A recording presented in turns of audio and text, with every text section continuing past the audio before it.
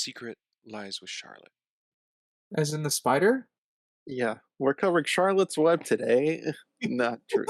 National Treasure. Whoop whoop. High energy start. Aw, dang it. Welcome to the Cheap Seat Critics podcast, season whatever we're at now, 9, Season 10, 9. something. 9. Yes, it was 9. Really Yeah, impressive episode that you got that 5. first I try. know. Crazy. I never count the episodes. All right, we're going with your first introductions. Okay. Hello everybody. I'm a geeky writer. I'm Chris Morgan. I'm a character called Sinister Boy. And I'm Sprinks. Sprinks with the socials. Hey, sure can.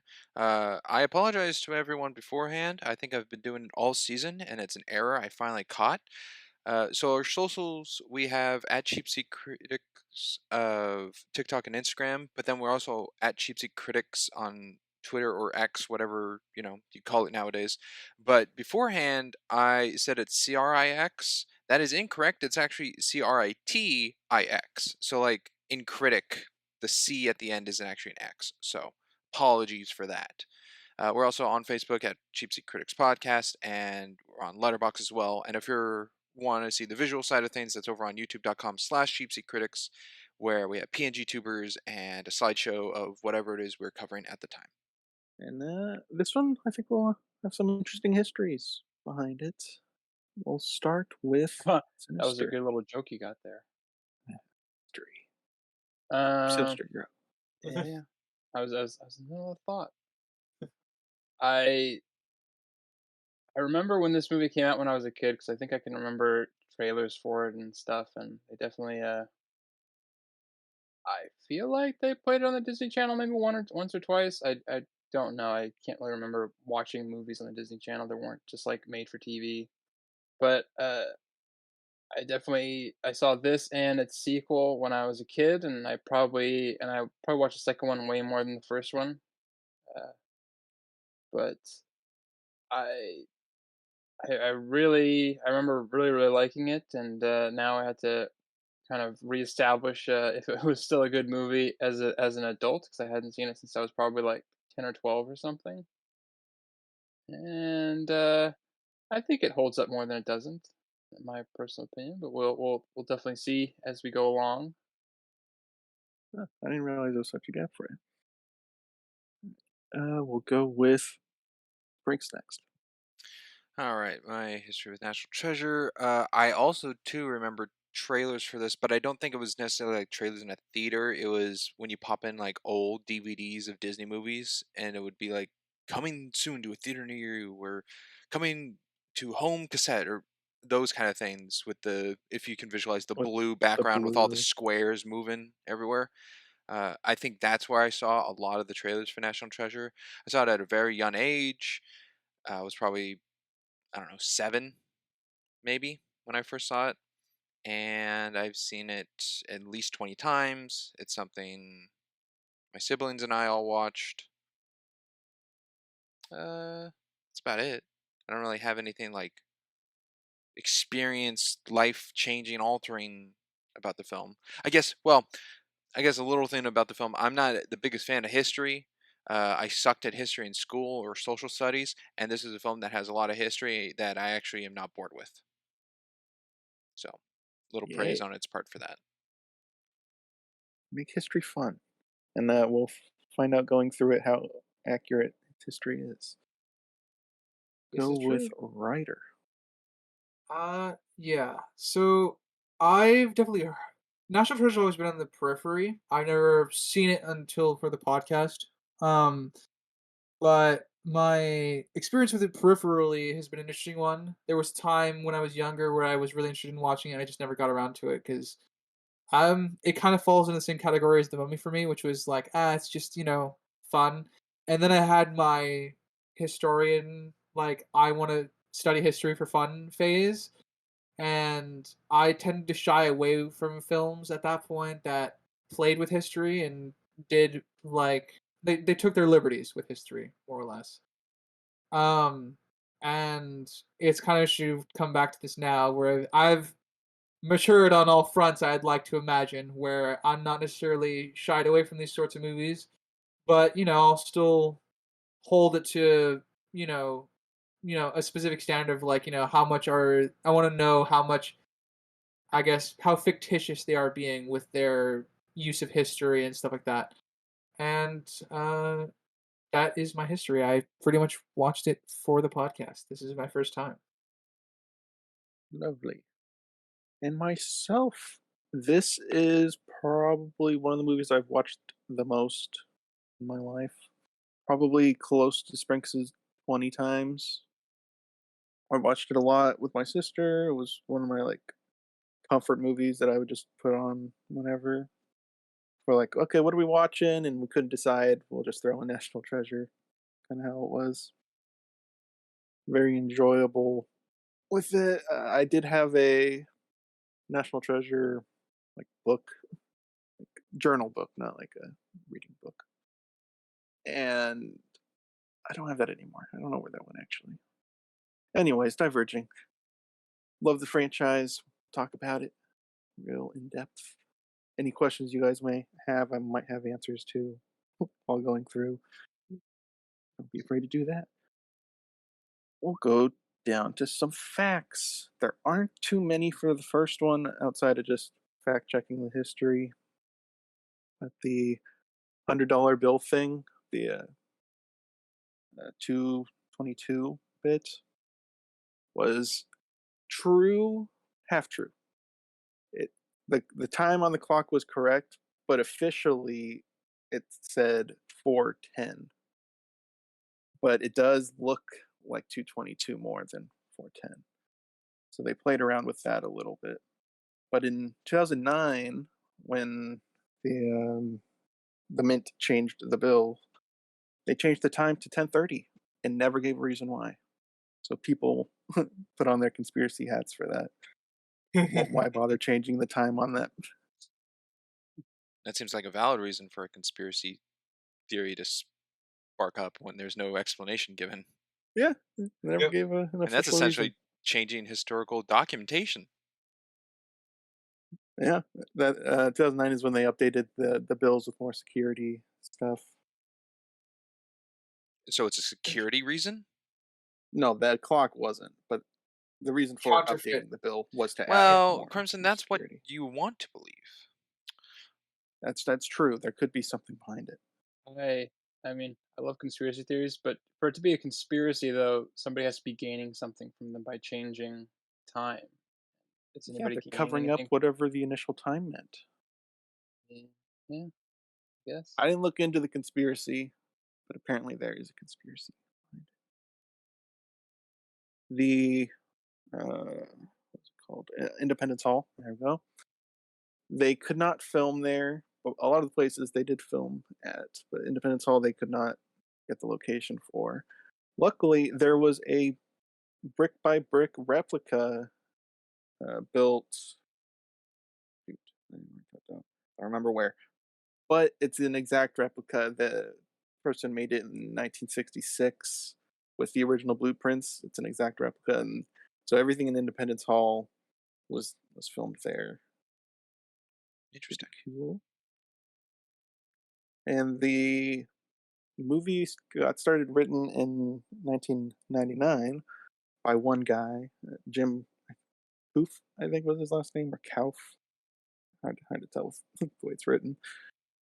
And the script was so complex, they hired 8 more writers to tighten it up and make it more child friendly to understand. Which is Obviously, the probably a movie good came out in decision. 2003. Yeah, with Yeah, child friendly, was that like writers hired by Disney as the production company, or was it pitched under all 9 of these writers, or was it the one writer and then they just put more on for well, the they hired project? one writer for the project. He delivered a complicated script, so then they added 8 more people Oh, okay. with him So it was to under clean the it up. Disney Help production refine it. company. Like they all Yes. helped him like proofread, edit, and Yeah, and yeah. obviously the movie came out in 2003, so the script was getting refined for a while there. How many writers does it take to punch up a script? As many as it takes. Exactly. It's a And that wonder is that back in the day when Disney actually gave writers time enough to work on their scripts. instead of I'm the an Michael additional Waldron instead of the Well, Michael Yeah, Waldron 1 week a thing. would uh, you say it's weird how actually it more worked. time given if it's just more writers given? Both. Well, yeah, because they The have to script have they worked on the script for multiple. they Yeah. worked on the script for 3 years. Well, true, but if Oh. it was even like twice as many with half amount time, do you think it would have been the same? If you balance the No, Depends variables? on how they designated stuff, No, I I'm suppose. just I mean, they needed 8. Like that seems like a little bit of an excessive number off of that 1. doesn't mean they needed 8, Well, they a added 8. couple of them were probably like history research writers and stuff. They probably had their own jobs Niches and stuff within like the that. Ah, scripts. Yeah, it's like storage or not storage, Pawn Stars when they call in all the yeah, experts. they got the They called in extras. Yeah, all the exactly. experts Like for the Fonzo. script. Yeah. And I suppose one more fact that I didn't write down, but I remember reading was Nicolas Cage and Diane Kruger, Abigail. When done shooting, sometimes they would go to karaoke bars and do karaoke. That's kind of cute, Is actually. there footage of that somewhere? Nick Cage doing karaoke? No. Well, yeah. There's a footage of him singing "Prince's Purple Rain," I believe. Ah, but of course it's Uh, 240p on a flip phone camera. But yeah, Probably. you want it's all about the event, not the clarity. It's the early 2000s. Yeah, time and age. Right. Well, those are my facts. Was there one you wanted right, or was that more for fun? I don't know if you want to Oh, bring that up. sure. Sean Bean didn't die in this film. That's Was a that Well, rarity. was that well, the he funny got one? he got the moral death, I guess. Really, I was jail. talking more on the age thing you looked into. Oh, yeah, yeah. So well, no, that's more related to Book of Secrets, isn't it, though? So it's Yeah, gotta because Well, Book wait. of Secrets he's still in officially. this, but if you want to Talking Yeah. reference that about scene, I Book of guess Secrets, sure. what a wow. What a wow! I mean, Yeah, people What already a know. You already know this season. who It's knew there was episode a sequel 5. You've connected to seen It's it the this? is sequel sequel season. season. You'll see Book of There's no Secrets next rea week. I mean, Yeah, yeah. There's no reason to No, hide it. We did no, Apple hey, we, Dumpling, then we did Blade Blade Runner. Runner. Yes, yeah, no reason to hide it. That's coming next. We'll save it for the next one then. what Anything they else don't know before is we hop in? I do. I actually have a question. Okay. This is for Sinister. Um, so Crimson's avatar, PNG tuber, he has the glasses coming out of your pocket, the Benjamin I do. Franklin glasses. Unfortunately, can't be seen right now because of the where the It's PNGubers are cropped lined off. up on Yeah. YouTube. But I'm curious for Sinister, for clarification, you have a Freemason pin on your jacket. Is that in correlation to this film, or is that connected to something else? uh, for personal reasons, I cannot answer that question. So Yeah, not the movie. So it's not he's a Not this film. Freemason. It's Like, not. It's not the movie, but it's also not. half and Would half. you, in that case, being, I'm guessing more, as you said, personal reason than probably Crimson's, unless Crimson, you actually have a personal set of those glasses and I not just love Benjamin Franklin and bifocals. okay. No, Uh, I don't have any That more. was just a that curious, was a Sinister. Then, if you'd be crazy thing to say. the historian, I guess, aspect part. I mean, Crimson said he already looked up some historical facts to connect, make sure things are and what are and are not correct. But if you have any insight then on the talk and history of Freemasons they talk about in the film. Yeah. Again, I probably shouldn't say anything. Sworn to Okay. secrecy. All Yeah. right. He's got his own book of secrets, Sworn. ladies and gentlemen. He does. All right. Well, this episode of the podcast, we're doing the act structure, 5 acts specifically. And Act 1 consists of the beginning to the end of the Abigail talk. And they're saying the Bigfoot. declaration is going to be stolen. Yeah, Bigfoot. And we shall start with Brinks. Oh, and cool. act popcorn. So anywhere within the act. Okay, sweet. I'll start with a nice jump scare of Captain Von Trapp from Sound of Music. Not Sound of yep, that is yeah, Doesn't Sound true. of look Music. like him. It's crazy. He It's looks so fun. different to me. That's true. I just watched Waterloo, so I was just kind of it was just kind of reinforced with what Captain Von Trapp looked like. Looks nothing like him. Yeah. That I big don't bushy mustache. I don't have the writer or the not, the actor's name written down, but Yeah, Von Trapp is. We understand the reference. Yeah, That's um. I would say it was a cool, I guess, transitional use though of him talking about the history of the treasure, and it goes to his eye over the broken pyramid of like the all-seeing eye. Hmm. It's only a couple Yeah. frames, but it's cool. Yeah. I had only one question about this scene at the very start that really threw me out. I couldn't it looked like he flipped a chair into a ladder, the kid, when he was trying to He climb up did. to Yeah, the it's a wo cool Yeah. chair. It's a step It stool does that was exist. chair. that was really fucking weird. It does exist. I believe it exists, they just threw me out because those are rare. True. You don't really see those. No, to clarify, I don't view this as a flaw in the film, I just thought it was weird Actually, it's a Yeah. historic artifact that they just have up in their attic. with I everything believe it. else. Yeah, it's actually a set of twins. There was only two ever made. 2 deaths ever made. And we'll find out in the next one if that's a true fact or not. I will say, in this first scene, John Voight with dyed hair does not make him look younger. No. No, it does not. I don't know. I think he looks younger than he does when they show him later on. How much young enough to be in the 70s? I don't think so. No, but No, younger at not the time least. jump. No, No, from Provided. Ben being that young of a kid to then a jump of that old to Nick Cage. I mean, no. no. Would you prefer them just to cast a young guy instead of trying to make him Eh, look younger?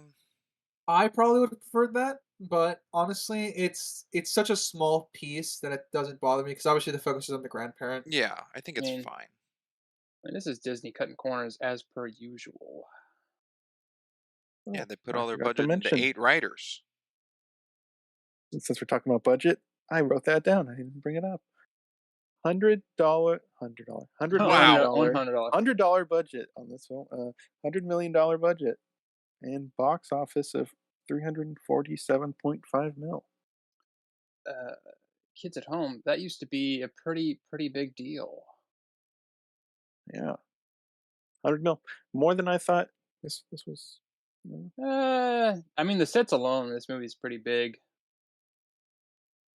Yeah, it's just at that time I didn't know they'd invest that much in a movie like this. Yeah, Trusted the script. It's true. that's just the strength of a script. And probably the patriotism as well. Yeah, America was quite patriotic in the early 2000s. It's true. but I Is kind of Grant? want to see what the original script was like. Honestly, Yeah, the complicated one. yeah, That'd be cool. I'd be interested to see what that was Yeah, like. they turned it into the Da Vinci Code. Could probably less the religious, I would imagine. Yeah, Uh, is is Grandpa Gates a knight? Because if he's not, then that is false valor he's putting upon Ben. False Valor. Well, the idea is obviously that the Knights Templar changed over to the Masons, and that's what they are, right? Mm, I don't Like think. we never really get No, confirmed we for don't. anything like that. Yeah. Okay. It just They seems like have they're just kind of. fans of their history, but it never Well, states if they are. Could be, could not be. well, yeah. Like Don't know They're on kind of that they're one. kind of ambiguous because the reason I'm inclined to be okay with that is because they're from just the way the secret is passed down through their family. I'm more than willing to believe that like they descended from the Knights Templar and stuff like that. At least in this universe. Could Um, be, but then they touch on the family history in this film and the second film, and there's no real Gates connection. Yeah, I don't it know. seems like they're more like tertiary, where they just kind of know what's like they were going just on, brought but into the circle yeah, without being officially Yeah. indoctrinated. yeah. I think if anyone's actually more connected of being one, it's Sadusky. Yeah, Yeah, I he do has the think ring. Yeah, yeah. I do think Sadusky actually is one of them. Yeah, But that's the impression I got. The ring at the end. but yeah, I don't. I think they're just established, but not actually members. Okay. I think Either way, he's it's just still fun. cool. He's knighting I his mean, kid. yeah, he's Just knighting his Yeah, grandson. and then I think goes to a pretty darn cool transition of Yun Ben raising his head to then go to Nick Cage raising his head. So it's like Yeah, one of fluid the rare motion. times I actually wrote a transition in my notes. it's honestly it reminded me of the young indie to classic indie and Oh, the on the Oh boat yeah, in the on the Stormy rain, Boat. train. Last Crusade. Yeah, yeah, Oh, such a good transition. That's what it reminded me of. Yeah, It's a good thing to evoke. putting You the do hat that. on him, raising it. Nicolas Cage walked in. Uh, there is an error. Did anyone notice an error at all? not at this I point. noticed an error code. I think that was part of the Oh, movie, though. you're probably watching an interesting version. Uh, Yun Ben has different colored eyes than Nick Cage. Darn makeup department didn't put contacts in. Yeah. The kid, they should have Uh, had him surgically change his eyeballs out. Yeah, I think the kid had brown eyes and Nick Cage has blue eyes. you think? I don't have a photo up or anything, or I wrote it down, but it's something like, Well, yeah, they you have wrote Well, different down you colored noticed code. it, eyes. so I thought you would you would know what it was. I just wrote down they have Okay, different colored eyes. all right. I didn't notice it. I do like the transition through history. Like we follow the quote unquote national treasure. I thought it was a specific piece until the end. Like it was like whatever Oh, this the was going to. medallion or whatever. Yeah, yeah. I thought it was a specific piece of like treasure they were looking for, not like a treasure holdout, like a storage place. I Yeah, it was legit just kind thought of I thought it was like Holy Grail kind of thing, something very very important. Um, but it that reveal didn't it was fine. It wasn't I didn't take me out of it or anything, and it also didn't ruin the film. So, but it did recontextualize I think this beginning bit for me. It was just like the treasure just kept growing and growing through all the eras of rising and falling empires, and it was I a thought there was a very line good that way to touched kind on of that, but and it was kind of blended through the way the what is it called? They kind of blended the history together, like the fictitious history and with real history, fairly well, which I quite liked. In the flashback sequence of the treasure changing hands. Yeah, they do a good job with that with both these films.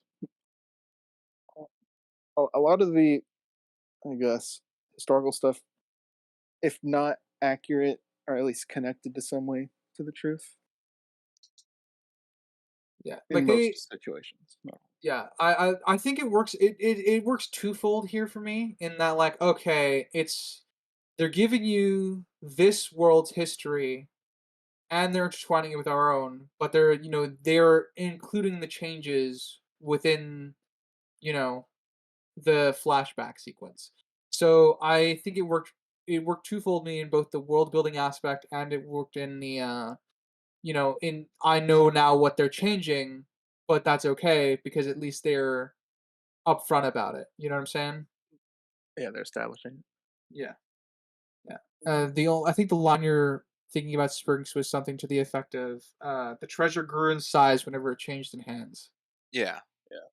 So I took Um, that as like the treasure itself was just a hoard and not a specific Yeah, no, piece. I took that the more mystical aspect in my head, which was like the single piece of treasure, like be the Grail just grew in size or something like that. Like just the melted cup doubled in down. size. The cup then was the size of the trophy. The cup then was the size of a room. That sort of thing. The the cup That's then kind runneth of over. yeah. That's kind of where I took that line, and then obviously I didn't realize they meant it in the more not mystical sense, but because obviously it could be in the very literal way that you took it as well, which is that there's more treasure was added onto the pile just because of more empire, more I hands mean, that it yeah, changed, that no, sort of no, thing. that makes sense. That I mean, you're coming into this film blind. I've never your Yeah, first time viewing it. It totally could have been that Indiana Jones yeah, supernatural situation. yeah. And that was pretty much yeah. That's exactly what I thought going in. National treasure, I always thought was being on the periphery. Always thought it referred to something singularly, not a big massive treasure. Which makes English language is weird. Treasure is both a singular, uh, and singular and multiple at once. Yeah. I guess it kind of It's brings up the question if their first take of whatever they had, like the very start before it grew, was that considered national treasure? Like the national treasure? mhm. I mean, I think it I mean, it becomes would be national when treasure. it's Well, multiple Yeah. well, it nations. would be. Well, I mean, if it's just one nation, it would be that nation's national treasure. But was And it then considered that from them, or was it called that after? I mean, in the film, they never, unfortunately, Sinister, I know you oh, love I see this, what you're but they saying. never call it Yeah. national treasure. Well, I mean, it's just a catch-all. It's a good brand. National treasure. You think, oh my god, national treasure. Yeah. I just didn't know what point of everything from like Egyptians to then I think they showed Romans and Civil War and like what point did it become the national treasure? Well, Well, it's never really the national treasure. It's the Templar treasure, right? Yeah. yeah. It's just the reason that it's referred to as national treasure is just because it's a collection of nation's treasure plus whatever nation is in.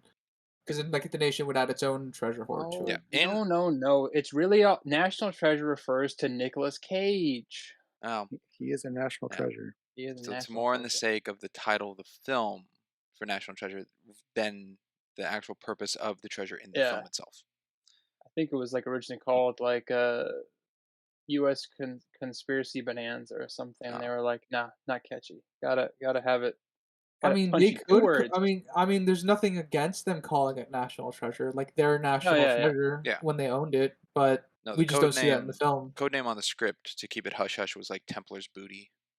yeah. Templar's Booty. Breaking Two, Electric Boogaloo. Uh, I wish, but I don't know. Spaghetti Kind of spaghetti, I'm coming for that spaghetti. Templar booty. Yeah, exactly. Um, I think National Treasure suits. I mean, it's just like even if they never say I mean, or explain like why, like they don't. There's a moment where they go like, "This is this is the nation's treasure," or so. Not they don't even have that like where it's not even the title of it, but it's just punchy, like national Mm, treasure. The title still fits what's in the film. Well, yeah, no, I'm not saying it doesn't fit. I'm just saying it's both punchy and it fits. So Yeah. it kind of This is purely subjective, obviously. But the moment they started talking about the Knights Templar, I wanted to put on my Assassin's Creed shirt Yep. just for old time's sake. yeah. We know who the real good guys were. Exactly. Yeah, this was like the I total beginning twist of Assassin's Creed 3. Oh yeah. No, no, it wasn't. That goes on for like 3 sequences. Yeah, but that was way bigger than this. Well, I mean, as I'm saying, there's no twist in this. It doesn't swap to the Well, other there's side. Are you telling me Ian turning out to be a bad guy was not a twist to you? That was well freaking nasty. unless you Well, haven't that seen a that Sean Bean I'm film before. comparing it to Assassin's Creed I know. 3. So if you're telling me that Ian becomes an assassin, that'd be something. But he takes his hood off, his white hood It's off. He doesn't put it on. it's Oh, never mind. That's it. Talking about national treasure in a scene. Okay, out of context, that sounds bad. Um, If your yeah, brain works that way. it's a modern era. It's a modern I era. didn't even You read gotta it like remember that. it's the modern era springs. You gotta remember I'm they've sorry. transitioned to the Watchdogs. Okay, I'm like we're talking about history. So, I'm sorry. Uh, I I will say I was a little. I don't remember. Did it have to be blood for the pipe? I don't remember it having to be. It seems like a weird No, add-on. it could be ink or Uh, whatever. but Okay. It That's just what couldn't. they had on hand. It couldn't have been water. Or on hand. what I was On really annoyed is the that one of the things was really annoyed with is he bled a lot and just fucking did nothing. Didn't wrap his thumb. Just he put even it back went. in his glove. The cold, cold took care of it. What I was I surprised guess of is that's true. Still a problem. it's a Disney movie that shows self harm. That's crazy. Then again, time and Thanks, age. man. But Yeah, they didn't have the rules they have now. It also looks Uh, very real. I don't know how that could have been faked, unless there's like the It was a knife was. fake finger. no, well, I you're talking well, about you're talking about an actor who literally took his own teeth out for a role. So, It's like Casablanca with fake hands. oh, the fake. We never proved that, so you can't say that. We didn't disprove it. We right. Um, I will say something that I kind of forgot. I thought they were a little bit quicker on like the betrayal in this, like on the boat, of like when they're gonna be like, we're gonna be criminals instead of treasure hunters or whatever. Uh, I this whole riddle solving thing was I wasn't that into. I'm gonna be honest. Well, they oh, do it a few times between these I know movies. that. Well, this is the worst one. I think this one has the least amount of evidence to support it, and so it just feels like he's just like it feels too lucky. That's what I'm saying. Funny enough, funny enough, hi. Sinister. I'm You kind got of the the opposite. opposite. I Yeah. think I think the riddle solving, at least from Ben's perspective, grows steadily worse as the movies progress. Eh, this I think isn't. this is Yeah. I think this is not his strongest one. I agree, Yeah. but I think this is one of the better ones. I like how he talked his way through it, so it kind of makes Yeah, sense how he got to the conclusion. It It makes wasn't just once he like, gets oh, obviously it's the Declaration of Independence. the ball pin thing, that was like the one I was like, Oh, the how could you Iron get Pen. any of that? Yeah, the iron. I was like, That okay, that that's that one's a little, sure, a little Well, jumpy, yeah, but Shaw like pointed out it's a prison, prison. prison. and of course I mean, I just like the goon's input is hey, prison. he had to get his lines in. Okay, Shaw was paid by important. the hour. Yeah, Shaw was Uh, important. They gave him a death scene. They did. in terms of the turning bad, I guess, as you put it, Sinister, I kind of agree because they've been buddies or 2 acquaintances for years. 2 years. So it yeah, it's was very quick. quick in that essence, especially for Shaw. He went straight for just shooting them. Yeah. Uh, Well, it never said that Ben was buddies with everyone, just buddies with Ian, right? well, yeah, but Yeah, but even then, you think you would have picked something up in those yeah, 3 years with like yeah, really, really good Yeah. friends. Well, I yeah. could see Ian and Ben being more friends than Ian and Riley, because Well, he's like, "I'll yeah. just shoot your friend. I'll shoot Well, Riley." He had no care for Riley. Well, we don't know how long Ben, Riley was on board. yeah, It's even kind of Ben and implied Riley aren't that close. I mean, really. it's kind of implying that Riley is just recently recruited, like within the last month or so. The rookie. Within that like month being the most being is the idea. Because they're not tech smart. I don't know about the month period thing, but Yeah, he was a later addition based yeah. off what they said. He's Just a don't know young how kid. late. Yeah, I don't know how late. Yeah. I do like Uh, the detail yeah. that makes Riley a little more comedic on his introduction, that he has a hula girl on his laptop versus it being on like the dashboard of the snowmobile. I thought it was the dashboard of the snowmobile. Is that true? No, it was on his laptop. He was holding it in the back seat. Alright, that's kind of funny. Right, that is kind of funny. Um, I will point out that the Charlotte was a real ship. It was not just made up for the movie. was it actually lost or was it found? Yeah, it was lost. Huh. That There is you go. true. Did it Yeah, carry a they got national that treasure right. on it? No, Oh, darn it. Um, would that gunpowder still actually be usable? Yeah, Yeah, it'd yeah, if still it be if gunpowder usable. would it's be not fine. soaked, I mean it was dry. Just because it's cold, it's still functional. Well, yeah, but that's a. I But guess on you're the right. topic of gunpowder, they would not have survived that explosion. No, they're dead. Oh, and the I agree. Just the the concussive smuggler, force yeah, alone would have Well, yeah, jellified their because innards. they're in the snow and ice, so it's even stronger because it's more condensed. Yeah, they're dead. I put that. Let me see what my note says exactly. Yep. I just said, "Oh, look, they died. That's a shame." That's exactly what my note says. Don't worry, it's a smuggler hole. Smuggler Yeah, hole. with a wooden board, Hey, not strong smuggler metal board, or known man. yeah. It's made out of ironwood. I do have Uh, a I find it very convenient that Ben just finds him out with the hat and assumes he's the captain. I mean, Yeah, yeah, I think it's enough just because he's knowledgeable, right? Maybe he saw the uniform as a whole and captain. I think I it's don't know. fine to ask why is this guy protecting this barrel. That would be Well, he fine, said, but he But he explicitly "Why is did, that the he's the yeah, captain captain. yeah, he protecting did it say then?" captain. Yeah. I think, uh, he just assumes he's the captain. I think I had an issue with it. I was looking at his uniform trying to think if there's anything signatory that would give it away. I'm I'm less inclined to believe that it was him being intelligent and it was just the script giving him luck. Unfortunately. I know he's knowledgeable with history, but that comes into question a couple times in this film. I find it convenient that the spot Ben finds something of the ship is immediately where he finds the name Charlotte. Oh, 100%. Yeah, Oh, I yeah, wrote that down. 100%. That also as well. The odds of the spot he dug was the name, and then just the odds of them finding it as quickly as they did in that Yeah. entire tundra. Yeah.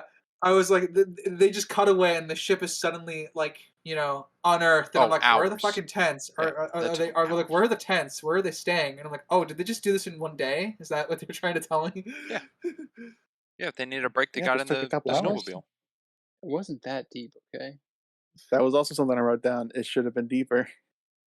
Well, Riley, in his scientific way of saying everything of the movements, never really said the depth. Yeah, I He just said didn't. it moves around. I took that as that's just something that sounds really, really smart, but probably means very, very little. There's a bit of technobabble. Yeah. It was very capsicle reminding. Mm. Was there a lot of explanation about frozen Well, he was caps? just I don't like, remember that. hydrothermic, it'll freeze Yeah, and it's not a refreeze. And frozen like area, so it'll Yeah, move. well, like he's talking about glacial drift essentially, but he just puts it in a much more complicated manner to make it sound smarter. yeah. How could a ship end up way out here? Whatever his accent Yeah, was. So I don't think it was that. no, I think he's. That was close. uh, You're close. Who would have put a ship out here? I guess I can touch Fucking on. hell. I touch on a little, but the costume interesting is everyone's in dark like winter parkas except Ian, who's in white. And then Riley has a freaking Peruvian hat. I wouldn't know Sprinks because I wasn't looking. Was he wearing white over black? No. No, no, it was all buttoned Mm, up. Don't know what he was wearing underneath. He He had does have black black pants though. gloves. And black pants. Yeah, interesting. Okay. but he was the only one in a white winter coat. Oh, Which, if you white want to winter say coat. that's the assassin against the Templar connection, but No, I wouldn't go that far. I was taking the more of the color theory direction that we usually take it. yeah, But he is wearing a black and gray hat. I mean, So he's a morally complex Ian, individual. yeah, later, we know Ian helps like work with Ben and everyone, but he's never changes sides. There's no Return of the Jedi Darth Vader moment for Ian in this. I don't think there needed to be. No, No, neither should there be. no, Yeah. no, no. Mm. Because Villain we should be a know, villain. as we know, someone had to go to prison. Somebody had to go to prison. And if anybody should go to prison, probably be Ian.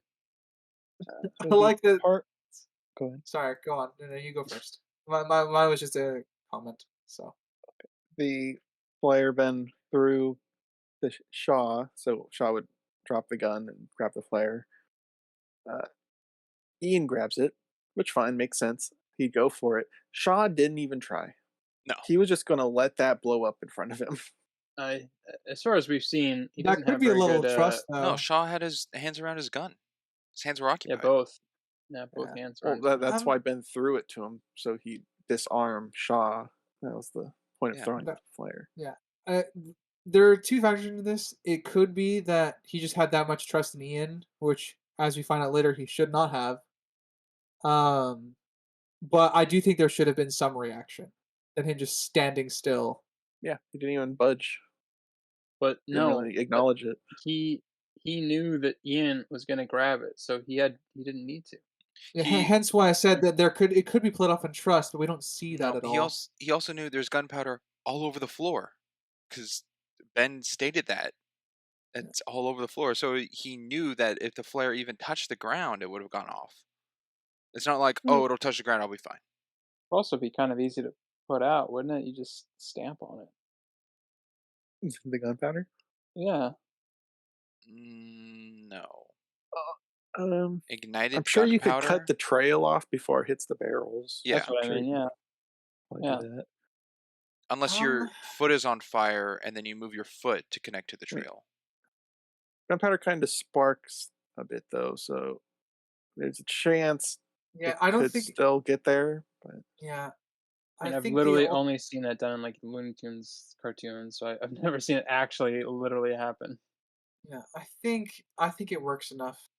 In the same way that Sean Bean's hand catching fire makes sense because he was digging dig through into it. gunpowder Yeah, barrels. So and he waved like he caught the flare, which was fine, but then he moved it forward and waved it, which I think ignited the residue on his glove. The yeah, Yeah, residue on could be. his like glove. Um, I'm glad they explained how Ben and Riley got out of there alive, getting yeah, I ditched in didn't the middle remember of that. nowhere. yeah, Yeah. we got to walk 8 hours. I'm like, okay, at least they're not gonna die. That's Yeah, They're in some Antarctica, right? Or not, no, sorry, not I meant they're in Alaska, right? Shoot, it said it. I didn't write it down. I don't know. I'll go with I sure. don't remember. I don't Somewhere cold. because if it was Antarctica, they'd be dead. Not they're definitely not dressed for it. Which I wrote it down. I guess we'll go to Oh, I thought you were looking for the. it. Did you not? I'm looking for it. Oh, I don't have. It I just never says have the anything up. Arctic. The Arctic. Arctic. Oh, then I guess no comment. On that one. I don't know. It could be any number of places. Lapland, Alaska, Siberia, Denmark. you looked up to find the Charlotte was real. Did you find out what voyage it was intending to take when it went missing?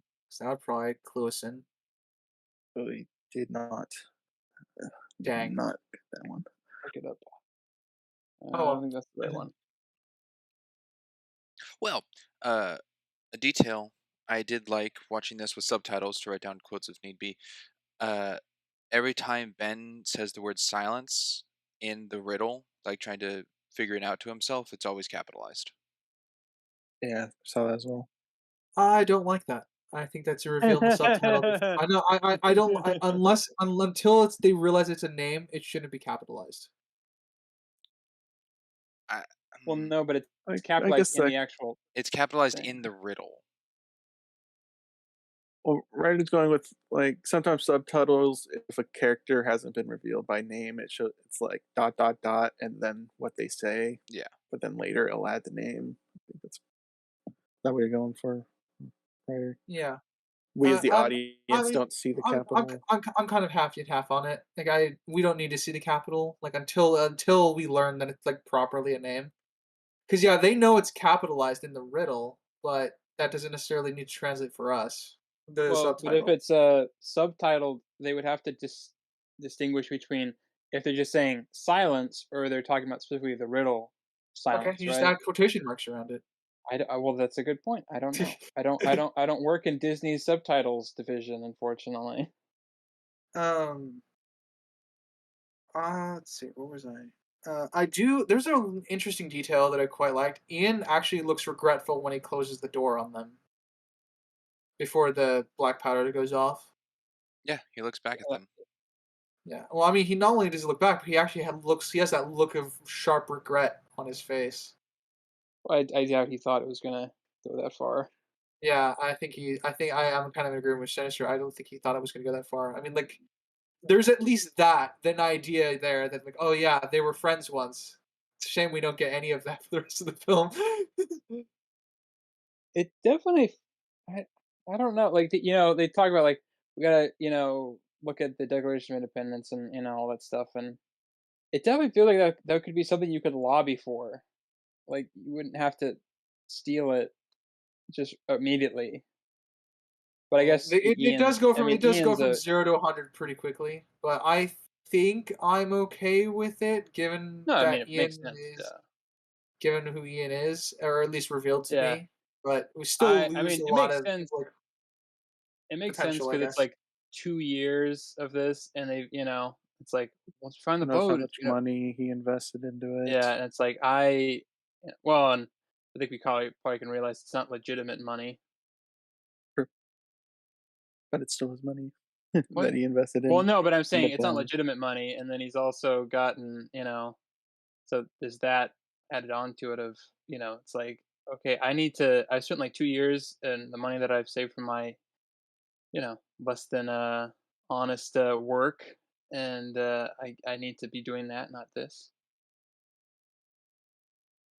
And let's go to the Declaration of Independence. The Charlotte was lost uh, 1821, around Newfoundland. So Newfoundland. Newfoundland. Uh, So near I Canada. on Okay, the so wiki yeah, page. that's kind of Alaskan territory. That's fine. Yeah, on the That makes sense. wiki page of yeah, the National Treasure wiki, it says the Canadian Arctic, I Okay. think. Uh, yeah. The one I looked up was the real Charlotte. I didn't look up the No, National I know. Treasure. Yeah, I know you're not talking about this one. Yeah, Canadian Arctic. I pretty sure just because, yeah, if they were in the act like I think anywhere else they'd probably die, even as decked out as they were. But The there Canadian goes all Arctic that is more history. manageable, so Yes. Yeah. Makes a little bit less sense for why a boat would be out there, but nothing but French fur trappers up that way. We'll point out the Charlotte set. Really well done. I thought it Yeah, that's looked pretty good. pretty darn authentic looking. When they open the trap doors to go below in the bunks or whatever, You're covered in there's icicles. icicles on the bottom of the door, which is an added detail they certainly didn't need to do, but they did, and I quite liked it. that's true. Was that actual ice or was I it do think the set is pretty good. It feels like the interior of a ship. It's very claustrophobic and stuff like that. Mhm. Did you was ask it if it real was snow actual or ice? No. oh, Oh, in the ship, obviously. That I don't know what they did for the exterior. I didn't find anything on that. I'm guessing that was real snow for the exterior. That's a lot of well, snow. you don't know. I mean, they usually use or they used to. I don't know if they still do. They used soap flakes to simulate snow, and you can surprisingly get a pretty big amount. I mean, you could, but if it is snowflakes, then they had green screen, which That's certainly I don't technology think they they did. had. But You Yeah, think green I mean, screen it is nice? looks like a real location. A lot of the locations they went to were real, so I'd imagine they yeah, I probably would did not that say as this well, location guys. is probably Arctic Canada, but No, some frozen over spot. Well, I don't know. A lot of films do film in Canada. Maybe it is. I don't know. Yeah, never for Canada though. it's always in Vancouver. Cool. A little detail that I kind of always forgot that they uh or Ian, insinuated that they should, steal the Declaration of Independence. I kind of thought that was always what they were going to do, no matter what. Uh, it's a weird moral ground where it's like, I'm not going to steal the Declaration of Independence. Okay, we have to steal the Declaration of Independence. I think they gave enough reason for the Yeah, 180. it's still just they do a good job of making it make sense, but it's always something that I always find funny. It's like, I would never steal the Declaration of Independence. Okay, I have to steal the Declaration of Independence. It's the only way to Yeah. protect it. Yeah, the only way to protect. They did try. I Yeah. do like it's Yeah, not I don't really think it is much of a 180, mostly because he goes through every government security organization that he yeah, could think of first, and when no one believes him, he's like, "Okay, well, Ian's gonna burn it when he's done with it." So Well, 180 on thought, as in like I'm not doing it to I'm doing it. Like that's an I opposite. That's a the 180. other yeah. How steadfast he was in it, obviously he wasn't because he ended up doing it. Oh, I think he kind of went Yeah. with the same. I don't have it written down, but when he's quoting the Declaration itself, which just to sum up, kind of like the, you know, when you have the responsibility to take action to do something right, do it. And I think Like he Mhm. felt he's like going like that was in his head the whole time he's going to the FBI and the Homeland Security, like he's doing something right until the last kind of breaking point. So I don't think it was 180 when he's looking at the Declaration. It started when he went to the FBI first. And it was just on his mind the whole time. it, It Yeah, just got stealing down to the wasn't his last choice. first yeah. thought. Yeah. He sought out every avenue. Although he did kind of, I feel like I mean, obviously they weren't going to believe him. I mean, that was just kind of a given because why would they? But it definitely felt like he was a little bit more half-hearted about it than I feel like if he was really, really trying, because they kind of like, like, all right, this is the last stop, and then we gotta, go see the Declaration of Independence. But that's like I said, it makes sense. I think they do a good job of it. It's just something I always found funny because it's such a slight 180, even though it makes more sense that he would do it after the fact than before, obviously. It's invisible, and that's why we lost Homeland Security. Yeah, that yeah, I that's do that, love that's I all for do that love how moment. awkward that scene is. It's so great. Like, he's telling the truth from his perspective, but he knows how absurd it sounds, and I like that he's aware of how absurd it sounds. Like, he's And like not Yeah, just he tries to I, beat his I way through the conversation with hard words, I guess, like well, historic and intrinsic value. So treasure, yeah. I your treasure hunters. More like treasure protectors? Yeah. I It's A cartographer, cartograph, cartograph, yeah. I a do map. I feel like he could get it across without kind of it's kind of like Mulder or something. Like he's going straight to the crazy part and not like hoisting up the sane part.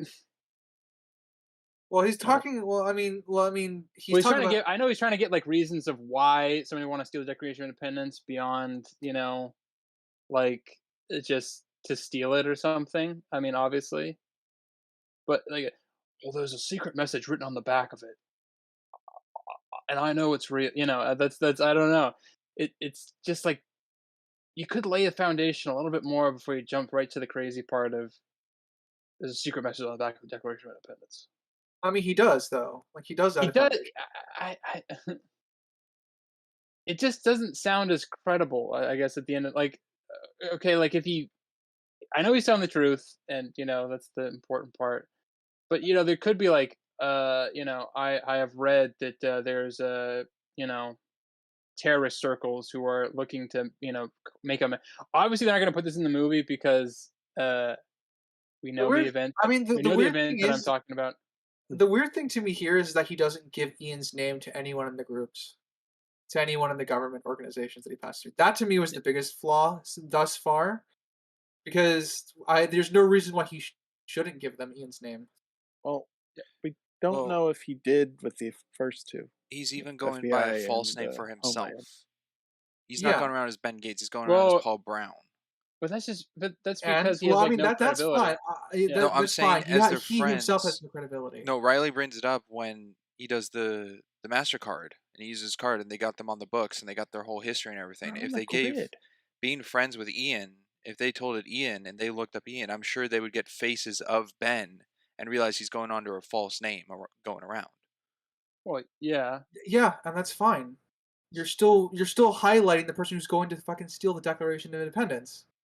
but But how would Them that right, not? getting their faces attached to it while they're reporting that this is going to happen.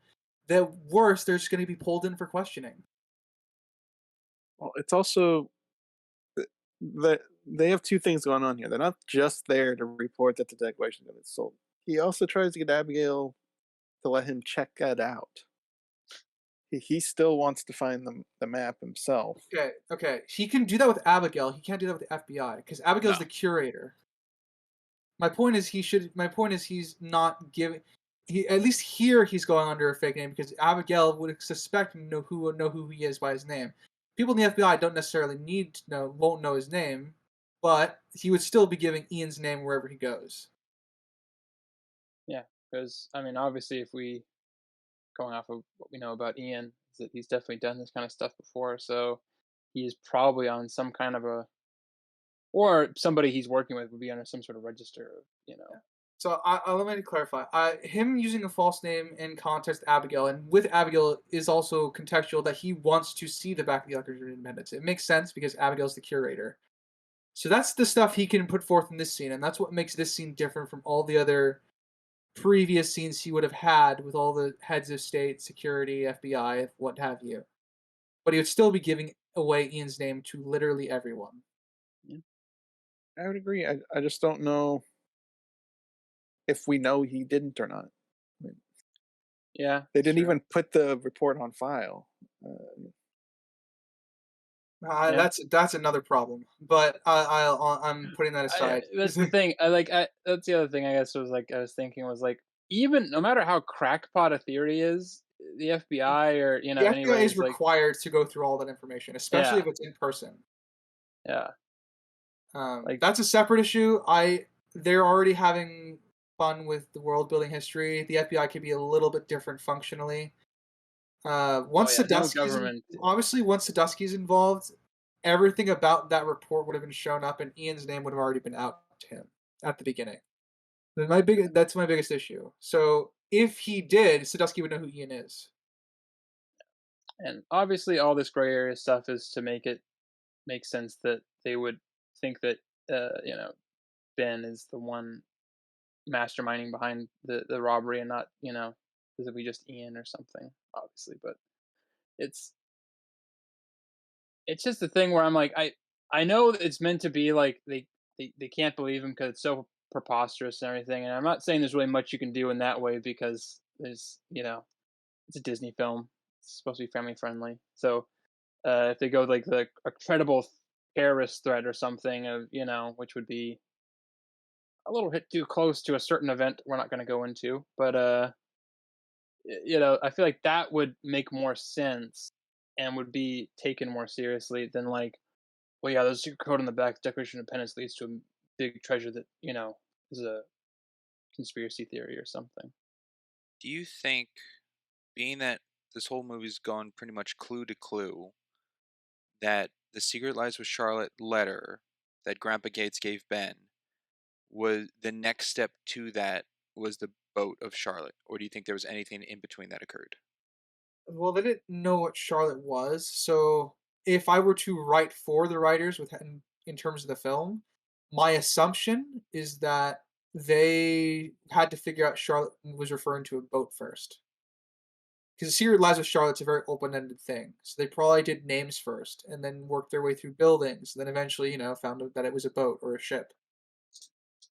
It Okay. is interesting in the age of would this be with like the 1700s or like, well, okay, post 1776 obviously would piracy still be around or would that be Oh massively yeah, curtailed? Yeah, it seems piracy is still it's a big thing. It's on Still it. around today. Yeah. It the piracy is what you're thinking. Piracy in terms of like Blackbeard. I'm assuming what you're kind of the era you're looking towards. The That's starting to golden go. age, That's right? yeah. It starts to go Golden age towards of the piracy. decline. That starts on its decline around the late 1700s. And then by the early 1800s, nations have such large navies that the piracy, golden age of piracy, as we know it, or as they that would be referred to, is definitely waned away. because it just seemed that why I was asking the question was because it seems like if that was still a possibility, I feel like the worst place to hold a giant secret to a treasure would be on a boat. Well, potentially, but even if the boat sank and it got lost forever, their objective is still complete by keeping the treasure secret. I guess you're right. Reason for Which my could be question. argued, why do they even leave clues to find the treasure if they don't want the treasure to be found by anybody? Well, because they don't want the treasure to just disappear. And they're not using it for anything. Yeah. Which My is something I did write down. kind of hard to believe they would never use the treasure. Even for the economy. Yeah, especially start of America. It would be nice to have a bunch of money lying around to build that up. You're gonna say something, Springs? Yes, my question I brought up earlier about the secret of Charlotte to the boat was how much history is there of Ben and Ian doing things illegally or incorrectly? Well, they've only They've been been together working for 2 together for years. 2 years. Okay, in that 2 year span. Well, Suppose as far as well, at least the scene plays it off when Sean being when Ian's betraying Ben, is that it feels like it's the first time he's willing to do something like off the books that's at least in front of Ben. He just, explains that, well, I have a history of doing this sort of thing. It's kind of implied to me that this is the first time that it happened, like he's doing something illegal for Ben. I So get it. What my main maybe thing those two trying to get years. here is it doesn't. I'm in disagreement that he didn't give Ian's name to anyone he was talking to. You think it's a you Oh yeah, said it's that absolutely a you problem. think it's it's a a problem. You problem. should. I don't think so. I think there's a reason why he didn't, because it would limit Ben himself to be caught. And a connection to that is when Abigail gets his real name, she automatically knows about the Gates history. And I feel like if Yeah, he gave that's why Ben he's Gate, hiding it from the curator because Abigail's technically a member of his community.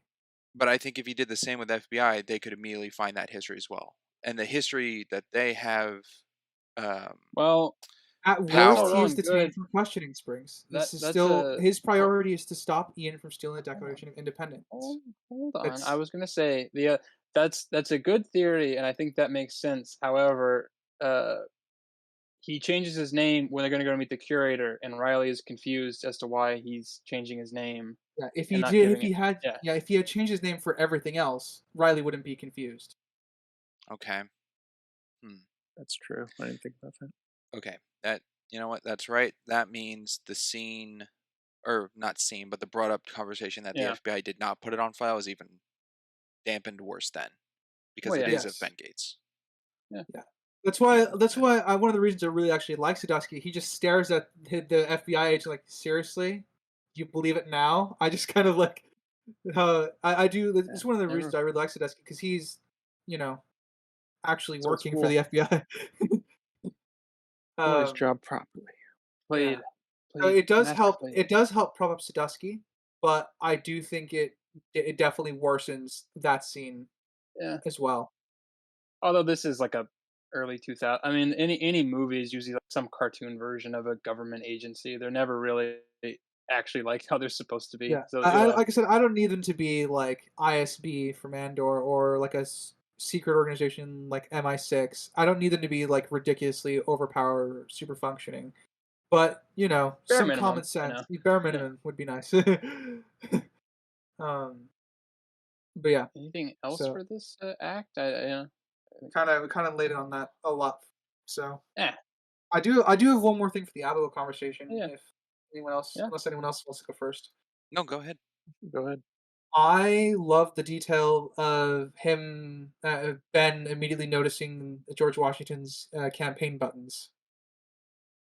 Um, because he would. And it's a nice little character trait thing. I have a lot of praise for the characters in this film and how like I guess archetypal not the right word, but I like how all the characters bounce off of each other, and just how well their characters mesh together, and they all express their interests through what they're interested in, if that makes sense. I agree, and I think the chemistry between all the characters are great, Yeah, I think there's only one scene that I have an issue with it, and it's not except Sean. necessarily yeah, and it's not necessarily character issue. Well, okay, it's a character issue, but not a dialogue issue. It's a very strange issue that I'm gonna have in the next act. So, Okay. Abigail's introduction I thought was strong.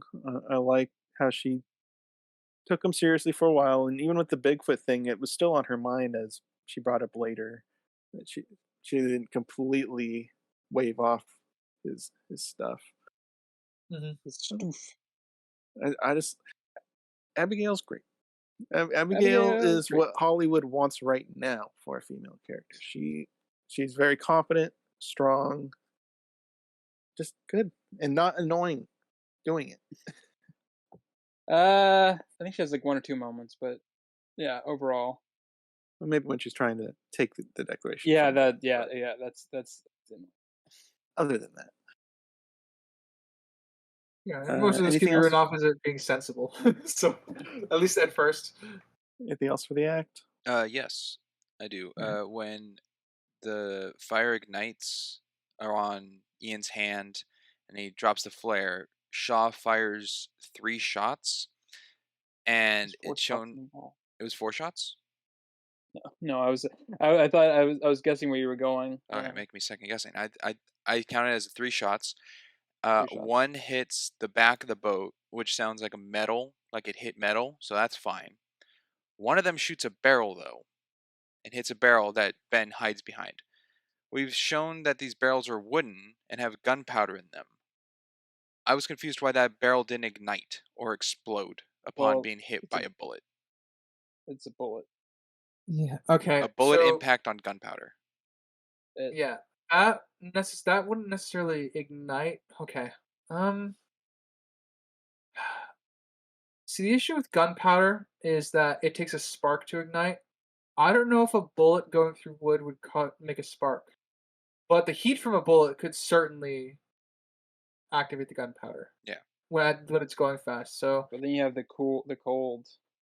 Like yeah, that's not. I don't think that's enough. I think these freaks might be onto something there. okay, Well, Just I'm like friction. I I don't always remember it well enough. Does gunpowder come out of the barrel after it's shot? No, it quickly cuts back to So we don't know if it's actually a gunpowder barrel.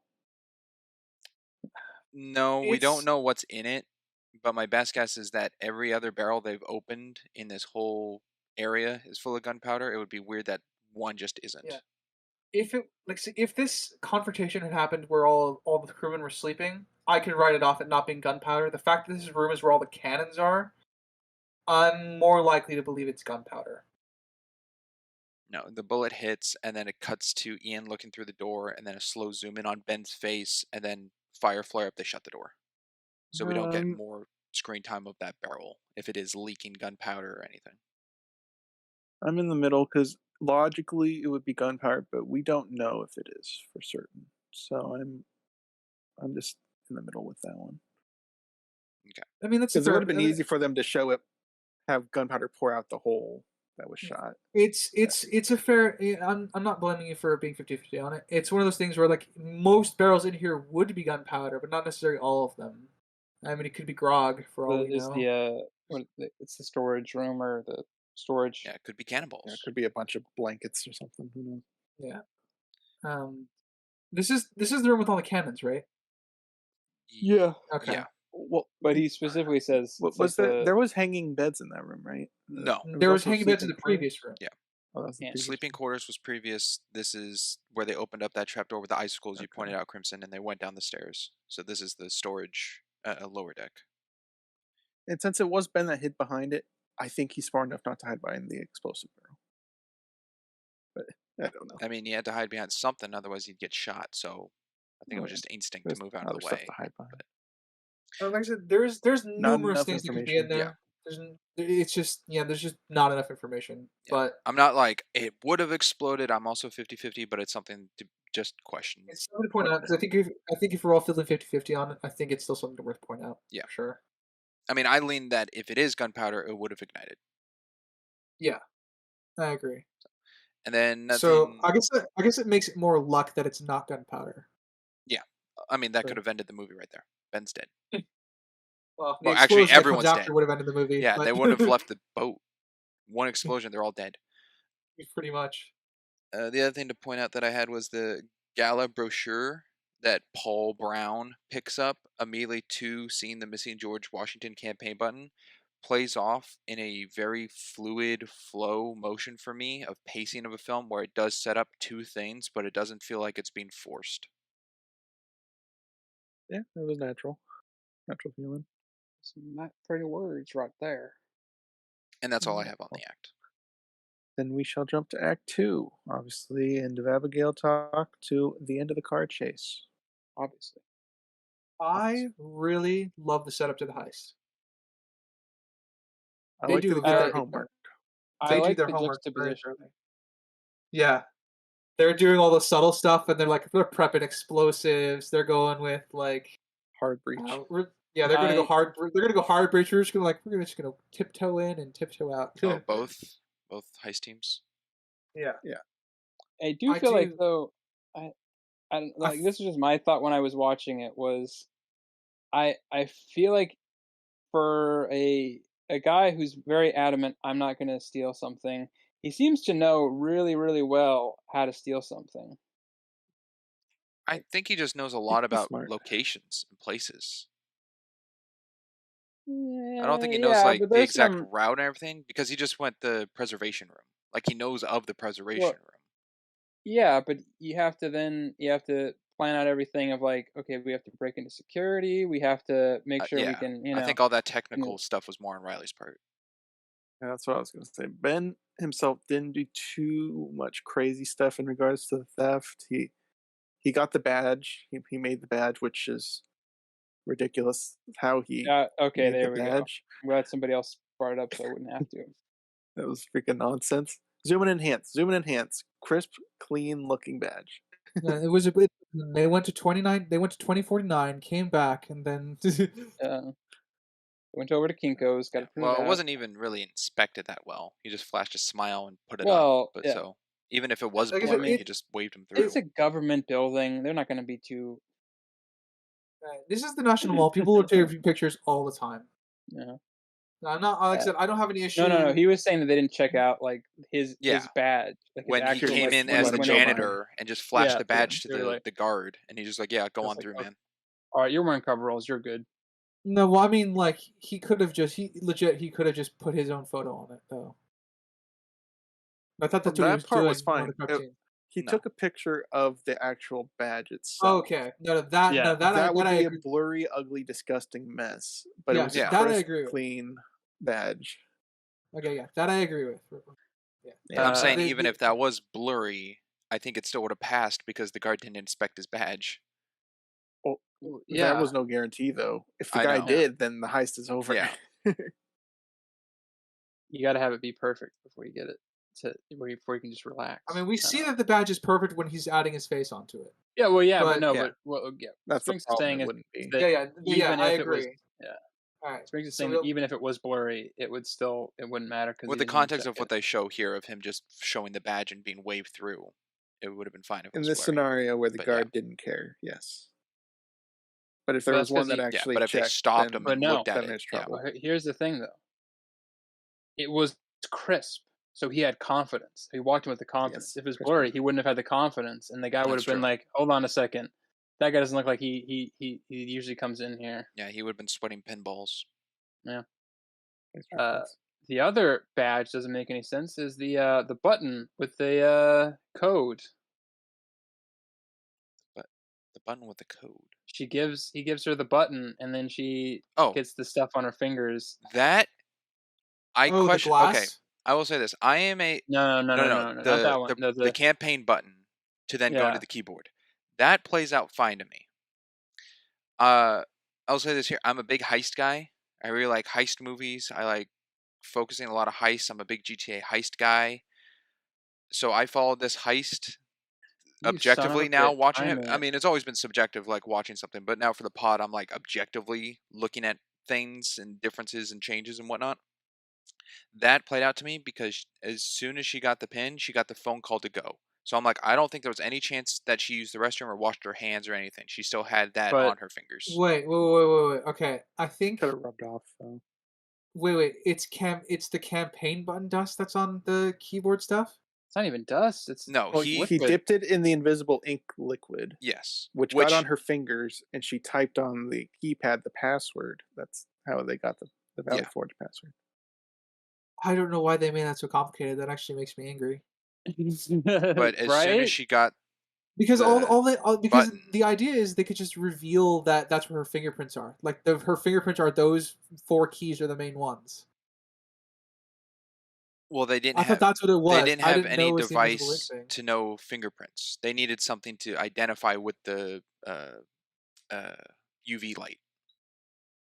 So they can break into like the main building with technology and everything. If they don't have the like a I fingerprint did not scanner. know it was invisible ink. That makes it so much worse. Well, Oh that's why god. Ben's dipping What? his fingers and doing the smiley face. But it would Yeah, dry. what'd you think that was, uh, Ryder? I thought he was cleaning it. He just drew a smiley face for fun.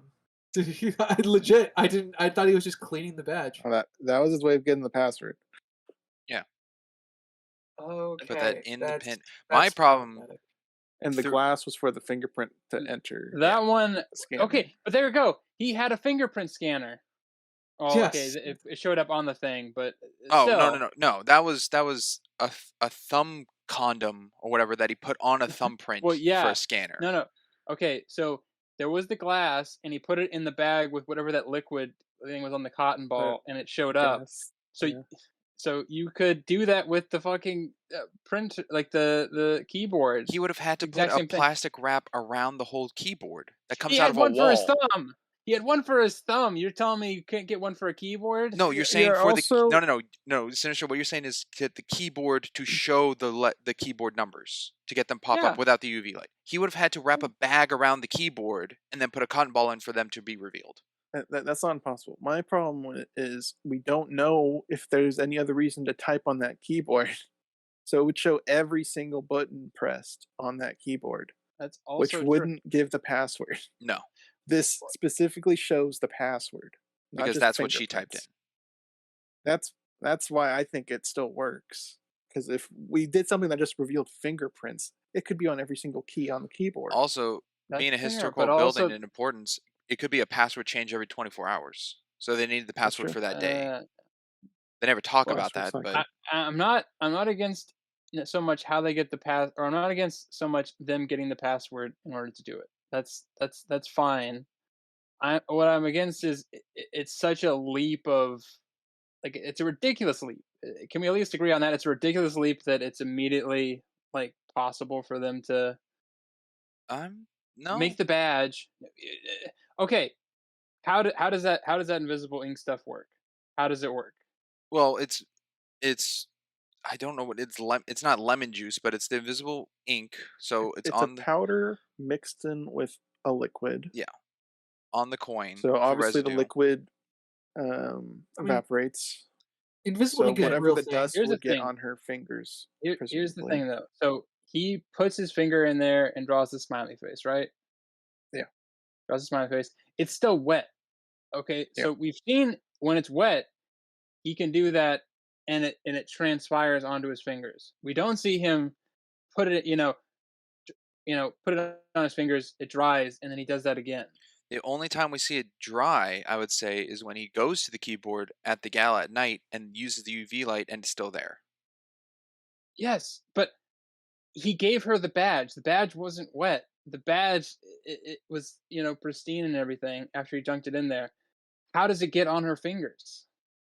Because he I dunked guess it my in way the ink and put it in the button case. It's not wet. It can't get on the fingers. I guess Oh, I see Sinister, what a you're way of saying. thinking Yeah. Yes. about it is like if you got a glass of water and you poured some flour in it and you mixed it, and then you dip your finger in there and write something on the table, let's say the smiley face, and let that dry, and then you put your finger on that dried part, you'd still get flour on your finger. But it doesn't.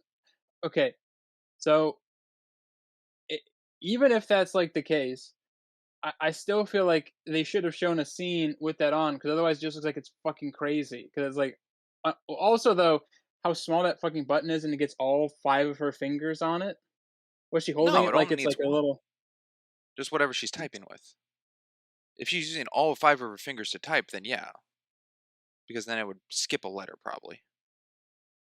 You'd have to get all of her fingers though. That's if she's using all 5 fingers for the keyboard. Well, she's just But typing. I guess depends on how she types. If she's like a point typer like me, or if she does proper where your four fingers are in a line, right?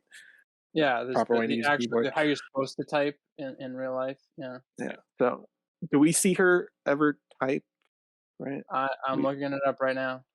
Yeah, because that might actually help you out there. I don't know if we If ever see she her does hands it on the the keyboard. correct way, then I can agree with you. Then there might be a problem because it would be weird if she touched all four fingers with that.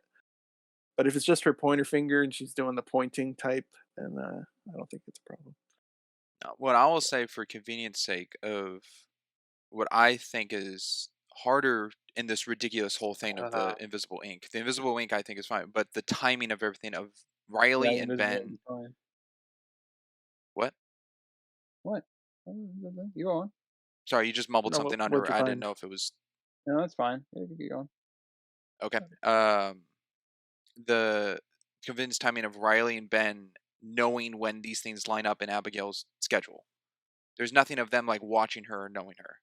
So Ben sends her the pin. They don't know when she gets it. She just opens it from her secretary or assistant. And then because of that, Riley's then with the light to trigger the declaration to be moved to the preservation room, which she gets a phone call, hey, go in. They don't know where she is or if she even opened the pin yet for her to then go there. It makes sense for her to immediately go there as soon as she gets the pin. That way, less time to wash her hands or get ready or do anything else. She just immediately goes to preservation room to type in the password. But there's nothing shown of them knowing where she is. Well, they kind of cover that during the talk with the glasses, the, the drinks, uh, where she brings up thanks for the gift, and he's like, "Oh, you got it," which confirmed to him heist is good to go. If she never opened it, they probably wouldn't have gone through with the heist. But that would have been the only day they could have done it with the gala. That's true, but if she didn't get the fingerprints on there, then they couldn't have done it. Okay. I guess then in that case, That perhaps was the then they didn't even confirmation. know. Yeah. They didn't know. Yeah, that it was hinging on the fact that she got it. Yeah, Okay.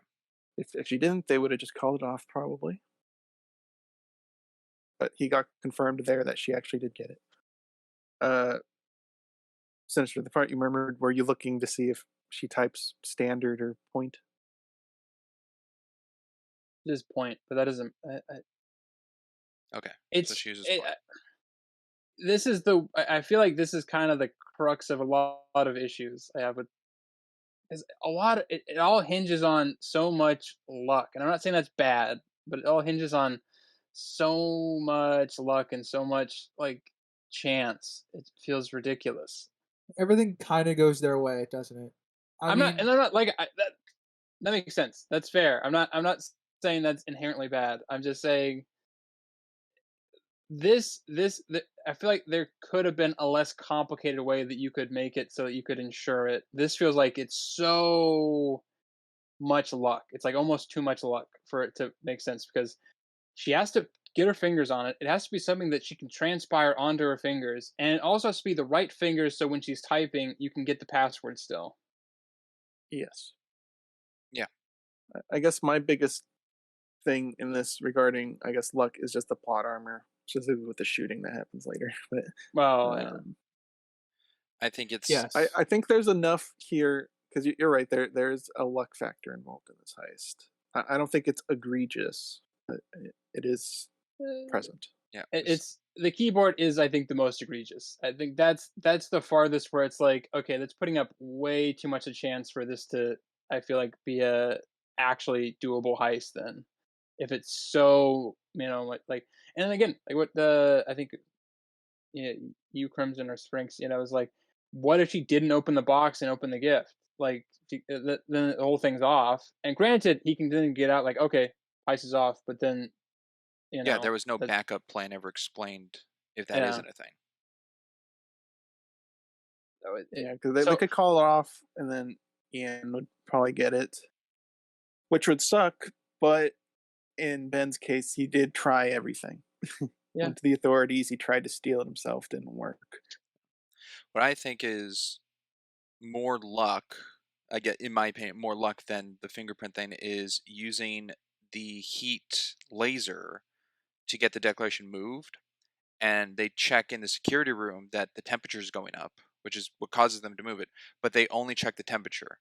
And it's shown earlier there's a camera aimed directly at the Declaration of Independence. Would they not see the laser coming from a camcorder if they check the camera? They never check the camera when the I mean, temperature that's just spikes. Okay. protocol. Okay. So, by the way, this is the laser that is there is just for the audience because remember, laser pointers don't work like that. So, like the whole like line that we see, that's not how laser Eh, pointers work. Not Unless not you're standard looking laser through different pointers. light. Yeah. Yeah. I don't know if this one Riley has is I mean this one Riley has definitely has something to it.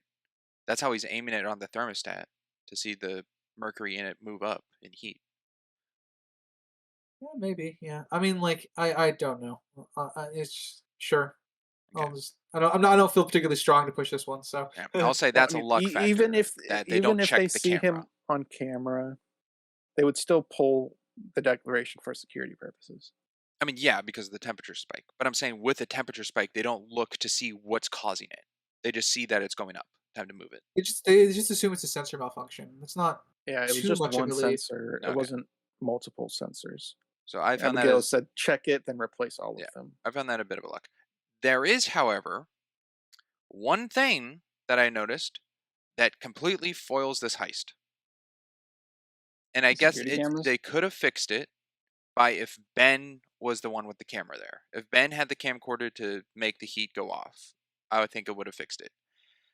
When Ben isn't, because Riley's doing the camera work of everything to get recordings of no one present, so Ben can be invisible on cameras. When Ben goes to the room, I'm blanking on the name now, the Preservation preservation room. room. Thank you. Yeah, the preservation room. There's a recording already there of the declaration already in the room. That recording wouldn't have happened until the sensors go off to get the declaration to said room to record. That's an error to me. That is something that never occurred of recording. Would Riley have had time to be in the van to do that? No.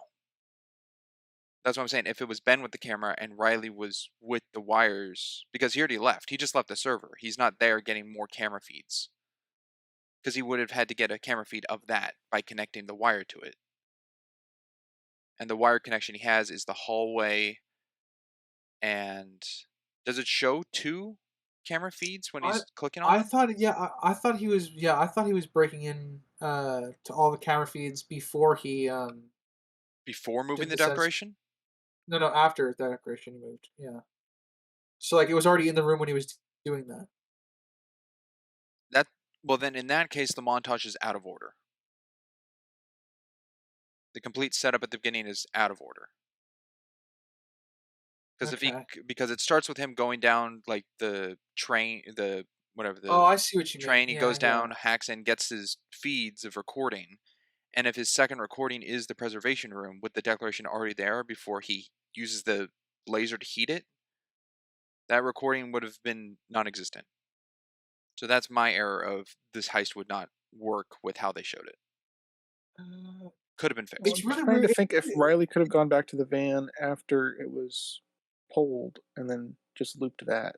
That's There was no time for that. if his Is wire's what you're saying? connected to that feed to record, and it showed him removing it from the pipe and just leaving the server there.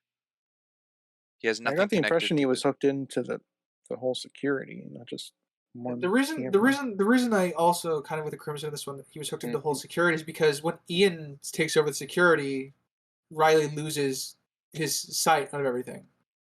That's the server. He loses the Well, server, which is blocking the feed. well, Yeah, he's but he's that's clicked into that like the the fact that he has access to the feed in general, he's able to watch Well, then Ben going through the. why would he need two separate connections of wires then? He would just need to connect to the main one to be in.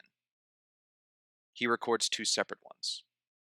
Okay, yeah. You're So talking the about the one that he live feed and then his looped feed? Is that what you're talking about? I'm saying the looped feed of the preservation room with the declaration in it is non-existent unless this is filmed out of order for the montage of the heist setup.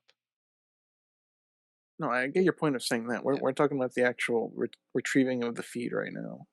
You're saying there's two setups?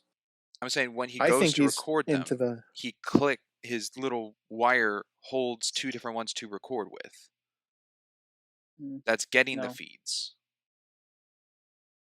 He then it doesn't have leaves to the be We don't server different there so he has wires. access to all of it to we don't block really them. know what the wires do. What his two connectors do. They You record. might need both to access the one No, wire. no, no. He uses it to like latch on to a wire to pick up the camera feed to record no one present. So he Correct. has the feed of the loop of recording, and he does it 2 times. The second time is of the preservation room with the declaration already in it. He leaves the server so he has access in his van to keep the feeds going on loop when he wants them to go through, when he needs to Well, he has flip to them. have access to all the cameras because he's watching all the security. Yes, but the the server he has down there is to connect to everything, to look at everything, move everything. The Yeah. little wire he uses to grab onto wires that that he does twice is simply just for recording. He only has 2 recorded loops.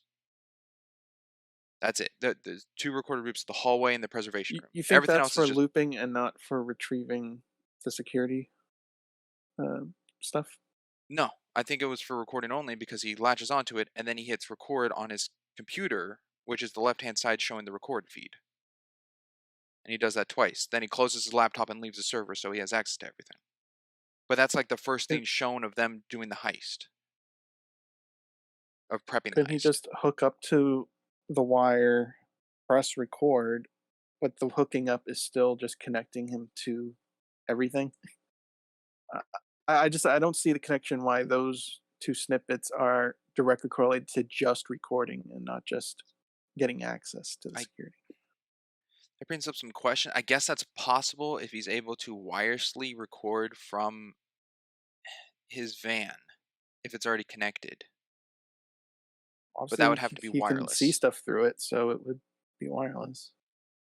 But he'd have to connect to that camera to record. You're saying if he left the second Records from the feed. wirelessly. I don't see why I'll, I'll, that's I'll too say outside the realm of I'll possibility. say maybe. We never see. I mean, he goes there personally to hook up to record. We don't see him ever do it outside of or Because he in the didn't need van. to, because he already had what he needed there. You mean upon leaving the it's not train station, but the metro area with the wires.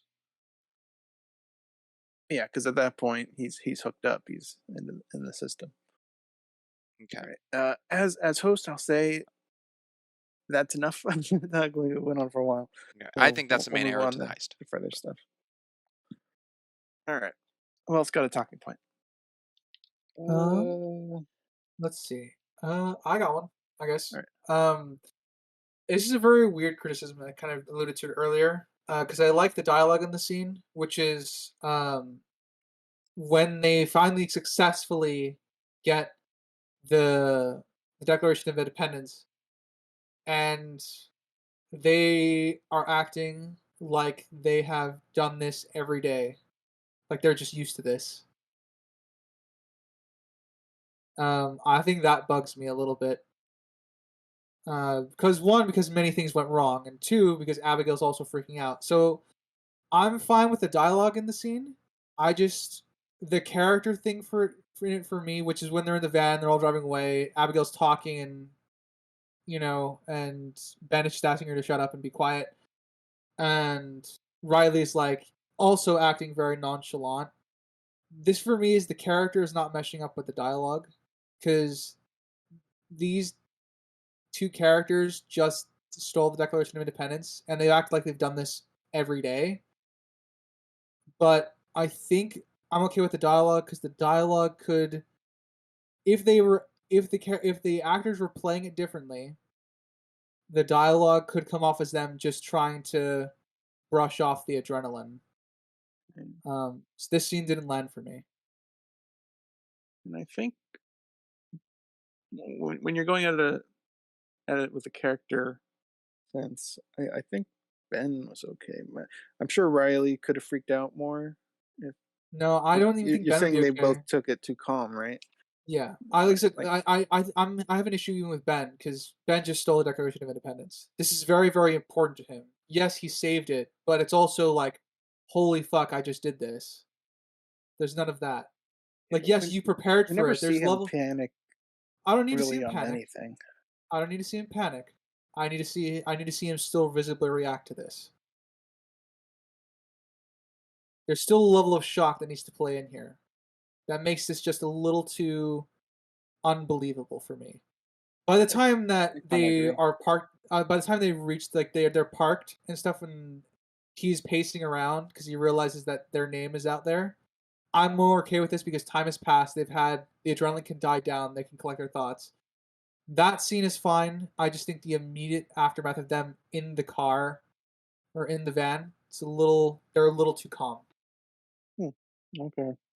No, I just always viewed Ben as calm, or he doesn't really react to a lot of these discoveries too much, other than whoa. That's Ugh. he's not very expressive when it comes to that type of thing. Just Okay, he, well, he just shows his passion to things. I guess that's yeah. Well, I mean, this is the same guy who's when they unravel the Declaration of Independence in Independence Hall, he takes a moment to just relish in that. It's a declaration. Like it's the Declaration of Independence is home. He takes a minute to relish in that. So he'll relish in that, but he doesn't understand the gravity of what he just completed almost in this. To me, those are two like equivalent emotional scenes. well, there's being this current scene. He doesn't really have time to just sit there and think on that. Oh, he doesn't He's need either to. talking That's to what I'm saying. Abigail or getting shot at in No, this I'm moment. not. I'm not. I'm not including the getting shot at. This is after that.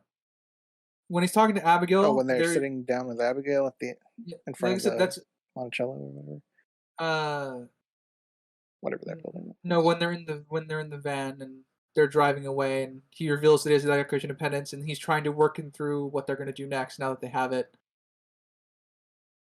Um, like I said, it's the aftermath scene. There's no like they're just extremely calm about it. It's so I say it's very weird for me because I think the dialogue could work. They just need to act it differently in order for it to be better in character.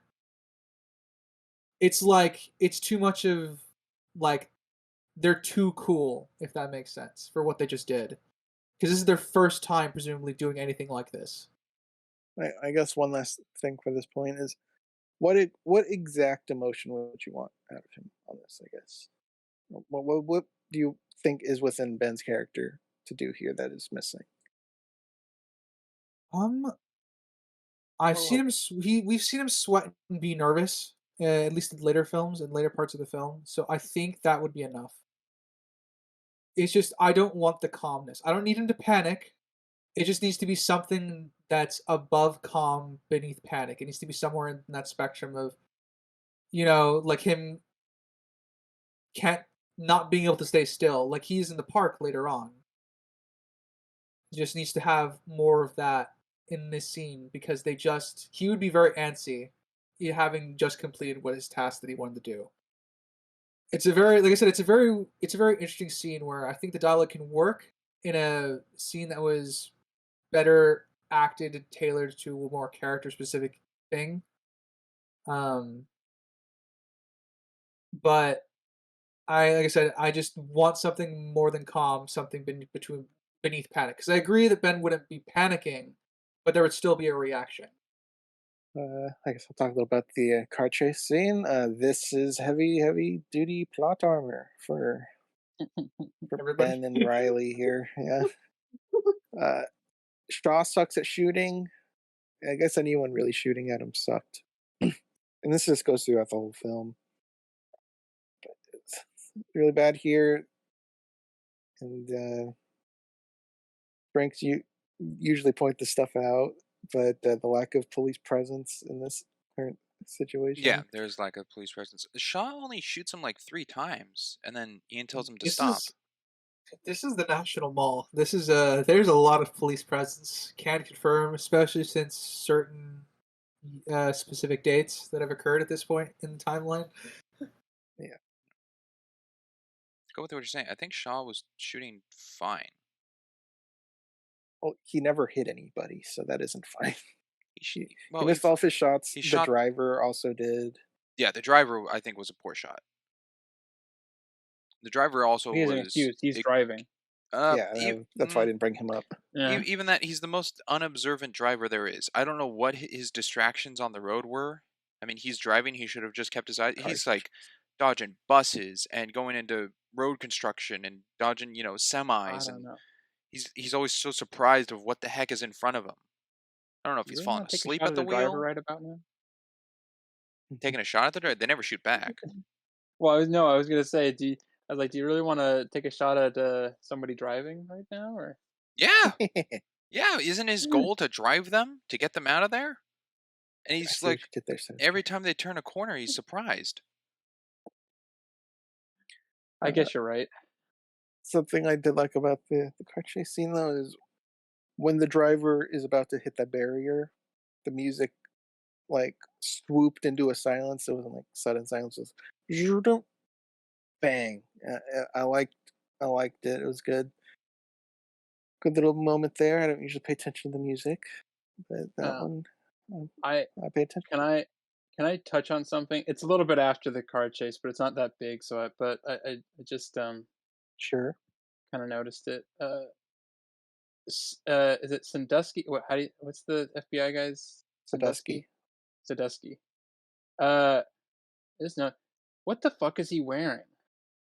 He's got like it's like a nice like suit, but then he has like it looks like a Hawaiian tie, and then he's got like a denim shirt, like a denim shirt on.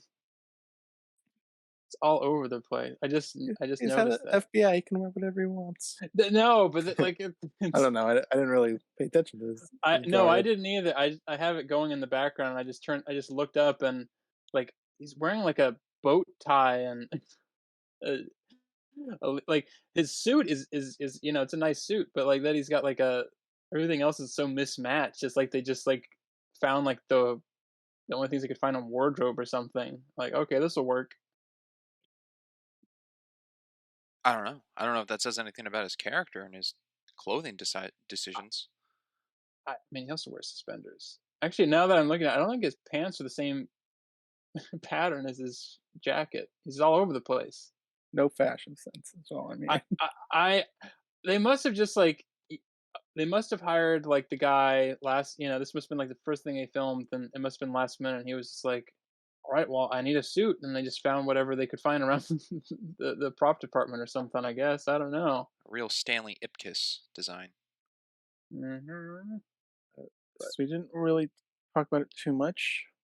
We talked about one heist, but we didn't talk about the other heist that occurred in the I brute feel like force entry. I feel like if he's I don't know.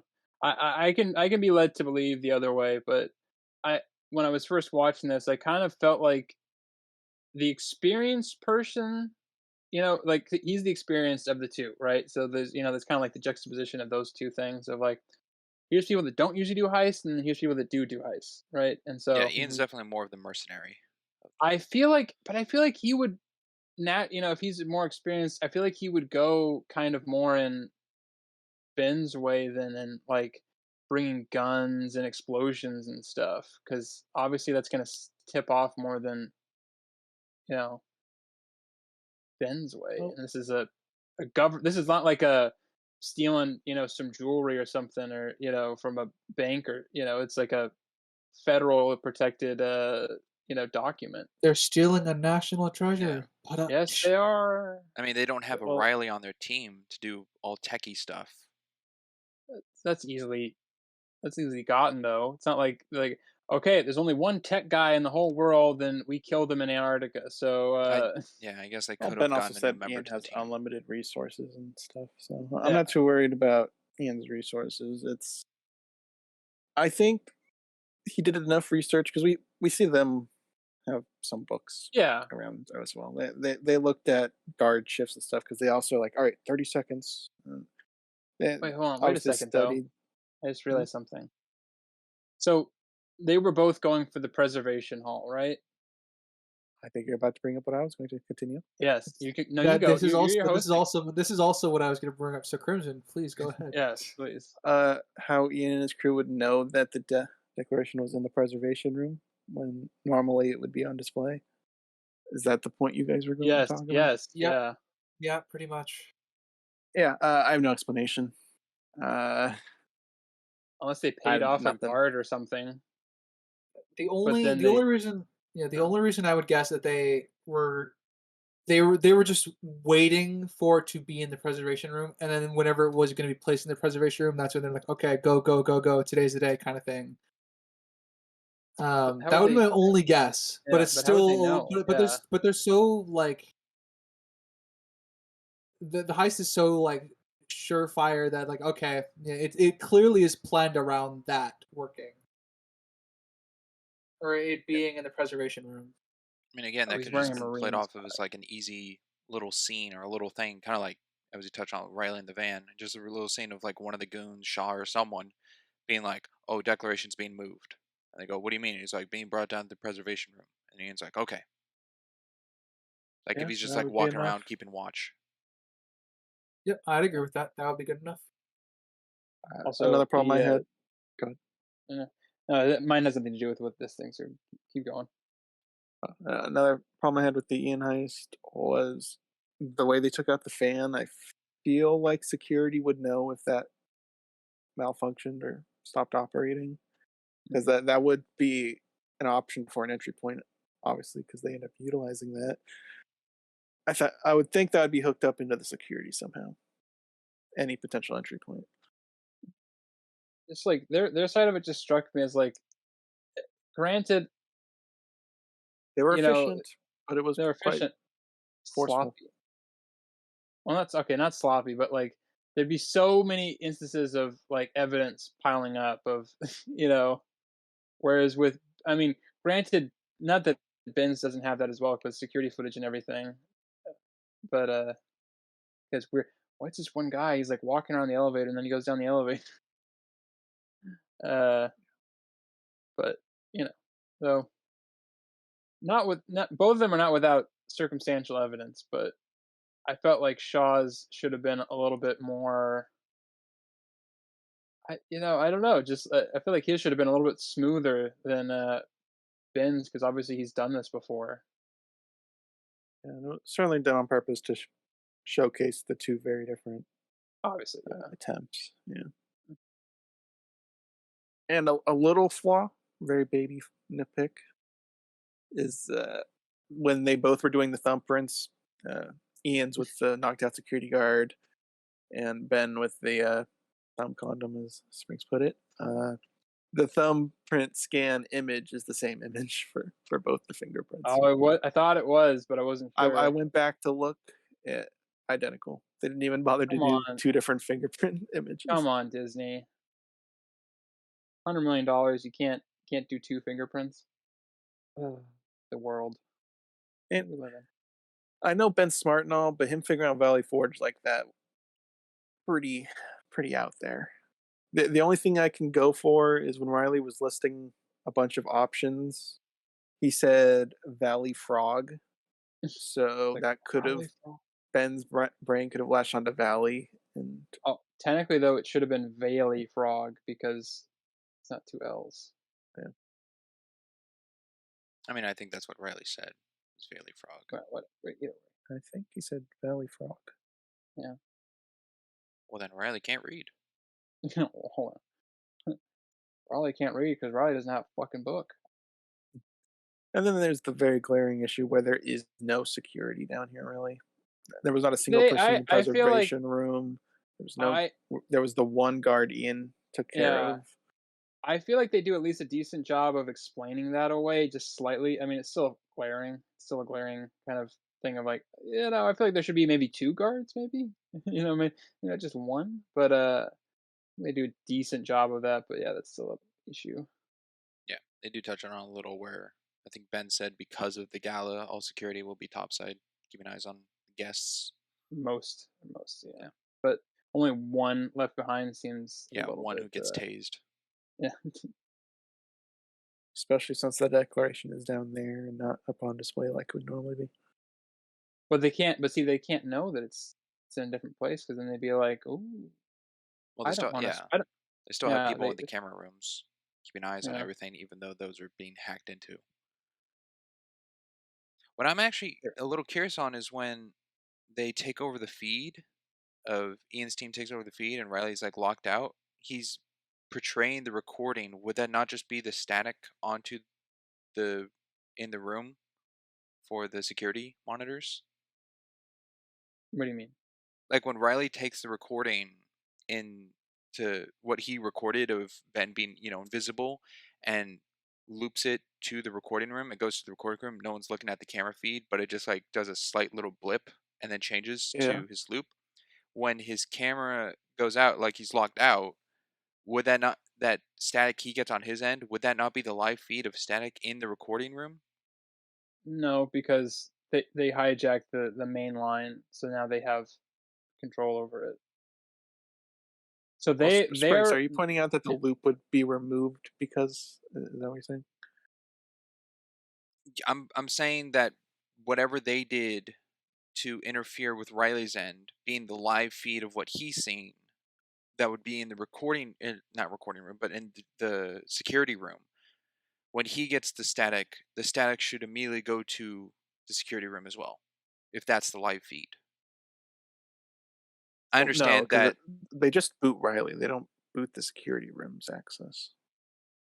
Okay, they cut the wire before the wire of server to Riley's.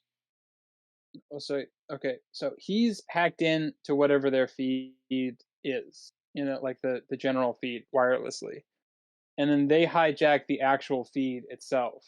So they circumvent him, so he doesn't have access anymore because they have the actual version of it. Yeah, they went there before his Yeah. wire gets touched, I So guess.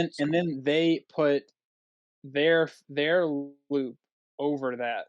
So Yeah. now the loop is still there, but Riley no longer has Okay. access to the Okay. actual feed because he's not on It's there, like they made a dam in a river. basically. He lost the water, but they got yeah. See, anything else this act? Um, Yeah. Ben's earpiece has no metal in it because he goes through a metal detector totally fine. I tried finding research on what earpiece that would be then. I got nothing because it would have had to be 2004 or earlier. well, how do they like? Mhm. What's the smallest amount of metal they can detect? I think a I filling. mean, they can pick up earrings, right? Yeah. So Yeah, that's true. Well, how much of yeah, an that earpiece is a I metal? think. I don't know. That's what I'm saying. It didn't get picked up. I So mean, it I would have to have a battery in it, so at Yeah. least the size of one of those flat batteries. So yeah, I think that can be a problem. Hmm. Another little, I guess, nitpick, as I learned the word, little nitpick I found is when I don't know the goon's name, but the one who's driving, shooting at the red van before they take off with Abigail, he Yeah. shoots out the front right light on the van, and then Ben and Riley get in the car, and as they're turning, the the front right light is out, like it's just turned off. It's not broken. It's like they just removed the Oh, bulb from it. Oof. okay. Yeah. Continuity error there. Especially since Riley's window is broken the whole time. So they kept, you know, the broken stuff is just that one little part. It's still present. I do like all the transitional shots of both heists going at the same time of Ben unscrewing and then them screwing in the wall, and the tension of the I don't know the device called, but to like break the lock of a door to extend it. Mhm. So I did like all the Yeah. cuts and Yeah, tension rising in that. lots of screwing in that scene. I I don't know why. There's just something funny about Abigail shouting off the top of her lungs for security. Oh, try Outside. over an alarm. Yeah. Like she doesn't have an earpiece on or anything. Security! It's just an open door. There was just something that was amusing to me. I'm like, lady, the best thing you can do is run back inside. She's got No, she has a heels and a dress.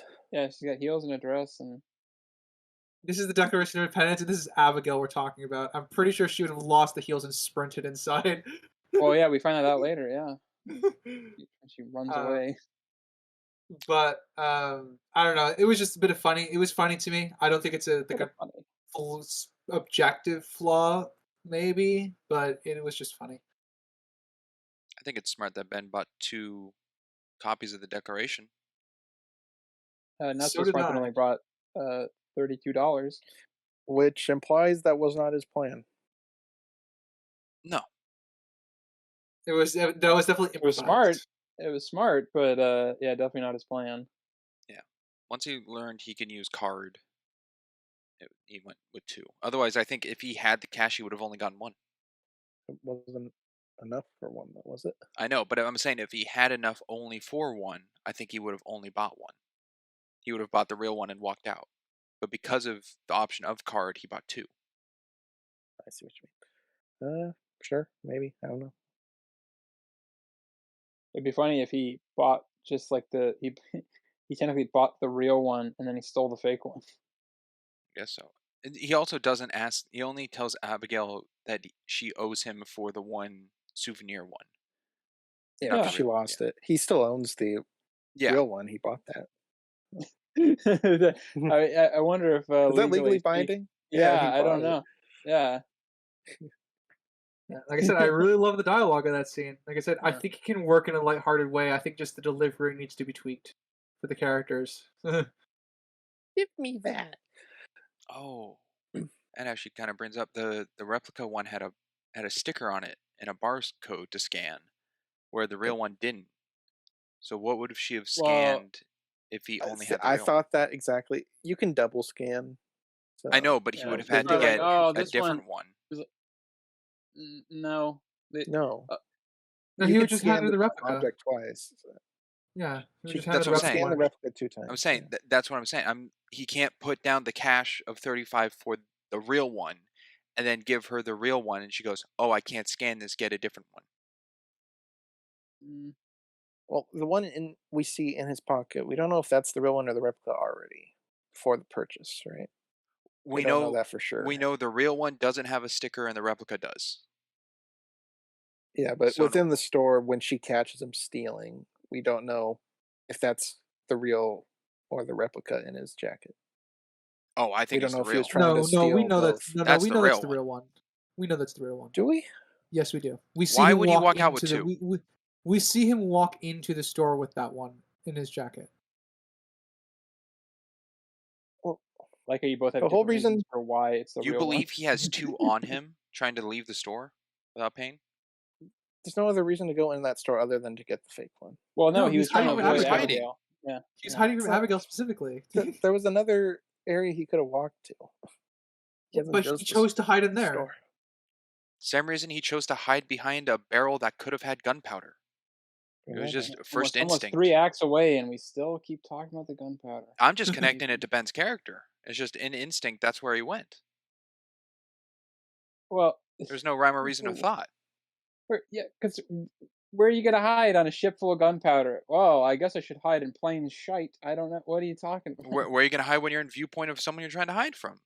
Just the Wow, closest behind location. this gunpowder looks pretty good. I'm not getting shot at directly. Sure. I'll go with that. Anything else to add in this act? Uh, I think I'm good. I just want to talk about Sandusky's outfit in this next scene. That's all. I'm looking through my notes. I guess it's a nice little detail that when the microwave goes off and Ben's like eating to then look up things or to do the badge, make the badge, His focus was the on, yeah. the file on the table is already of the Silence Do Good scans he has. So he's already that far ahead of Ian of knowing what the next step is. Okay, that brings up a good point. I don't know if Mhm. should I wait till after the next Right. act to talk about Might that? as well just do it now if you remember it. Go ahead. Yeah, that's probably a good point. So he has scans of the letters, right? Yeah, of the originals. And then he's really upset that his father sells the originals or Mhm. gives away the originals. Why, if he has scans of them already, why does he need to go get the originals? Because wouldn't they Because be he gave back the Well, in the scans got card. left. The Yeah, scans got left behind in the FBI. yeah, Oh, they permanently. okay. Yeah, never mind then. Yeah. All right. Springs, do you have anything else to the act, or was that your last? The only other thing I have here is when Ben is handling. I know it's minor, but it is apparent kind of throughout the film, which was getting on my nerves. When Ben is Which one handling was? the coin to put the coin away, he should be wearing gloves. She's wearing gloves a lot in this They movie. should I be really He wearing should be noticed. wearing gloves a gloves. That's lot, true. and Yeah, he it's should be wearing gloves very a lot. it's very wishy-washy when they are and when they're not. And I just summed it Whenever up. They they're should just touching have, the yeah. declaration, I'm like, they they need should to just have And have not gloves even on hand. that. They should just Not have gloves not in their even when they're pockets touching or the with them. declaration. Only in that one scene. Every time after that, nobody's wearing gloves. Exactly. Yeah. It's like they really like Abigail's like it's very careful. It's very delicate. An expert needs to do it. And then they're in the Independence Hall. Independence Hall and they're just like, yeah, let's just unfold it. Like they've converted Abigail after a day. They've corrupted her. Yeah. Yeah, I agree. That's all I have though. All right. The next act is after the car chase to after they figure out the cipher on back the declaration. Starting with Sinister. I really like John Voight. I think he's a good actor. But he definitely. I think this is this. We need an old man, and he's just. I don't I know. think he fit this role pretty well. He did fit it pretty well, but it does feel like it could be anyone as long as they're old. It doesn't feel like it has to be John Voight. Anyone could have played Nick Cage's dad. Yeah.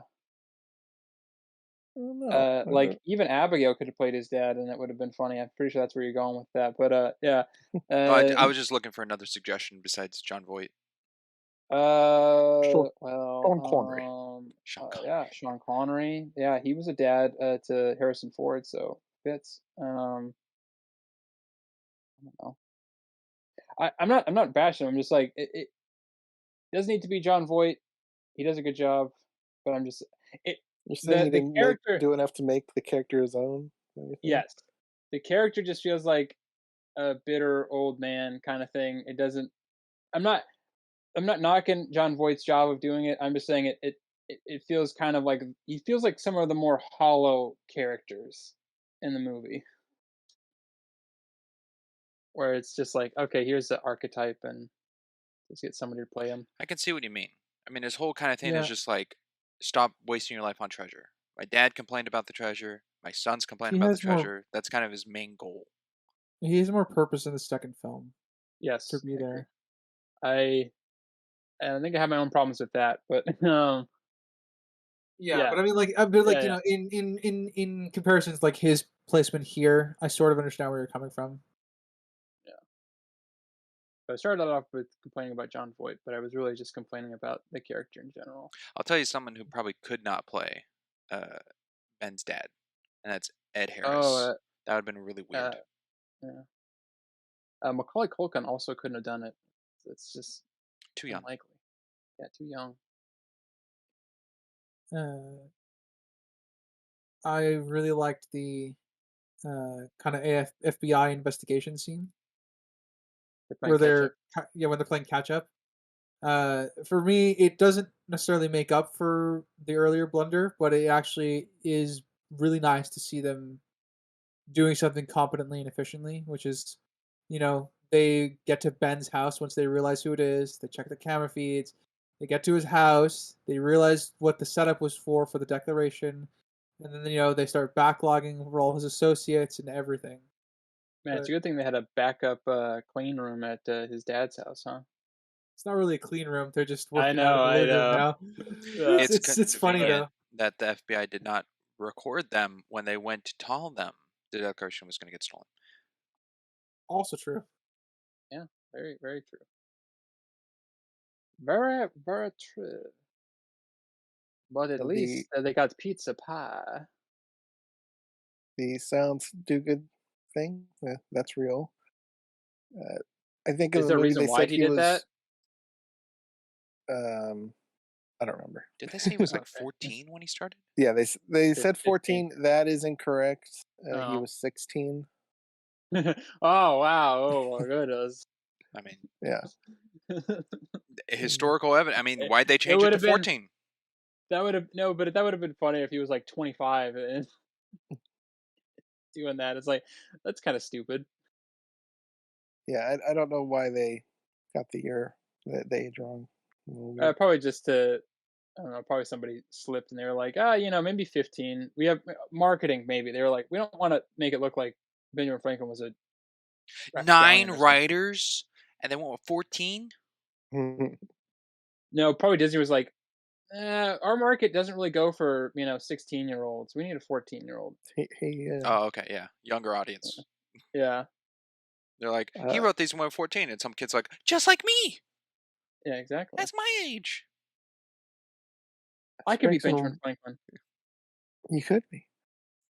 Springson Ryder, did you guys recognize the female FBI agent? No, I recognize the male, one of the male Oh, ones. I know you'd know that. I know you noticed No, that. I unfortunately I did not. Cara Stanton, person of interest. Carmen Oh, San of Diego. course, person of interest. We're going to person of interest, Crimson's favorite TV show. That's wild. Yeah, That's John's that's really CIA partner. that's really crazy because the other one that I recognize is from my favorite TV show, Okay, Lost. yeah, there we go. So, Yeah, Jacob, yeah. who was also in Person of Interest Oh, for wow, one episode. he's in a lot of stuff. He's I in a don't lot of think shows. I don't think anybody wasn't in Person of Interest or Lost at one time or another. He was also in Quantico. Michael Cera, I don't think it was in Less either. impressive, but I'd like the detail that when Abigail gets upset, she speaks German because that's where her accent comes from. Is the Pennsylvania. lady who actually plays her like German, or is that just like put on for the? I don't know, but it was pretty I feel convincing. like she has a pretty good. I feel like Her she has a name's really good Diane accent. Kruger, so maybe. Probably yeah. Kruger is she got the accent, or she got the anglicized accent pretty well, or the Americanized accent of the German pretty well. I do like that eventually Abigail's um like historian obsession kind of eventually gets it piques her curiosity enough to the point where she's interested and wants to stick around. Because at first she sticks around to protect the Declaration, but there's a point where it's like even her curiosity is too much. Yeah, even Ben points that out. He's like, "See, she's curious." She's curious. I do like the line, "I leveled with you 98% because he lied." He had to 98%. backtrack through it. He I've leveled realized, with you 100%. Oh yeah, Mr. Brown. All right, 98%. My name's not Brown. Would that really be just 2%? I feel like that would be a little bit higher. 'Cause that's their first meeting too. I think it'd be Probably at be least higher, 10%. but he just Yeah, well, 98 sounds better than 90. I leveled with you 42%. Sorry. I leveled with you Yeah. 76.5%. I do like the line because it's one of those instances, as we've touched on multiple times before in the podcast, of a tell and show situation where they tell that they learned about Ben Gates having a degree in American history from Georgetown, a degree in mechanical engineering at MIT, Navy ROTC, and naval diving and salvage training. Hmm. Yeah, those have some crossover. Yeah, establishing the diving, which will come into Yeah. play. Like that's true. twice. Well, that way it's not just out of the blue. That Yeah. could be questioned on. It's A like jump like they that brought, could kill a man. yeah, they talked about They it. talked about it. Yeah, he They pulled a damn established Peter it. Pan. I don't know about that, but yeah. I liked the pregnancy joke. That's funny. And it That came back later to build up on character as well. that's true. I actually quite liked it, especially since it was, especially because it does come back later to build up a character. Because in the moment, it's like, yeah, it's kind of funny, and then the importance of it is relevant to the conversation later. Which kind of builds up Ben as like this party animal, which is not something I saw in his character. A little interesting. But I don't. He's got this It charisma. it it implies that he's past that, but that he was once always doing that. anyway, Always doing the do. How do you feel about the lemon juice on the Declaration of Independence? didn't like it. I think that's Don't fine. like it. I Boo. think it's way too. It's too bad. that would destroy the document and because of drying with the acidity. hairdryer. Yeah, it The destroys the acidity, how document. old the parchment is, and just it's so damaging. Yeah, no matter how like light you are with that, yeah, Yeah. it would like permanently damage it. I think it's Neither of them would do it, Ben or Abigail. Yeah, I it's don't out of think either of character them for would both of do them. it. It's out of character for both of them. It's the in character Well, aspect is that Abigail would be better at handling documents, which is why she would be in charge of doing it. But it's not good. They both So know it wouldn't work. wouldn't. It would Yeah, be they terrible. both know it wouldn't work or it would be terrible for the document. I guess in that instance, They freak out on throwing it in the I oven, think it's but destroying worse. it with that. I think it's worse on Abigail's part because Ben No, I already think they're had both that. bad. Well, Ben already had it planned that that's what he was going to do. No. Abigail was whole. He had No, lemons no, at no. his apartment. His plan was not to drop lemons on the Declaration of Independence. They had a whole setup for proper Clean room, yeah. scanning. Yeah, they had a proper setup. This was what he had on hand at his dad's place. Oh, I think it's worse though. The shot of showing a fridge opening with a whole bowl of lemons in a fridge. He's an old man. That was He likes wild. lemonade. That was too much for me. That was Man likes Yeah, his vodka. What do you? that was the minute Springs checked out. Okay, no. I just whole went. fridge full of lemons. That is just for like, oh, we need more heat. We need more lemons, and they open a fridge and it's just packed full of lemons. I just like the idea of you being like a lemon expert and like, okay, no, sorry, that's too It's many not the lemons. time of year for it. To me, that was just silly. That was silly. Or his dad's an a bit alcoholic. convenient. But It is. It's fine. It's not definitely my- It's not convenient. impossible. He's like, I ordered I- pizza because all I have in the fridge is lemons. It's a, Well, yeah. Yeah, it's definitely convenient. When think they life could have gives you explored- lemons, put them all over the Declaration of Independence. I mean, right? what if you had a lemon tree in the backyard? That would have worked better. We They didn't go in the backyard to look yeah, at that. They'd be like, "Well, I got a lemon tree in the backyard. Yeah, Well, let's yeah. see It's it." like we need more lemons. no. Hey, Dad, you still got that lemon tree in the backyard? I water it every Sunday. They go outside, and then the music plays. You know, do do do do do do whatever, and then they get lemons that way. Not opening a fridge in his house to a whole bowl already full of like 14 lemons.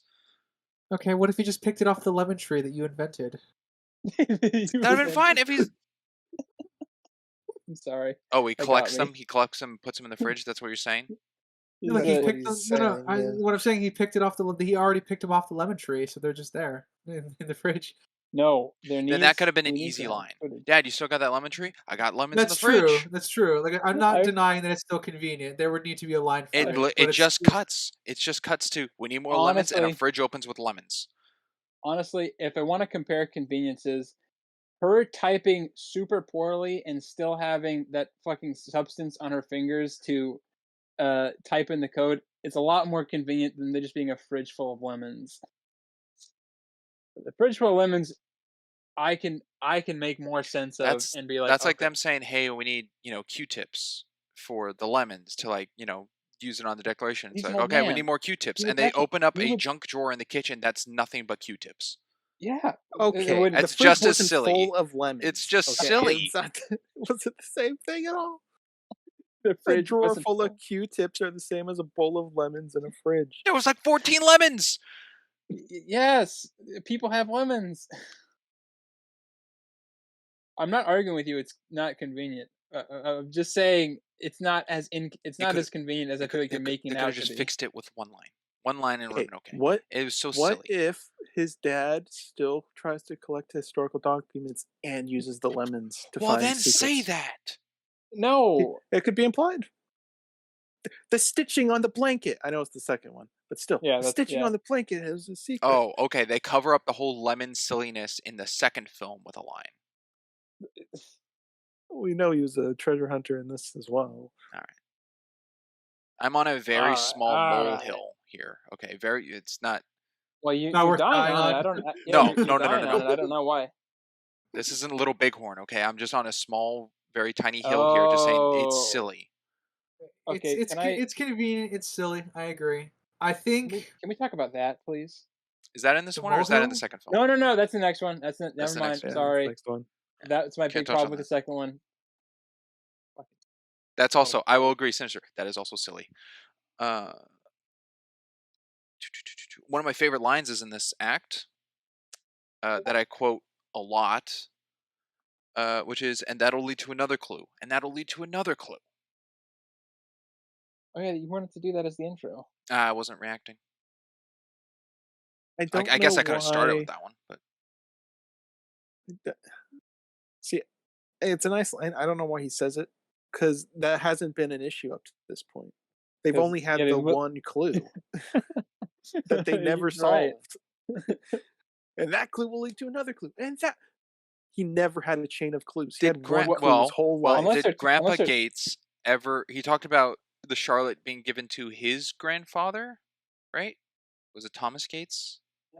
His grandpa's grandpa. Okay, his grandpa's grandpa. After all that wait, generational time, they haven't solved anything on Charlotte. Correct. It wasn't until it Other hit than Ben. someone figured out it was a wait. boat. Then I guess Can you're you do me right a that favor real quick? Patrick going crazy about clues. No one has ever solved a clue to Charlotte. Mm-mm. Can you do a favor for me real quick? Huh. Write down.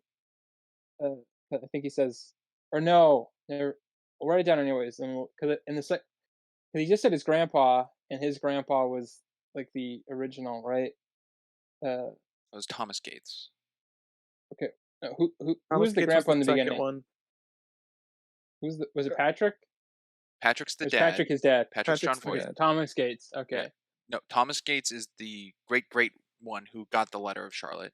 Grandpa okay, Gates great. is Captain Von Trapp. Okay, so great grandpa, or well, grandpa, and then Great there's great great grandpa.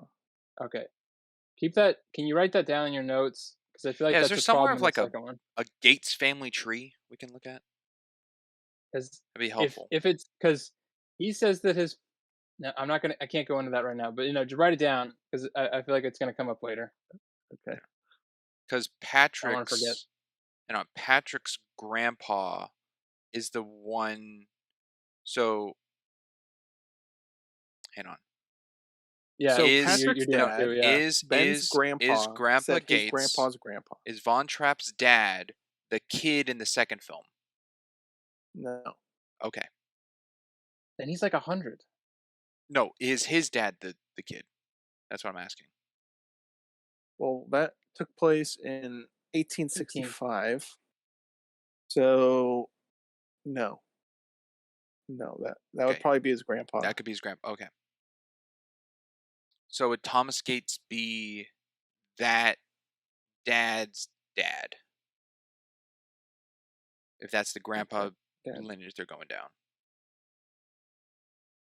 I forget the name of the son and dad in the second film that we see. I don't think they say the name of the son. But, let's see. But is Thomas Gates his grandpa of that kid? Because then we No. know all generational Wait. decline. Well, I guess from the kid to Grandpa Gates, but I think there's two Thomas Gates in the family tree. Yeah, it's Talcott. Yeah. So the guy in the second, the old Gates in the second one is the original Thomas Gates, and then I think the Thomas Gates in this one is named after him. So that's his. That would be okay. his Thomas Gates' That could line up, grandfather. yeah. Yeah. Okay. I for whatever reason the second one I remember him saying that his father whatever told him that, but I guess it's his grandpa now. Okay. Yeah, there was Okay. Never Charles. mind. Grandpa Never Charles mind. told the story. Is what he Yes. said. So Yeah. Grandpa Gates, Von Trapp's dad, is Charles. Yes. Exciting talk. It just Not lining up complicated. all of the times of everything, like all the history of the Yeah. Gates. Because I thought I thought they fucked it up for the second one where they made him be like 100 years old, and like that's impossible.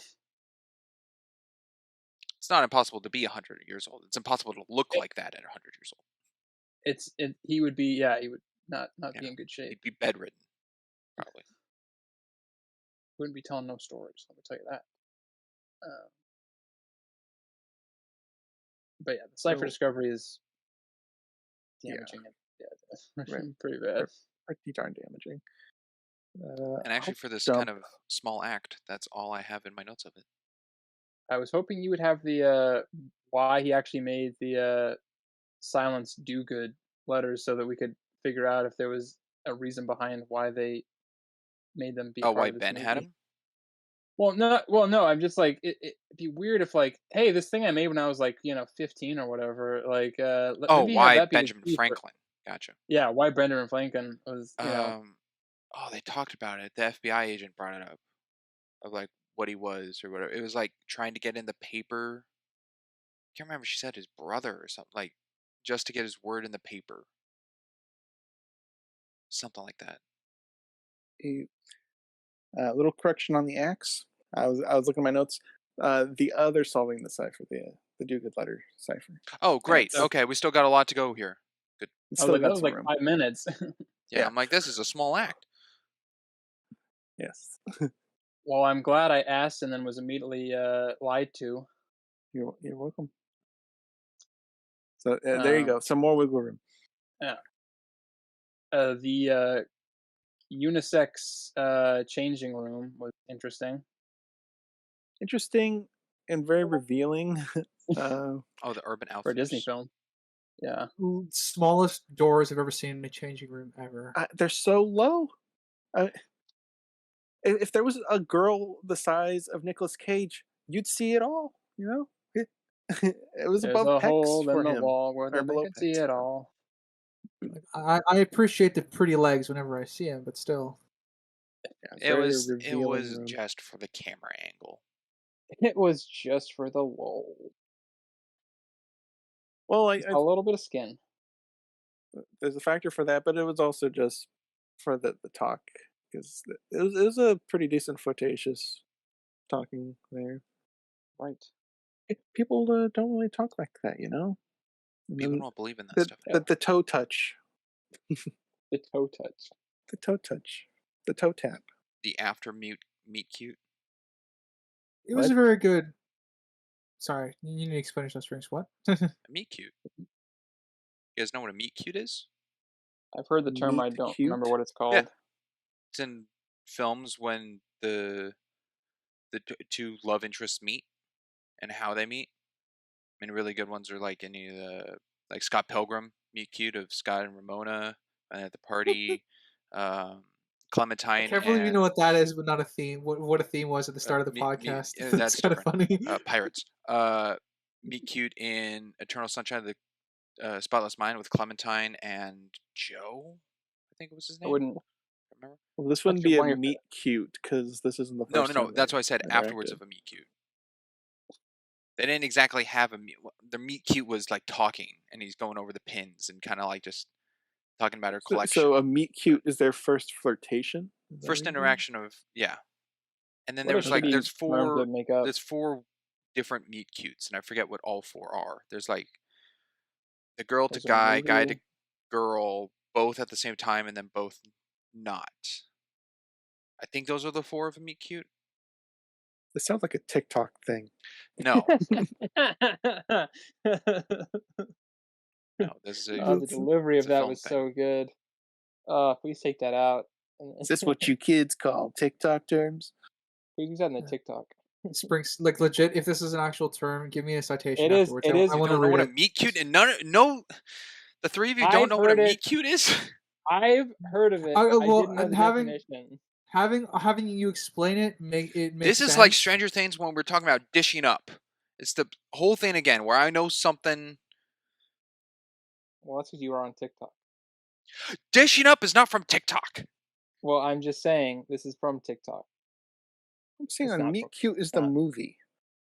No, that's no. That is a That's movie, but not that. That is a movie. Yeah. The term "meet cute" originated in 1938. Bluebeard's eighth wife, while shopping for pajamas, Claudette Colbert and Gary Cooper meet, and it turns into a delightfully cute conversation. Hence the name. Meet cutes can be either awkward or sexy. An amusing or charming first encounter between two characters that leads to development of a romantic relationship between them. Types of Like I big said, feet. like I said, Also, it's a weird toying term, but now that you've applied it correctly and you've given me examples, I can see it being used. Yeah, I'm it's fine with it's it. all Yeah. about it's all about that tug and pull, Sure. baby. This is what did you say? This is an after meet cute scene? Yeah, I think their first meet Yeah. cute scene was the conversation of telling Abigail that someone's going to steal the Declaration. Even though now we know it's a real thing and we know the definition, that's still the stupidest It's a fucking name terrible I think name. I've ever heard. Yeah, Yeah, it's it's a terrible. shitty It's name. I agree, it's not a great name, but if it's the name that's being applied broadly, I guess I'll use it. That word is an objective 2 out of 10. Oh my Terrible. goodness. Yeah, I was gonna say, I actually really like the yeah. I think you brought up Crimson. The conversation the two of them have is really really like it's not quite flirtatious, but like it definitely borders on the flirtatious towards the end. But it's just them like bonding, you know, and Yeah. that's always important for Um, stuff like this. And I think it's I think they do a good job of it. Also, to add insult to injury, this term is also in the Oxford Dictionary, so it's real. It's real, not just internet real. Have you ever told anyone other than your family that you love them? Yes. More than once? Yes. Yes. And then I don't remember what he said his father says about it. I can't. I don't. What are you talking about? The changing room. The change room. Oh, okay. I kind of I got lost in the visual aspect of that scene, so I wasn't paying attention to what was being said.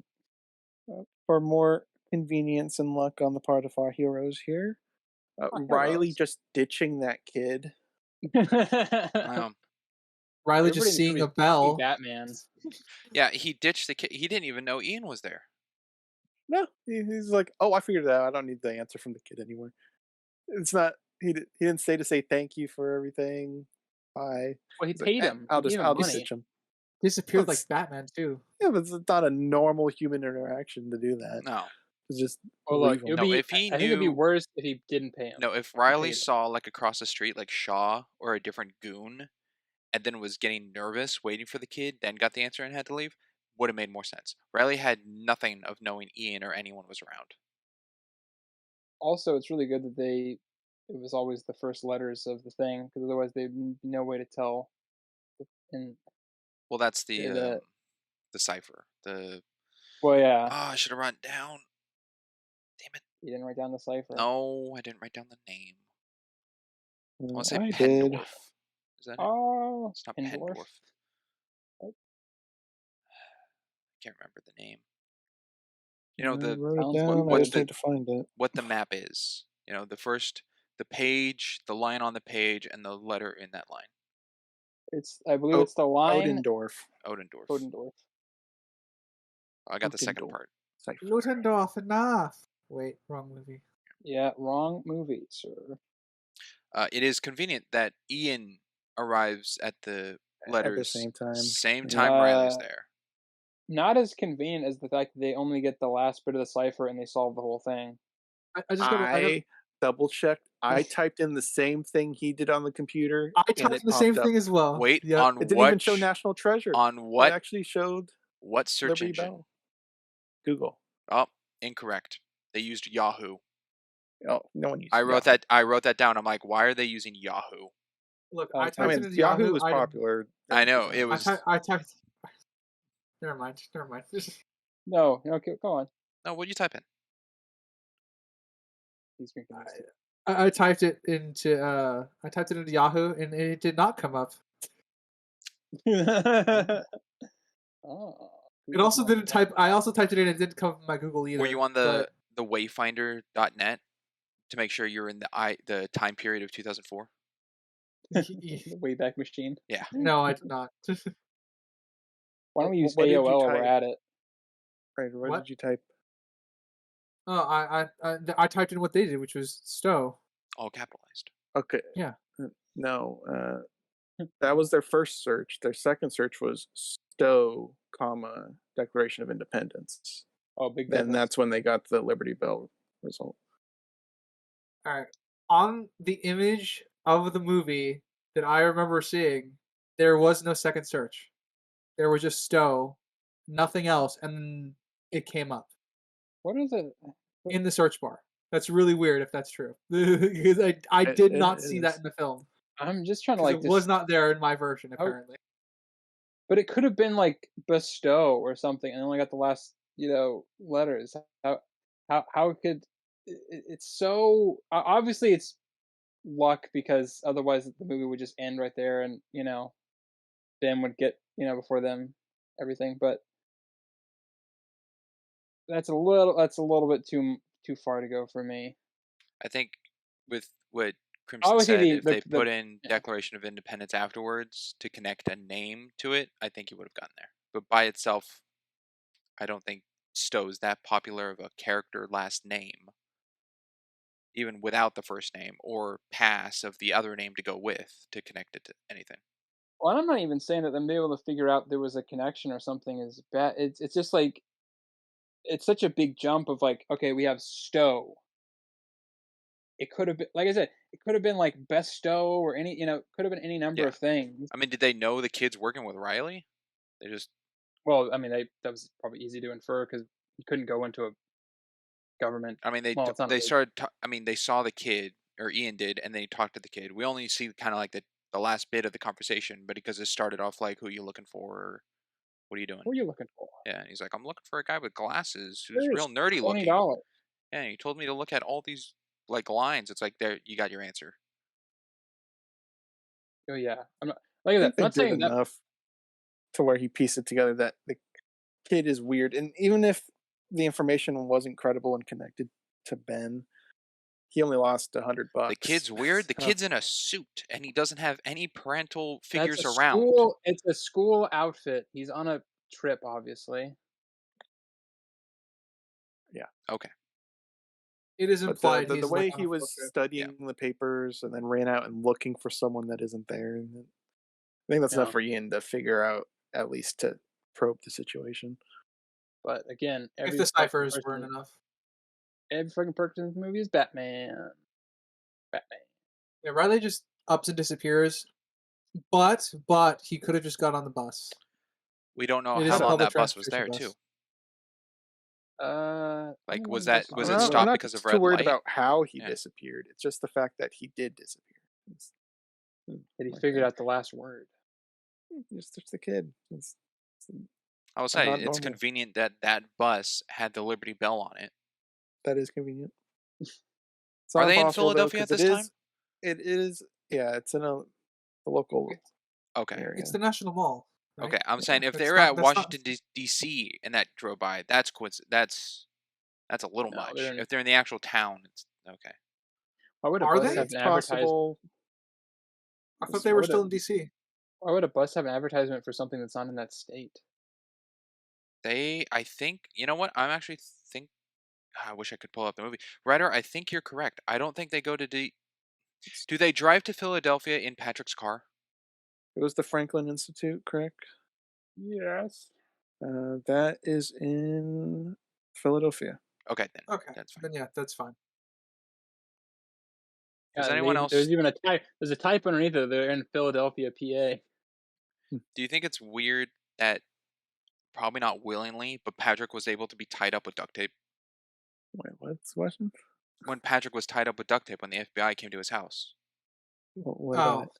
yeah. Like, do you think Ben just said, "Dad, sit down. You can't follow us. We're Like gonna how, tie you up." like how in Like, your, like I how mean, the he's not gonna biologic. get. This is how he's gonna avoid getting in trouble. I think he would have just went Yeah, along with it. Ben, this Yeah, is Patrick's like, crazy. and This is now the you got guy. me tied up in this. He's like, yeah, Yeah, well, we can't have that. And then we cut to that, right? yeah. It's fun. It's supposed to be funny, but it's also like you don't Helpful. prosecute the Yeah. kidnappee. You prosecute the kidnapper. Yeah. But are Yeah. you more hung up on the duct tape part than I'm just the actual? I just think it would have been funny to see them uh, get to the duct tape part with Patrick. They're like, all right, Them Yeah, Dad. showing Yeah, it's duct like, tape. "Dad, sit down.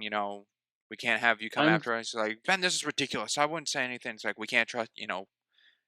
Like, did Abigail help out in any I way, or think did? that's too much screen time for something like Yeah, that. that gets to the point of yeah. ridiculousness. But the fact that he is tied up means it happened.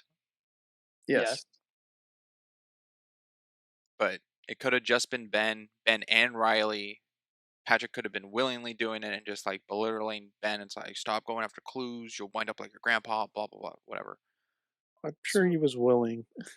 so the treasure, the national treasure, was constantly moving during the Revolutionary War, right?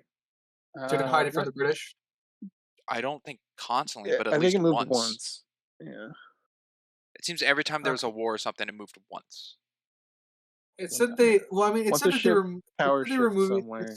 Yeah, Yeah. it said they moved it. I thought they said they moved several times during the War of Independence to hide it from the British, but I could be wrong with that. So, all right, because if they moved it more than once, there's a bit of a problem that the map Yeah, the is up clues to wouldn't. date.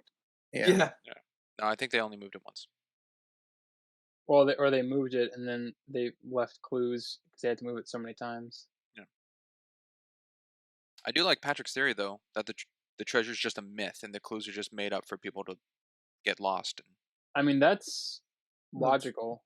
that what would the have been bad a guys cool from thing World to War be II was played. doing. They could have They played Yeah. that spent a off in lot of either this resources looking film. for stuff. Yeah, they could have played it off in either this film or the second film of fake clues. I mean, they play off fake clues that they give each other to get, the bad guys off their tail, but I mean actual fake clues made to get people off their tail. I mean, it's like a 2-hour movie, so that would have been like 3 hours probably if they did that. Because this is like two Yeah, hours and they're only following I real mean, clues. I'm only going to touch on this film. This film, I think, is paced very well. This is good pacing.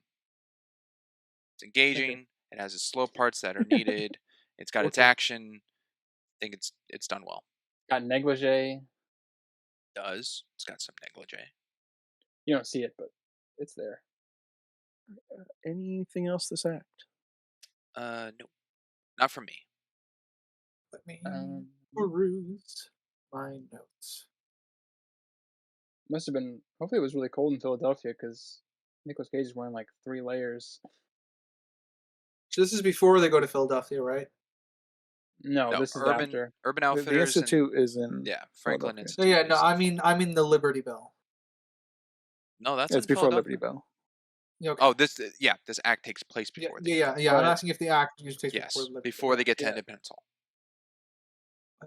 Let's see. Yeah, I think I'm okay. Yeah, I'm done. All right.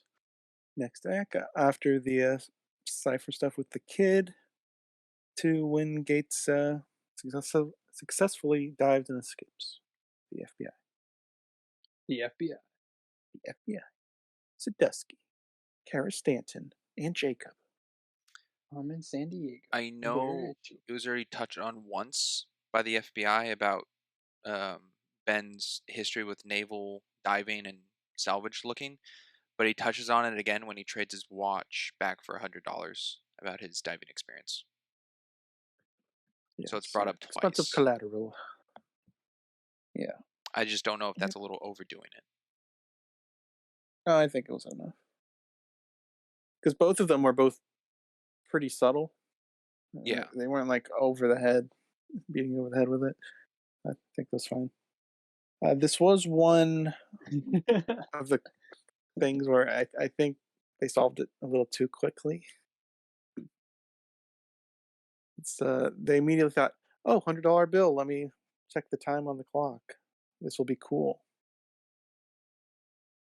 Yeah. Not much to prompt that. Other than obviously on the $100 bill, it's Independence Hall on it. But still. I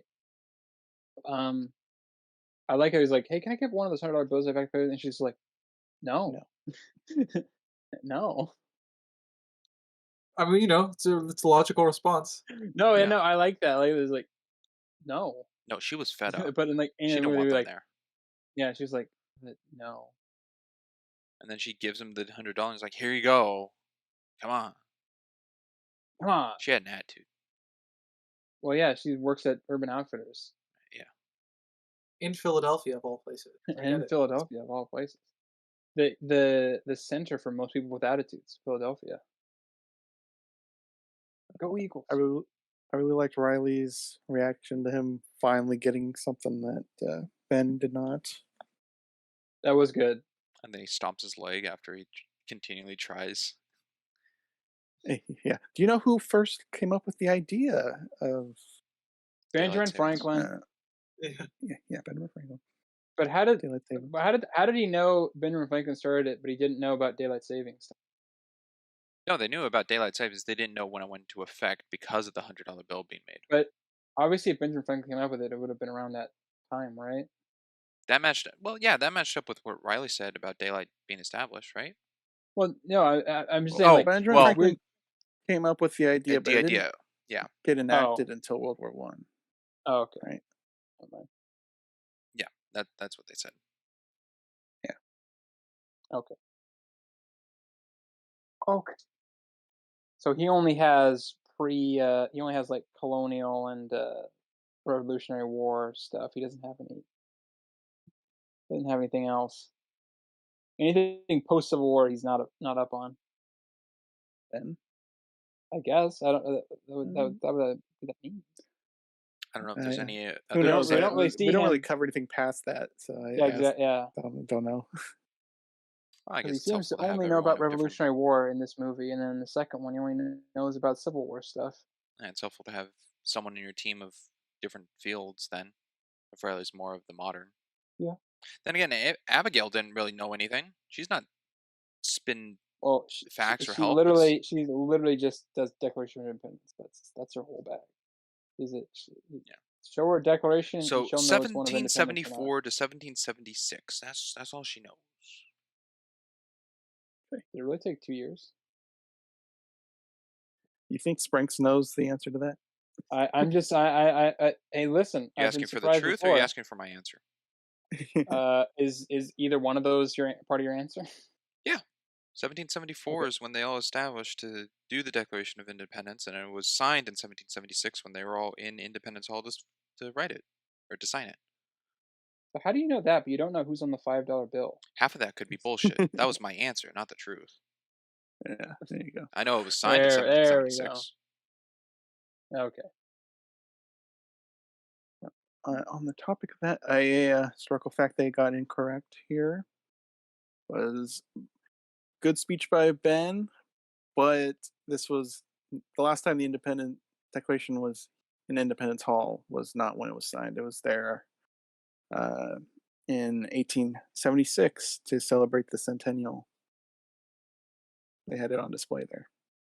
Ah, So That's that true. was incorrect. Well, that writer lost his job. something I was curious about, the brick that's been there with the glasses in Yeah. it. When was Yeah. that Yeah. brick done? Was that, Okay, I mean, actually, I after have something for that. 1776, but Well, because before they were just technically Freemasons, they were stonemasons. So there was some common practice back then of them, uh, stamping bricks and whatnot. So that in itself isn't really that glaring. no, Well, no, it no, would have to that's be fine that put it's there made. after the treasure was placed under the church, Yeah. the Trinity Church. What I'm saying is here at Independence Hall, is there not a roof cleaner who would spot that symbol on a single Well, brick and question it? well, like I What said, would you expect them to do? Take the brick out? Question it. They could see it and be like, "Oh, Bring cool it up. brick." Is it a fact? I mean, they know what the Freemason logo is. We're not just be like, hey, why is this marked? If it's, well, I'm You're like just I assuming it's their assuming that. building. You're assuming that's common knowledge. If I showed my mom a Mason symbol, she wouldn't know what it is. No, I'm saying at Independence Hall, a historic building, you question, hey, why does one brick have some kind of logo on it? And they go, what do you mean? And they're like, I'll show you. And the roof cleaner takes them to the roof and goes, this. And they go, that's weird. And then they examine the brick and then find glasses in it. After all these years, why would that not be ever checked? If it's just some suburban house, yeah, it doesn't make sense. It's like, oh yeah, that was there when I bought it. Who knows when that was made? But being a historic building of significance, I feel like that would have been checked at some point. I mean, it could be written somewhere, but they wouldn't just be dismantling the building to figure out anything on it. What I don't believe is Ben is the first person to find that brick after it being made.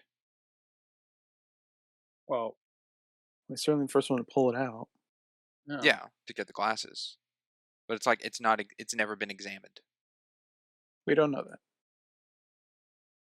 It could be written in the archives, and it's Yeah. just not common Yeah, public knowledge. there could be a story of someone being like, "What's this?" Taking out the brick, seeing the glasses, it's like that's way above my pay grade, and putting the brick back. Okay, well, no, but because the cement around the brick was intact when Ben was cutting it out. Could have been reapplied. But anywho, What? No, it couldn't have. Uh, we'll never know. Uh, The answer was lost to Ryder, I don't think history. you've thrown out a popcorn in a minute. Anything? Let's see. I like that Ian is only a little bit off because he's not going based off of like the direct cipher information, which is the Liberty Bell. He just he doesn't think immediately the bell tower, he just thinks the bell. And so he's going to see the bell. And then it's not until he gets there he realizes that, he's in the wrong place. I And kind of that's like like that. that's the only thing with like the whole quick find information of like Stowe and find out. There's the only thing that I think evens that out a little bit is that he got the wrong thing technically because he didn't actually have the cipher. He's in the right area, just the Yeah, wrong place. It's kind yeah, of it's one of the things I do like. It's just it's a little bit of imperfection, so he's not. There's still tension rising, but it shows that like um, they're good with the information they have, even if they don't have all the information. And I like that he has enough people to tell. Once he realizes that Ben and Riley and Abigail are in the building, he has enough men to tell them when they leave. It's good stuff. Ian's a pretty competent antagonist. It's true. for the most part, yeah. Uh, I think once he Something gets upset, he kind of loses it a little bit, but that's this par for the course. in regards to finding the brick, it does bug me that the shadow is pretty much on the brick. I think after however long it's been, what, 150 years maybe? 1776, roughly to now. Well, no, well, because it's when the treasure was placed, right, so which after the was, Civil War. yeah, which would have been after that. Wait, So so I don't somebody know. put However long stuff it's been, on I the don't think the declaration shadow would afterwards? Huh? Well, okay, well, but for the clues to line up, right? So that they would have to have had it would have had to bring the Declaration of Independence, which is what all those letters and stuff are for. So that would have had to gone on 100 years after, right? It would have Because had to they be could. after Okay. 1865 or around then. How would they have had access to it? That's Yeah, hmm, American Civil War ended because 1865. well, I And mean, if that there's the was problem of less how than did they get the map on the declaration before the location was even determined of where to put the treasure. exactly. And then that map had to have been on there, or with the glasses map or whatever would have had to have been on there well, because that goes into was the treasure moved because this would just be a line in the film. Was the treasure moved? Because it goes from in the montage at the very beginning, it goes from Egyptian to Roman to Civil War footage. Correct? Those are the three that are shown. not Civil Mm. War, It That showed was Revolutionary this War. Revolutionary War. I Revolutionary War. thought Thank you. Sorry. Would it then be? It could have been done beforehand or afterhand of the situation, or does it explain it's only at the end because that's Well, the when stuff map would be leads to rated? where it is now, I which know means what. it didn't get moved from No, when I'm the. saying for the Revolutionary War, it when I gotta look up when the Revolutionary War ended. Sorry, I said Civil War. 17, My mistake. 1785. No, 1783. no, I was close. 2 years off. Not So bad. that means the treasure was moved before the Declaration. So it was before the end of the Revolutionary War, Which which probably means no treasure from the Revolutionary War was added to the sum. Okay, yes, then that So it would was moved line up then. beforehand. That would line up. Okay, right, that's fine then. But now that we actually have a time window, I don't think the shadow will line up now. Which was my original point I was going to make was it bugged me that it was pretty much on the brick. I would like it if it was off a bit, but they would still go down there and check and still see the brick off center of the shadow. Why would the shadow be off? Oh, because time isn't perfect in relation to everything. Like the part of stars in the sky are in a different spot 300 years ago than they are to now, and the same would be in relation to where the Earth is to the sun, I'm trying to remember. rotationally. Yeah. Actually, I that used would to. make sense depending on the season of that clock, because that could do duration of sunlight throughout a day. So it would be off. Yeah, they I know the think with time, they that don't know the day. much of time passed. Okay, that can make sense. Sciencey. Yeah, we've known to do that here and there. Very occasionally. The chase scene is better than I remember. I remember it being kind of lot cheesier. I mean, it did do Yeah, that. Ben there were died. some moments of tense in it. Um, Yeah. I mean, Ben died, but it's Oh, fine. over and over. Yeah. Phil, the guy who actually got the container on the roof, Uh, worst shot ever. How did he Stormtrooper. not hit Ben when he was climbing up the stairs?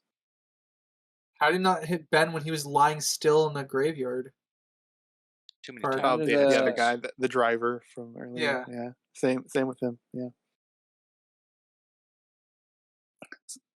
worst shots. real showcase how weak Riley is though.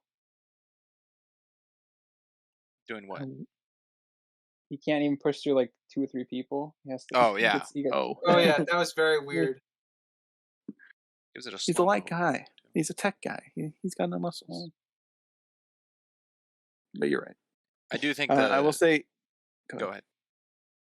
ahead. The Okay, host. Go which ahead. somebody do All right, I'll rock go. paper scissors shoot. I think the whole bit of the ex-husband is very funny.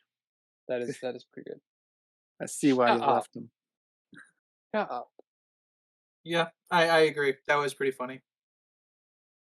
And good excuse on her part. Yeah. Quick. She is Stay John. as long as you like. What was Is it? that?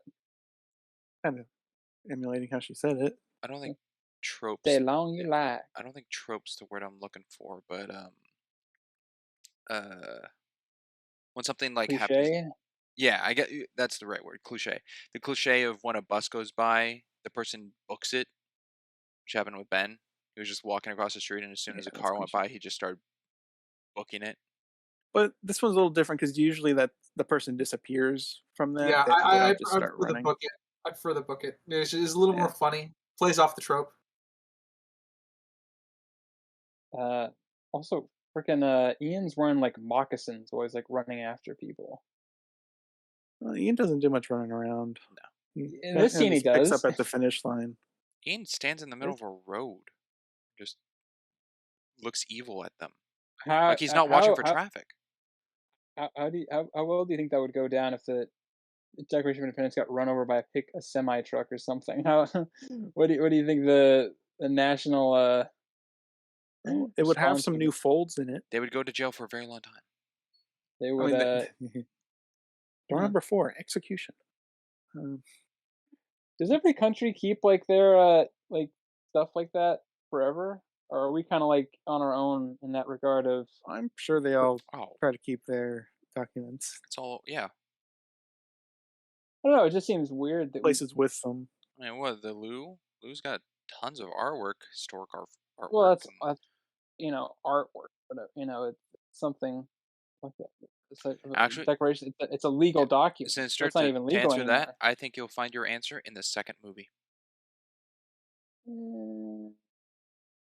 Oh, this is something I forgot to ask. But when they show like when they're gonna rob the the Declaration of Independence, and they show like when the sensor goes off and it like launches itself down. Is that real, or did they just make that up for the movie? Like there's like I a didn't self see evacuation. anything on that, but yeah, I have no idea on that one. I See, would imagine there's probably something similar, probably not to that extent. Think it'd have Because an entry point below and above, right? yeah, because we literally just see it like a bunch of guards like holding it after like the sensor thing goes off. So I don't know how realistic that is. Yeah, I I'm don't trying to know. recall what I point you're also don't know how much would at. actually be public knowledge through books at a library, because you'd think that a lot of that would be top secret info. Yeah. Well, but Riley says there's a lot of it's public. Yeah, so that's what they say. That's what they say. What I was going to say earlier was, uh, I thought it was really cool how they filmed Ian when he was picking up the Declaration. It's so cool. It was slow mo, depth of field. They played with the rule of thirds, where he was on the left side of the screen. The skin was again, the camera was rotating around him slightly. It I'd looked like really it better if good. his skin was rotating around. Yeah, they're Way creepy. That's creepy. an active road, and there's no one else crossing it, and he's standing by himself, and he's not looking for traffic. He could easily get hit by a car. Well, that would have been Okay, another Sean Bean death, wouldn't it? he's there long enough to where drivers would have time to put brakes on. They wouldn't be, oh my god, he just came out of nowhere and I hit him. That True, that true, but there's still that no like honking or that there's no doubt in There my would be mind. honking. There's no doubt in my mind. There's how it should have ended with Sean Bean just getting hit by a semi truck or something, and then of course Ben just gets picked up by the FBI real cash And very quickly, very casually. like hey, well, they don't make a big scene about it. And be well, careful with those. you got to be careful with those. I'm Harvey Keitel. I was a pimp and taxi driver. I do like I don't the know if it was just. Go ahead. okay, I do like the tension rising shot of Shaw in the market looking around, and it shows him like catching his eye on something to then cut to Abigail hiding and a hand coming out of frame to touch her, giving the impression that it could be Shaw finding her when it's Riley. Yeah, I think that was a that good was cut. good. That Really was that good was a good. build of tension. I thought it was And gonna be then some random lady, yeah, find your ex. Okay. and she slaps him in the face. Subs- Yeah, well, she Mhm. just kind of jumps. She doesn't even like. What if it was Shaw? Well, Well, then then she, you would have grabbed her in yeah, public, in front of everybody. a big no-no. Writer, did you have anything for this act that we maybe haven't touched on? Let's see, when they escaped the library, I mean the Or Independence yeah, Hall. well, like during the chase or even before that, maybe. Um, Sadusky or his escape diving how did plenty the still. wait, is this including The the escape, yeah. escape from the Intrepid? No. Yeah. Oh, it This is is. including the Intrepid. Okay. Yeah, it said end of the escape. Yeah. Something. Jumping off the freight, the the air Is carrier. that The really the aircraft carrier. library escape though? Come on. Yeah, I didn't. Sorry, I didn't think that was okay. But yeah, I do like that the USS Intrepid makes an appearance. I think it's the only surviving Essex aircraft carrier, and it's known for having crimson levels of bad luck. Huh, wonderful. And it's still standing. Yeah, suffered so 4 kamikaze strikes and at least a torpedo. So would that be good or bad luck that it's still there then? Well, It's been a fair bit of the war during dry dock as a result, but you know what? It's a tough ship. um, okay, so we're still I counting the don't. intrepid. Yeah, we're still counting that. I Okay. don't know if it's just me, but when Ian was on the phone with Ben with the FBI listening in, and he's like, "Any of you FBI guys want Ben alone?" Blah blah blah, whatever. They all looked surprised, like he addressed them, and I don't know if it was just me that seemed like that was odd or not, or if I was misreading their faces. the FBI being surprised that someone knew they were listening in. Yeah, at least that's I mean, how I read, they their could be faces. surprised by that. I think that's fine. um, Well, right before that, Ben said he was in cuffs, so the, it's kind of obvious that Ian would now know he's in police custody. they do a good job trying to get Ben to make Ian's group do a good job trying to get him to escape the FBI. Yeah, that was a pretty good plan. It's a pretty good plan. Still wouldn't work. But I do like it. It works for movie logic. I can suspend my knowledge of realism for a bit. Fits within this universe's FBI. Yeah. This universe is Um, I I was lost. How did Sadusky find him in Philadelphia? Because I know Sadusky arrests them and Uh, or they found the car. they Yeah. found the car. yeah, Oh they yeah, found the they car. oh yeah, Patrick's this car. this is the Philadelphia police who found the car. Yeah. Yeah, Man, they and showed then up he was quick. gone. They showed up quick, but because that was they found the car like halfway through the chase scene, right? What? Did they? No, they found Patrick at his house. Said a car was They know the gone. car's missing, but they get a line saying, "Oh, by the way, we got a tip from Philadelphia police. The car's here." I'm asking when they got that tip because I think that tip happened during the chase scene. Um, Because if it did, that the FBI being here is still, especially Sadowski, since he was in his it's office, that was very fast.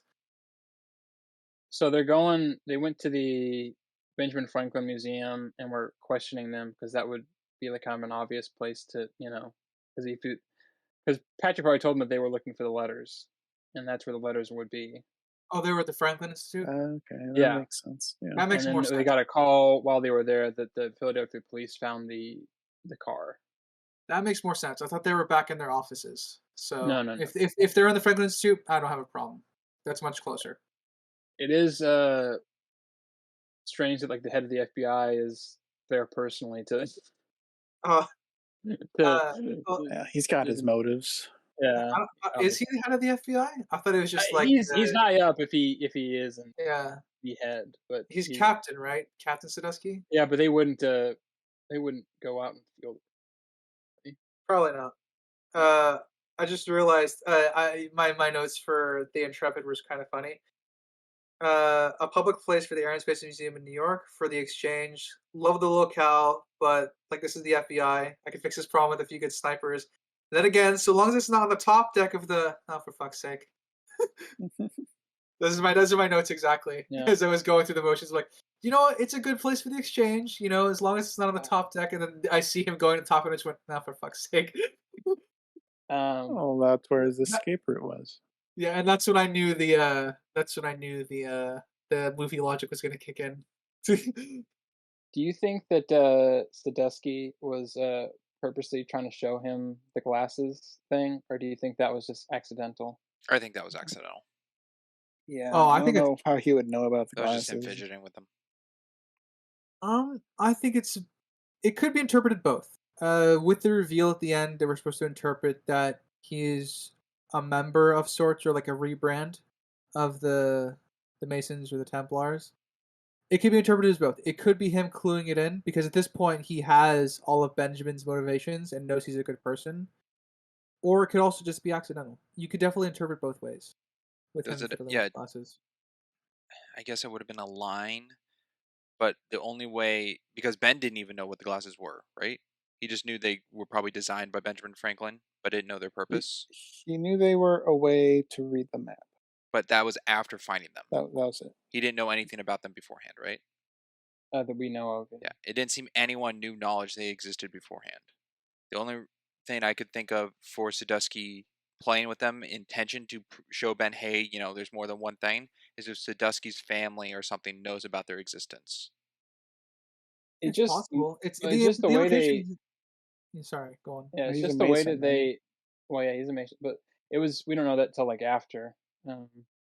Yeah, It, it's it's something just that the can be way he's recontextualized. yeah, it's just the way that he's like messing with them. It looks so purposeful, and I'm not saying it is. I'm not I was just like curious when anybody else saw that because when we watch, it's like he does it like one and then he does another, and they're set up perfectly. So I was just Yeah, curious if I'm anybody else. I'm definitely 50-50. It can definitely be read one way or the other. That's I Like all kind I Mass of have. got. Effect. Yeah. That's all I Well, have. I have It's the Hudson, sir. yeah to find him in. That's the only one I remember. When he gets the scan on him, okay, to disable Scan on. his The comms. jammer. Yeah, the jam. Yeah. and Is that then real? yeah, Probably. Tajama feed, and then the other one is it Shaw? I think Shaw comes over with the camcorder, talks to him about what he's going to do, and Sadusky asks anyone have eyes on them, but they can't because the chopper's there, and everyone's like covering their eyes and wind and everything, so no one can see Ben. Hmm. Would the FBI in the other chopper not be attacked by the wind at all and still have visual on Ben? Well, the chopper was blocking line of sight of the chopper. They were Yeah, at an angle where the FBI chopper couldn't see Ben because the other chopper was blocking Ben. yeah, it flew So in it was two between. choppers. It flew in Yeah, between the FBI chopper and the deck of the and Intrepid. yeah, it was blocking their view. Okay, well then I find it a little problem that they didn't move their chopper to get eyes on Ben, since that was their goal. And they just stood Uh, waiting for the other one to Fair. move. They there's told him to leave. That's pretty much all they did. There is a bit of that. There are also teams that we see not on the Intrepid with a clear view of the deck that would not have been affected by the wind. Sure. So I sort of get that. Yeah. I'm just saying, everyone's eyes on Ben would have not disappeared all at the same time. Correct. No. Yeah. No. Like I There's said, not much But they in could the have done the either, because if they pushed on him, then Ben would have just ran and dove anyways, instead of yeah. walk and then dove. Well, at that point, yeah. Regardless, end Would have result been would the have same been the same, result. Yeah. no matter what. If they pushed right when the scanner happened, I don't think it would have dived. He didn't know where he was going. Yeah. Well, and Correct. again, that's they. I mean, still legally speaking, they can't immediately run into like, okay, something's up, and he's, they have to have a plausible reason other than just the scanner going. Okay, pull out, bring him Yeah. in. I thought if him is Ben not under the custody of the FBI at this point? I mean, he is, but he's not. I mean, there's procedures, so they can't just immediately like, okay, something's up, we got to immediately rush in and blow this thing. Like, it's not really how it works. I think they would need a little bit more than just the comms getting a little scrambled. I agree with Yeah. that at least. Okay. I don't know the full FBI procedure of sorts. I only saw half of Quantico, yeah. so If comms are scrambled, general idea is just get eyes on him. Yeah. Keep the eyeballs, and they did technically have eyeballs. They did have eyeballs on them. They just didn't do anything with their eyes, Well, yeah, with the which is fine. And like I said, it's a movie logic escape. I was able to suspend my disbelief enough yeah, because they they do enough, in the plus film to they're try to only looking justify it. for really him interacting with Ian, and they don't see Ian, so there's no reason to panic that something's up. would they not have a file of his whole crew? Well, they don't even have technically a file They on Ian should because Ian's they not should his real have name. yeah, they should have a file on Ian as a character, whether it be a fake name or not at this point. But Yeah. And plus, they The were kind of Ian wearing identity. disguises, so Yeah, I'm yeah, saying if they got the back log of everything on Ben Gates because of a credit card situation, and then Ben in custody talking about Ian, and we said he didn't use Paul Brown until he got to Abigail. well, is one of them a career criminal or is Ben a career criminal? I can't remember now. As I it's said, I don't know implied the that 2 years between Ben and Ian to get to it's Charlotte. implied that Ian's, at least for the sake of their friendship, Ian has been clean by and large in the time he's worked with Ben. He hasn't done anything off the books, illegal, that sort of thing. He's been doing everything as by the book as Oh possible. no, I was arguing more for the fact of like Ian is a career criminal as far as we know from this thing, so I find it more believable that they can't really track him and they can track Ben. Yeah. Yeah, Yes, no, that's what I I was. agree Yeah, with that. yeah. Yeah, That's what I was trying to Yeah. say. Because they never track down Ian. Ben has to tell him where Ian is. So, yeah, because correct. they And didn't. They there's a didn't. scene when he's interrogating him, and he's like, yeah, there's nobody actually named Ian Howe or whatever. We have to assume that's a fake name and try to, Mhm. research into it. Yeah, it's an alias. Yeah, That even like the plays show. more than if it is being an alias to Ian's character at the beginning of the film, because that's what Ben refers to him as. Yeah. For 2 years. Yeah, Ian compartmentalizes. Who knows if Shaw even knows his real name? His Yeah. his best pal Shaw. Yeah, You You think any remember of his your best pal lives Shaw? mean anything more to me than Shaw's? Anything else this act? I do not. All Yeah. right. The escape to the end. Lots of stuff. Smart move that Ian has leverage over Ben of getting Patrick. Yeah, Though Yeah. good it's a bit, assurance. I don't know if it's a bit odd. Well, I guess once I have Ben, I guess it plays off. I'm like, once I have Ben, I think in case Ben needed to contact Patrick for anything, would they not have had like at least an agent on standby watching over Patrick till the whole situation was figured out? They'd probably have one on standby. I Yeah. don't think they'd have anybody watching Patrick. Okay. I'm like, I don't think Patrick would be on house arrest, but just No. someone near Patrick at all times in case Ben did arrive there. Probably. Also, I'm not against them using him as some sort of leverage. It seems unnecessary to bring him along though. Yeah, they could have done some sort of video thing. Yeah, because he is more of a 2004, some liability. webcam stuff. Yeah, he's more of a liability than an asset beyond just being like, what keeps Ben engaged. I mean, yeah, the whole exploring situation, there was Ben and three of his friends. They kind of only needed one to press Ben to do anything. Well, I even don't even. I mean, yeah, that's also true. But I'm just saying, like, even in the way of like, he's an old man. They're forcing him to like climb in rickety stuff, so he could just die, by accident, and they're not even trying to. I think that's the point. He's the free kill. Why kill someone important, right? Well, yeah, but you know what I'm saying. He's the free me shield. But they didn't know going into that place that structure would be down there. Yeah. Mm. It could just play into how evil Ian is. Like, say Patrick does trip, fall down that, you know, elevator shaft situation, and then Ben's like, "My dad," and then Ian goes, "Well, do as I say, otherwise you'll lose more people you love," or something like that. At that point, though, most of his leverage is gone. Because Well, I that's what I'm mean, saying. There's still Abigail Abigail and and Riley. Riley. what? And I also Yeah, think I don't think Ian's that evil either. He does have a level of respect for Ben. He's not. I mean, that's why they team up. There's something there. I mean, even when Ian gets captured, he gives like this smirk, like, "Ah, yeah, got me, Ben." Towards the find the end there, And Moriarty then to your Sherlock Ben Holmes. does it like a shrug. He's like, "Gotcha." yeah. He'll be out in 5 years. Turns What out kind of Shaw first? survived the drop, and he's going to come back and rescue Ian from prison. You He's gonna don't show up. know. He He's might. gonna show up with the metal arm, and Yeah, Isn't it cool that they built a pit deeper than how deep long the hair. how deep like where the entrance thing is? What at the church?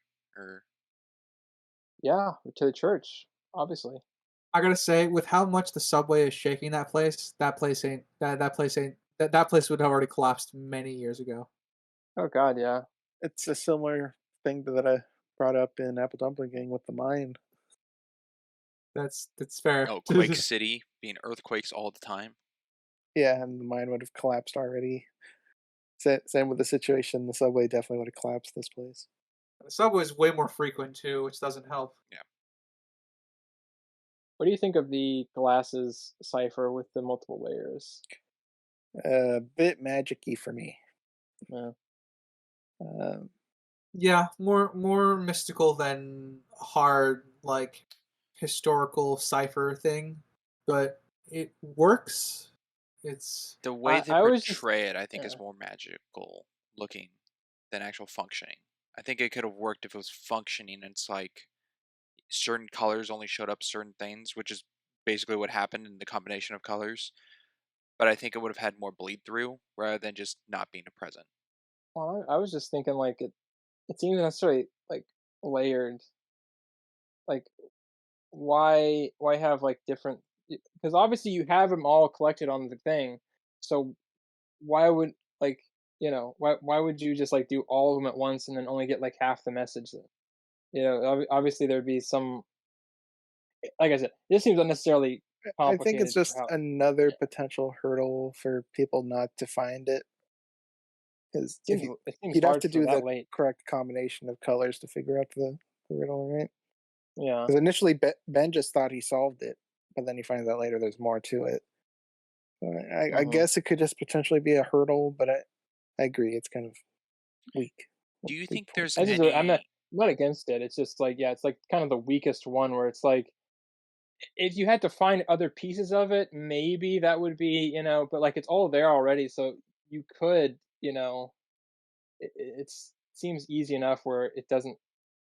Also, if you have all of them together, they only print out one message. But if you have them separated out, they print out a whole different message. Doesn't seem like it would make sense Color because it would. spectrum.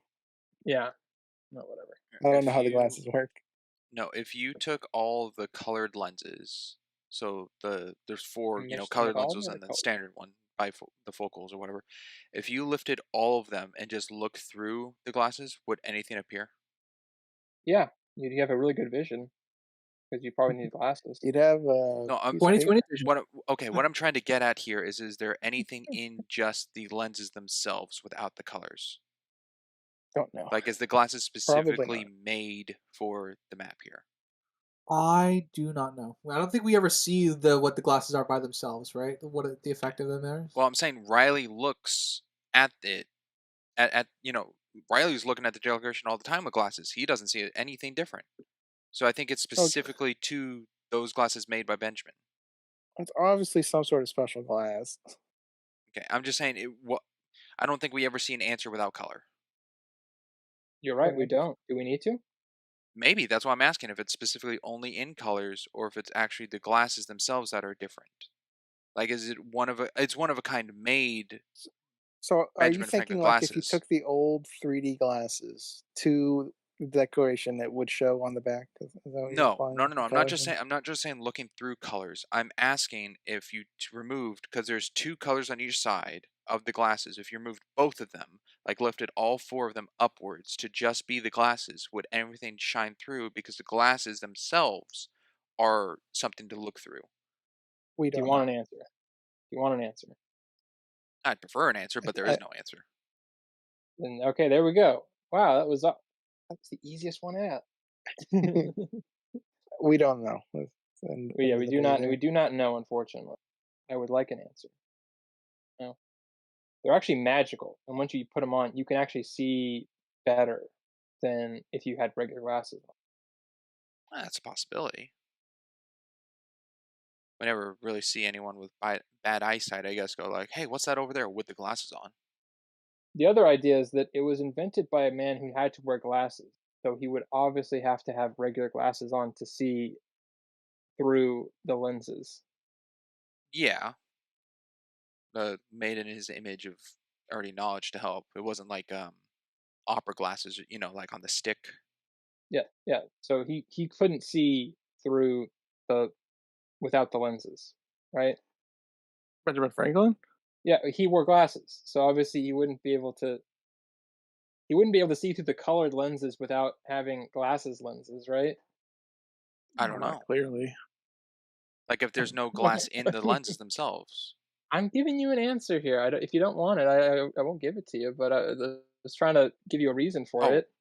okay. My apology. I thought you were asking a Yeah. question to the reason of why he wears Well, I glasses. was asking a question so that you could come to the conclusion yourself. So I wouldn't just be carroting you. Oh, So you would have the information. But yeah, so obviously, if he can't see normally without like glasses, then he would put the device over glasses so he could see through the device. Yes, but that's only of the colors. That makes sense. Yes, yes, that's only for the colors. Yeah. No, total agreement there. Then what are you not agreeing with? No, The lens I've lost the. themselves. I'm saying if you took the colors off, so you God. just have if you took the colors off, you just asked me, I'm giving it to you. If you take Yeah, the colors yeah, off and you just have those normal glasses and you take the yes, lenses out, so you just have the frame, yeah. Uh-huh. would there be any difference with the glass out or in? Like if it was just the frame with the four colors that can move up and down versus actually having the glasses themselves to go with. So You saying if you didn't have the frames, you didn't have the glasses, and you just had those little notches on the sides. Yeah, because of course the notches, the colors are what are Well, changing it'd be everything. I really don't think hard. 3D glasses would be that It would made be really custom for hard it. to be really hard to switch between them if you're just holding like two sticks up to your eyes with No, glasses I'm on saying you them. have the frame. You have the glasses frame, but the lenses are gone. The glass is gone. Would it be any difference? Do you need the glass to see the map? Benjamin Franklin needed the glass to see through. Oh, okay, never mind. Are you saying with even the color glass too, or just the Yes. What lenses? I'm hearing from your example here is two different pairs of glasses. I'm hearing Benjamin Franklin needed glasses at all. Like he needs them to see his normal pair because he's, Yes. kind of blind.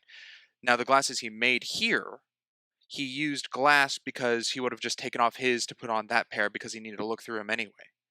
But the glass for them being made, because he custom made all the colors to see the map, did the glass of the glasses be custom made to see things?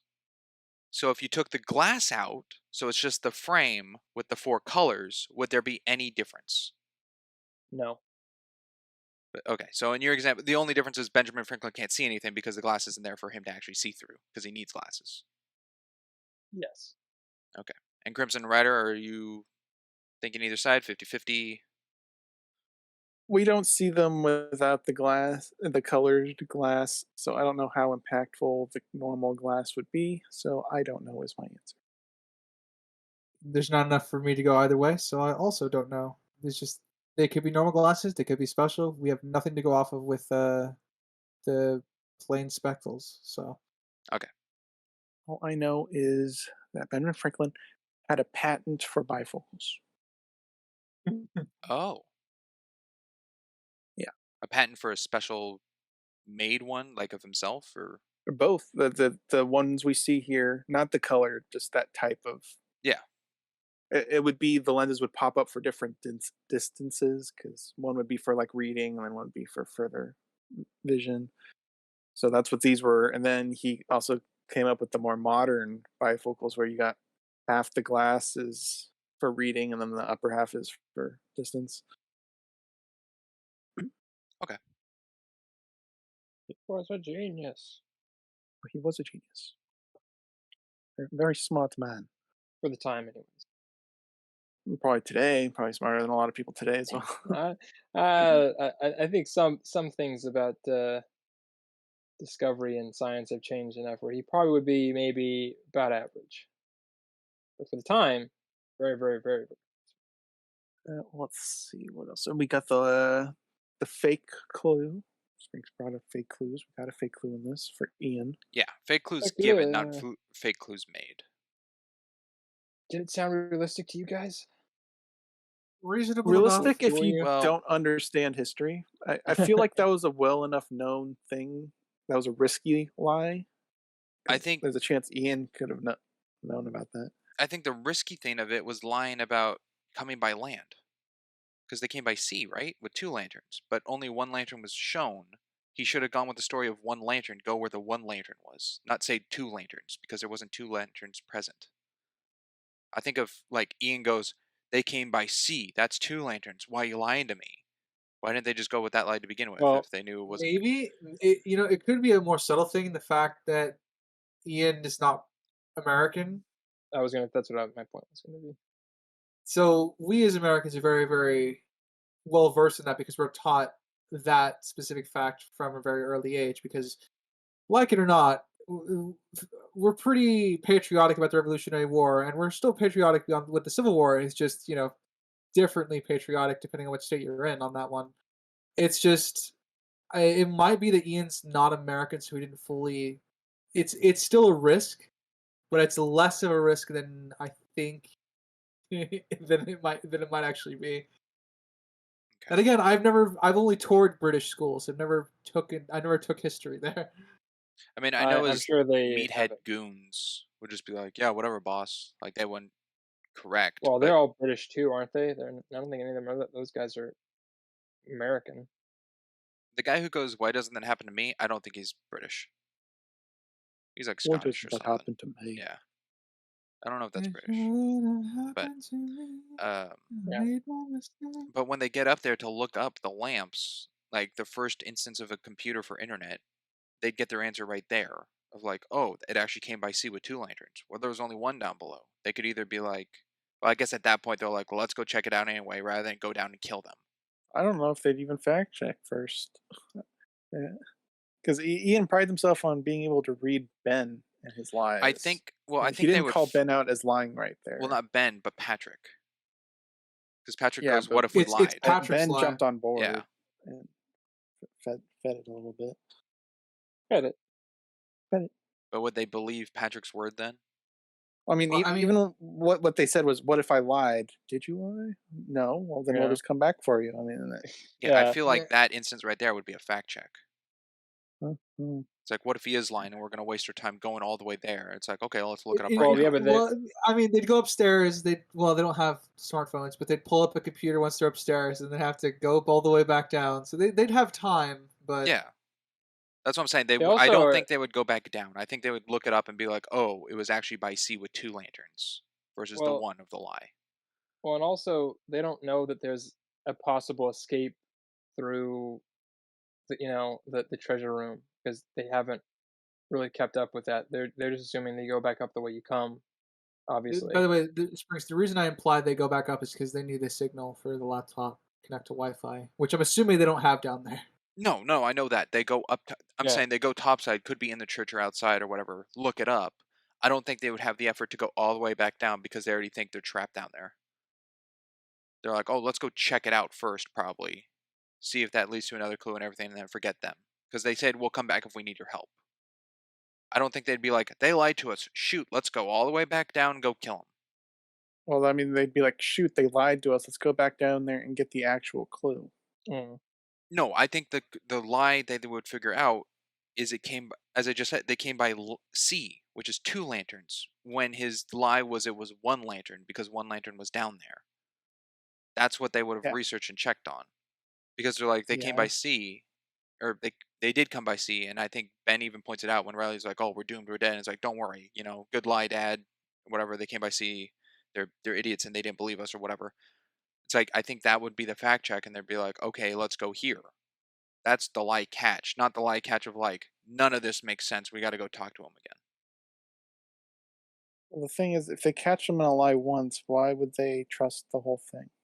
because they saw the one lantern with their own eyes, But even though the answer is two. yeah, so if they were told it's one, but they find out through the computer it's two, then they know they got lied to. Yeah. Okay. I That's all they guess. need. Okay, I'll say this. This is me coming to my own terms of realization here, and I'm sorry for the audience that's been screaming the whole time. It wouldn't matter because both sides of the lanterns were done in the same place for Paul Revere. There's no two different locations of lanterns. They were both being set at the same place, so it wouldn't matter. You Now could I'm confused. What also you make the were, were argument you were, that you're thinking there were two different buildings? Yeah, I'm thinking one lantern was in one place and two lanterns was another place, Oh, and which okay. way Yeah. No, okay. Yeah.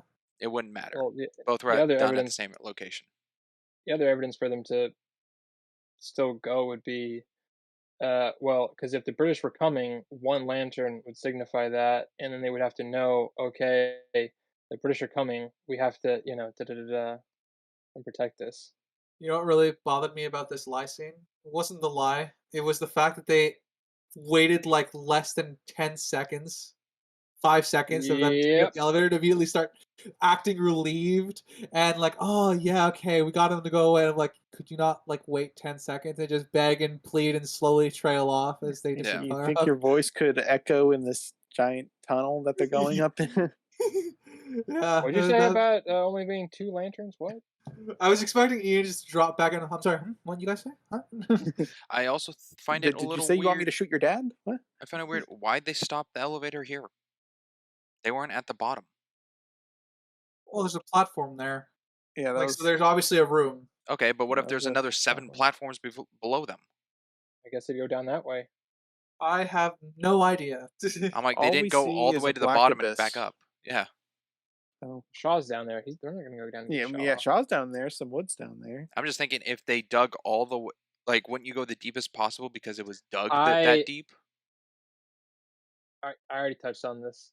I already said I thought it was weird that why did they dig a hole deeper than where the thing was?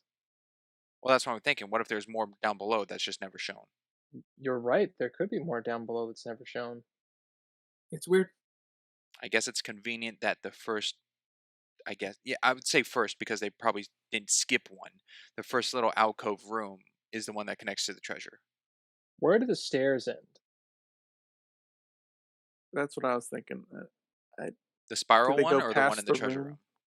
The spiral. Does it Uh, go past the room where the elevator dropped them off, or does it stop there? Probably goes past I it. couldn't tell.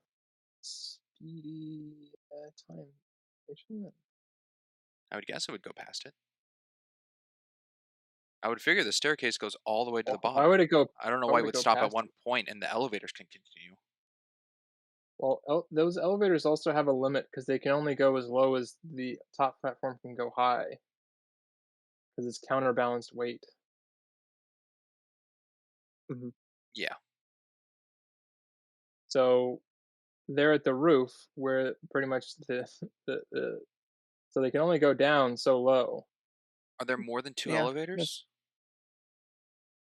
I Because they don't. break one. No, they don't break one.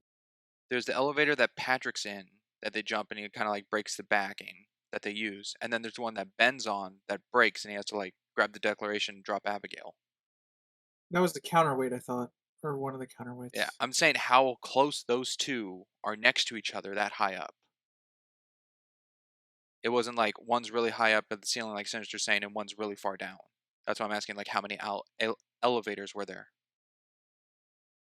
No idea. More than two, but less than 10. Okay, Don't know. because if that's the case, if that's the counterweight to the one they're in, they would have only gone down like 10 feet.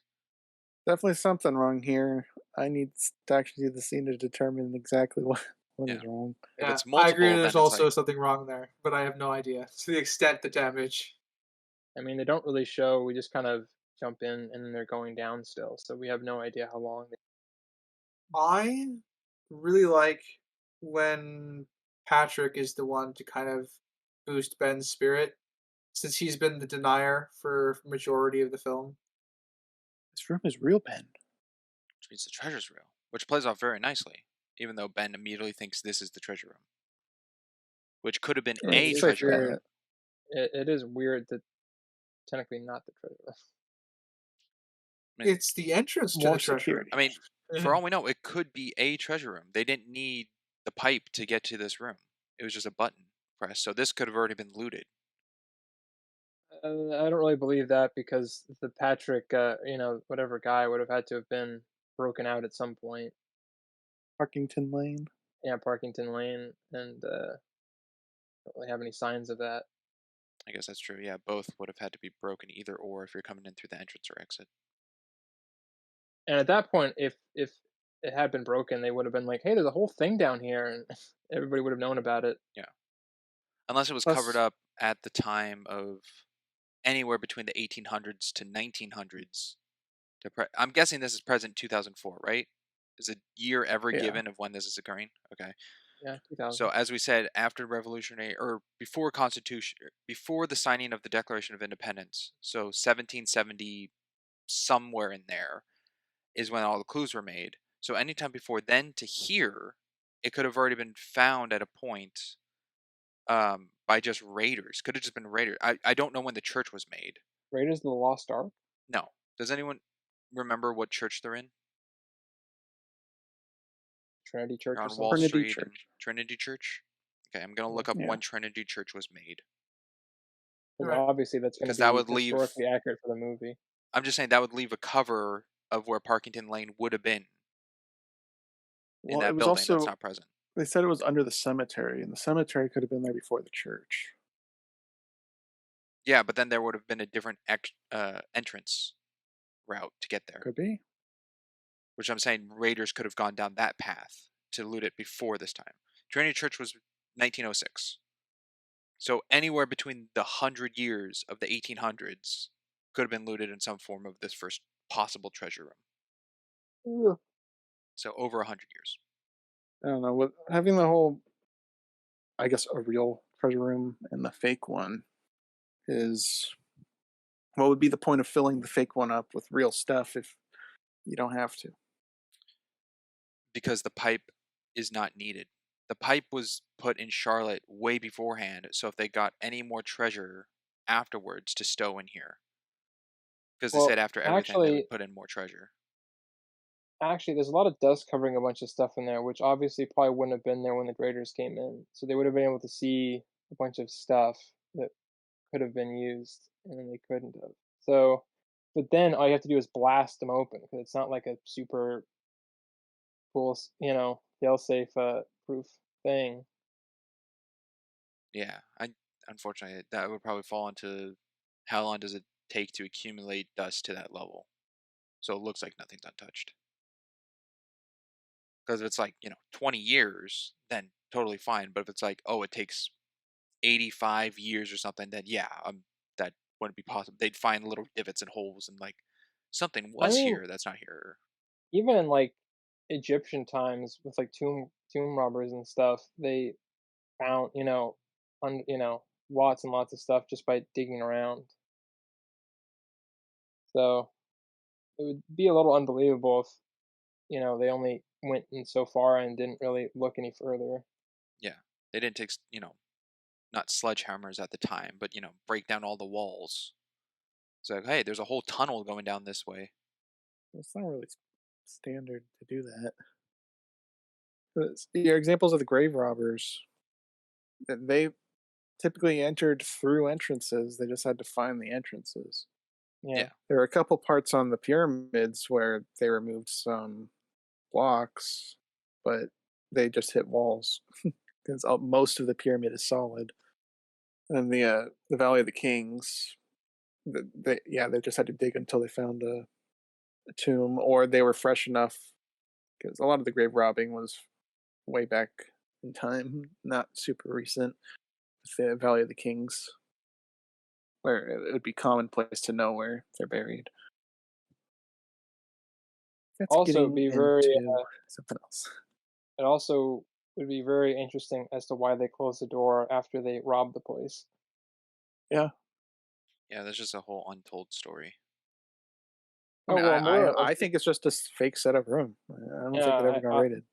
I don't. Yeah, that's kind of where my original thing was because it doesn't really look like more bare than it needs to be, honestly. I think okay. I just think that because of the pipe, unless there was another pipe made somewhere, so they have access to the treasure room, that Ridiculous. this room is made so they can stow more treasure they find from the time period of Revolutionary War, possible Civil War, whatever. The the fact that we see how big it is after that makes me not believe that. Well, there's also a second entrance. The exit can double as an entry point. That's true. If So so, beforehand, the before the anything church in new added, 1906, could have gone through the they could add through exit the exit. Yeah. entry. That could stand. We don't really see anything but stairs, and if the stairs have traps or There's lead or another false room, elevators. yeah, there could be a whole nother elevator shaft. Yeah. But then again, And since Parkington it Lane was is meant right for next to the exit. yeah, the way that tunnel would have to be constructed, considering how deep they were, would be an interesting one.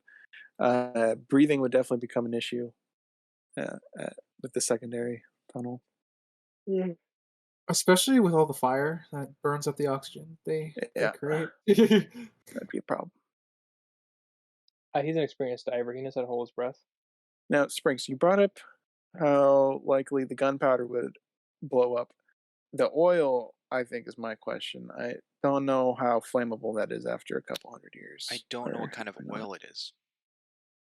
I think it would have evaporated far faster, probably, Yeah. My but issue is not the oil. The oil isn't flammable. My issue is that it's there at all. Because I think it would have been. I think it would have evaporated I don't think it would have been as as well. wet.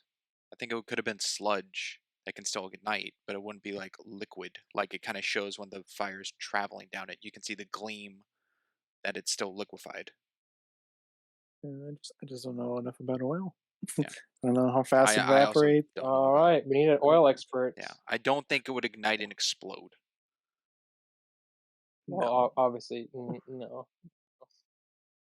I would be concerned though, because there's cobwebs and everything around that stuff.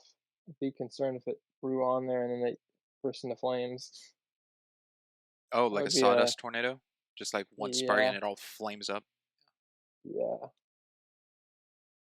Because obviously not all that stuff is gold and metal or Yeah. statues. It's some of it's I think paper. from the tunnel to the elevator shaft to here, nothing of cobwebs have really been in place to cause that, but it's still a concern.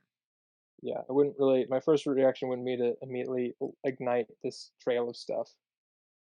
I do I don't know if it's convenient, but it's just lucky that Ben has the pipe on hand in order to get into the treasure room.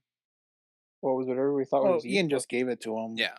I guess Ian found no use in it anymore. But even still, it would have to play out in the clues and everything that the pipe guarded by the captain of the Charlotte was used for the treasure room's entrance. Well, the secret lies with Secret Lies Charlotte. with Charlotte. Jinx. Well, okay, in that case, do you think the secret refers to the pipe riddle or the pipe itself as a key?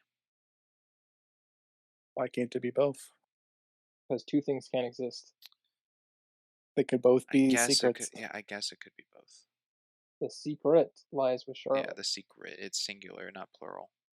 But Well, it could still Well, be the played. secret being the Yeah, it could object, still and be the played object either has way. two clues. Yeah, could be played either way. Okay. could be.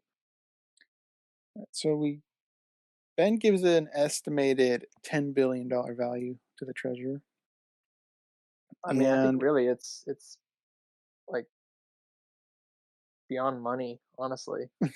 priceless. Yeah, It'd be very expensive. Well, was it the Riley scrolls of from Alexandria. Alexandria, Alexandria? which Yeah, are I think supposed to not exist. Yeah. that's a possibility. Two of those scrolls is $10 million. I don't know where you got Uh, that I, number, but I sure. wrote I wrote it down and I'm like, well, that's not possible. It's literally what It my was notes yeah. say. before it got burned down, obviously. Also, Okay. she didn't open any scrolls. She just like looked She at just the seemed Well, like she outer. has no gloves. Yeah, I mean, I'm just saying. Does it have a distinct design to know immediately It's what they probably a are? symbol or something. I Or don't know. I mean, we do have scrolls from that period, so there is a distinctive look of them. We just don't have ones that are from Alexandria because it burned down. well, in that case, I don't know why she didn't think. I mean, are the scrolls of Alexandria distinct to where they There were are, or probably is it markings. because she didn't say like the time period? It's like, oh, Well, scrolls she finds them from on a shelf. Maybe the shelf is dated or could tagged be in some fashion. on her side that we don't see with the camera. Could be, Yeah. but then again, it wouldn't be. I'm It probably wouldn't I'm be in English. I'm fine with it. That would be a nitpick that it happens to be Alexandria. But they could be Dead Sea Scrolls. For all we know. Yeah, that's what I'm saying. It's I don't know probably how distinct the scrolls look. they're old. Yeah, but she doesn't That's say all that like, really. "Ooh, scrolls from ancient Japan." It's like, But what's the then but then you would be like, why? How do you know they're made from Japan? Why? exactly? Why That's what aren't I'm they? saying. What's the significance of Alexandria of the scroll to immediately know that they are the because scrolls? Because the because audience would know that's historically significant. yes, It's played for the audience of a line in the film and I not know you're not actual into depiction that. of. I'm just I saying, know, there's I no know It you're could not. be. stamp. so We don't therefore know. We don't because it's know a that. You can't say that. You so can't there say there's no stamp. so therefore because it's a line played to the audience, it's a flaw in your eyes, right? Springs.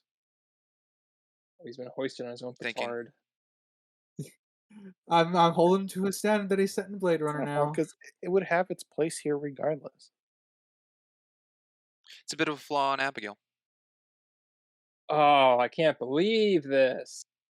She How's didn't that say a flaw time in her? period of the scroll. She identifies what they look like. I will say it's not a Like I said, flaw. there I could will be a say it's plaque on it. exactly. It's not a flaw because the camera never shows her side of it where it's listed of like a name or a time period or anything of like where they come from. So it's not a flaw for Abigail? It's not a flaw because we don't see the signage. What we see is her look at a scroll. We don't see her like point at something or look over. She looks immediately at a scroll and looks down the line of scrolls and goes, "This scroll's from Alexandria." Like she's looking at the scrolls. It could be I mean, if there's a signage, it's fine. If there's no signage, that's her just looking at them and identifying what they look like. It She could be a also hope because works you're in at a a treasure room and she's like, "Oh, these could be this." So it's a hope that she's just saying verbally which is also She's also fine. she's also a history major. I don't see why that's such a big leap that she could know. Documents Well, that goes history. to my initial Yeah. question. What identifies the scrolls of Alexandria from any other scroll? Who knows? We're not experts. Yeah. Exactly. No. That's what I'm saying. So So you we got don't. to go with the expert of Yeah. Abigail. It's like an expert witness in a trial. You just have to go by what they say because they're the ones knowledgeable. Abigail apparently knows what those are, so we have to believe she knows what they are. Trying to think of a good example. Just because we don't follow all the entire thought process of Sherlock Holmes through an investigation, doesn't mean that his conclusion isn't invalid. It's So just because, circumstantial, but yes. I'm just bringing this as an example Yeah. because it's a broad topic for Sherlock Holmes. Just because we're not privy to Abigail's headspace in this, doesn't invalidate the thought process of her. It could be correct. We don't know because we're the audience, Well, no, but yeah, that wouldn't play onto the character's knowledge. That plays onto the item itself. Why do you Well, have a it's the problem with the character's knowledge scroll? to interpret the item. But does the character know what the item is? She's she an clearly expert in the said she field. is. Oh, it's circles. No, It's circles. I feel like I'm at the base of a tree and you're just going to branches. I'm just Then What's your? you have to You gotta. explain to us to get what down there, I'm though. I'm questioning what identifies the look of a scroll of Alexandria.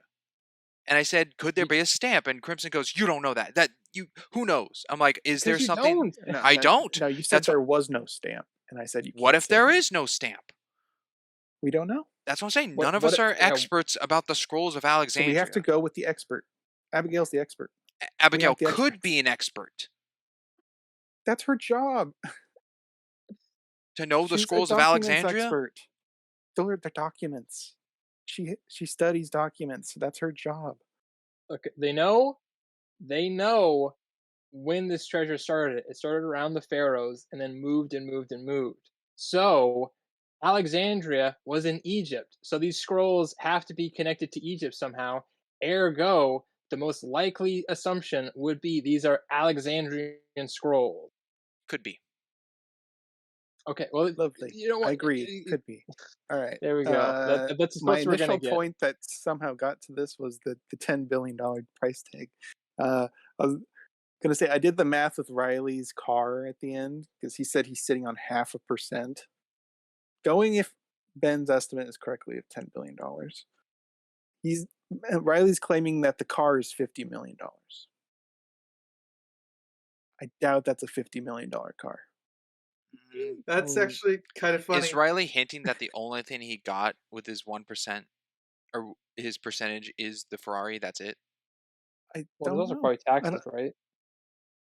Well, Riley brings that up in the second one, which Yeah. that total doesn't even add up either. I think that was played as a joke in the second one, but It is a joke, but it's also yeah. there. You But can't yeah, just pick and so choose the math things. doesn't really add up unless Ben severely overestimated the price of this discovery.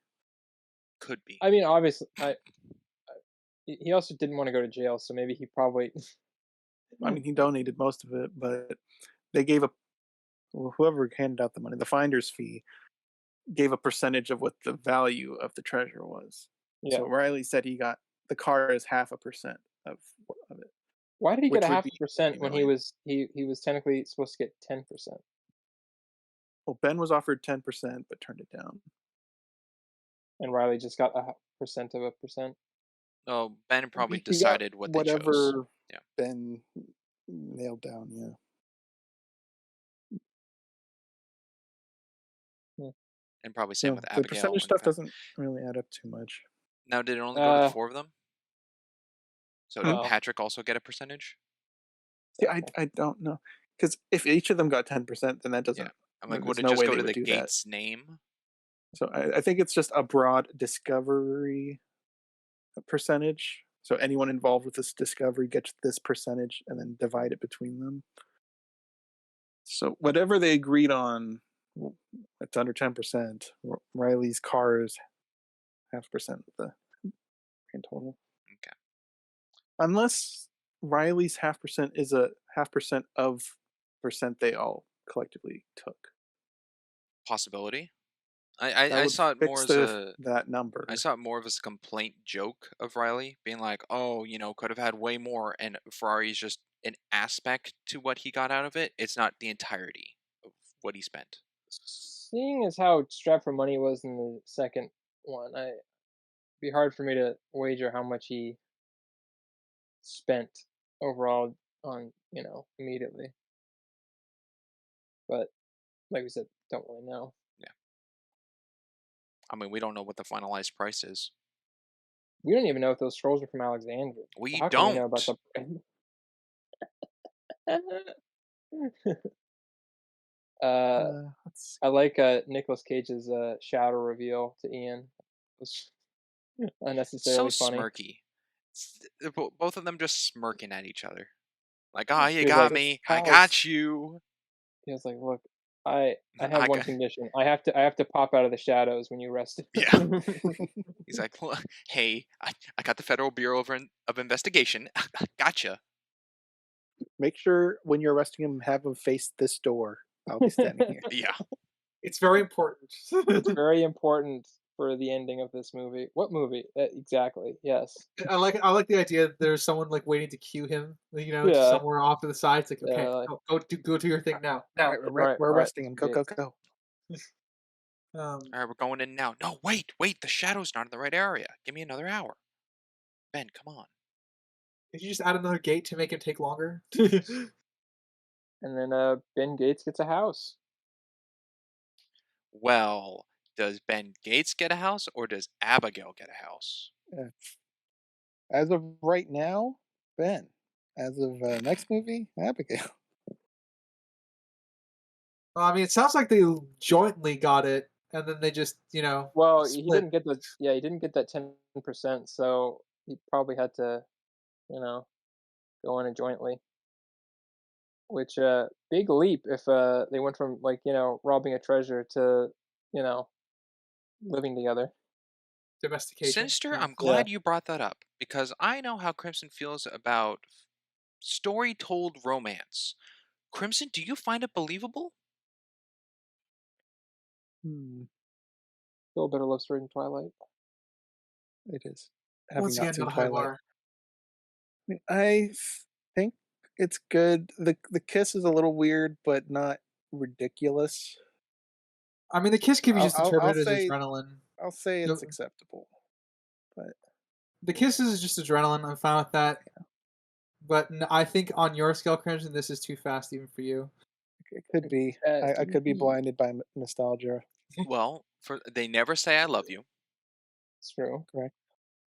They The never the kiss out of benefit passion. is The moving in, we don't know how much time passed, but they've yeah. already donated stuff The to the benefit is museums. yeah, the benefit is that we don't know how much time has passed. It could be a The couple only thing in months. question is the kiss, and I think the adrenaline excuse could be enough. But yeah, I'll I say it's also acceptable. I don't know how much of it's biased. yeah. I also want to say just the comment that Shaw makes when they kiss is like, "How come I never got the girl?" And it's like, "Have you ever considered Hilarious. your life choices?" Or Have you tried talking to a girl first? Shaw, why and don't you not go to being Urban Outfitters sometime? Yeah. Go to the lady, the cashier. Yeah, Ask her out. similar disposition. as a first time viewer to this film, I thought the ending was pretty quick. Not that it was bad; it was just Eh, fast. I remember there being a I Um, little bit more lead up suppose. to it's Ian getting quick. Like I said, arrested. the dialogue carries the scene. Like they give you a lot of information really quick in dialogue. So I was fine with the quick wrap up. Um, like I said, it wasn't. I don't think it's a flaw. I just noted down that it felt quick, and that's fine. They still covered a lot of ground. So Yeah, the finding the treasure room to credits is what, 5 minutes, or maybe a little bit more. Yeah, that's 6 minutes. Yeah. Because there's the whole talk with Sadusky about not wanting to go to jail. Yeah, I can see that that's a bit little quick. And that was Charles Carroll's something in relation house because Ben never got to finish because Riley cut him off. Because someone famous did something historical, blah blah blah. Uh, But so it connected to the beginning with Charles yeah. Carroll, that's cool. true. Yep. Which was also historically accurate at the beginning there. I didn't point that out. Not Lewis Carroll. Wrong Yeah, person. Charles Lewis Carroll is the Carroll. last Charles survivor. Carroll was the last science fighter. Yeah. Yeah, Yeah. that was great. He was also the only Catholic. Interesting. What?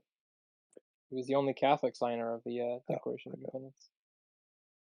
Didn't have that in your facts, Crimson? I did not. Wasn't that important? All right. Do we have anything else for the movie? Looking at my notes. Um, I mean, the music what do you plays think off really nicely. Yeah, what do you think the map was leading to, huh?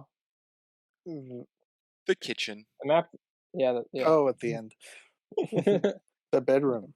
The kitchen or the bedroom, or wherever they can Well, get comfortable. yeah, you know, The spare bad bathroom. I always wanted to do it in Charles Carroll's bed. That was the perfect voice for that. I can't really do a Nick Cage very well. But yeah, Something I am ready to sign the check.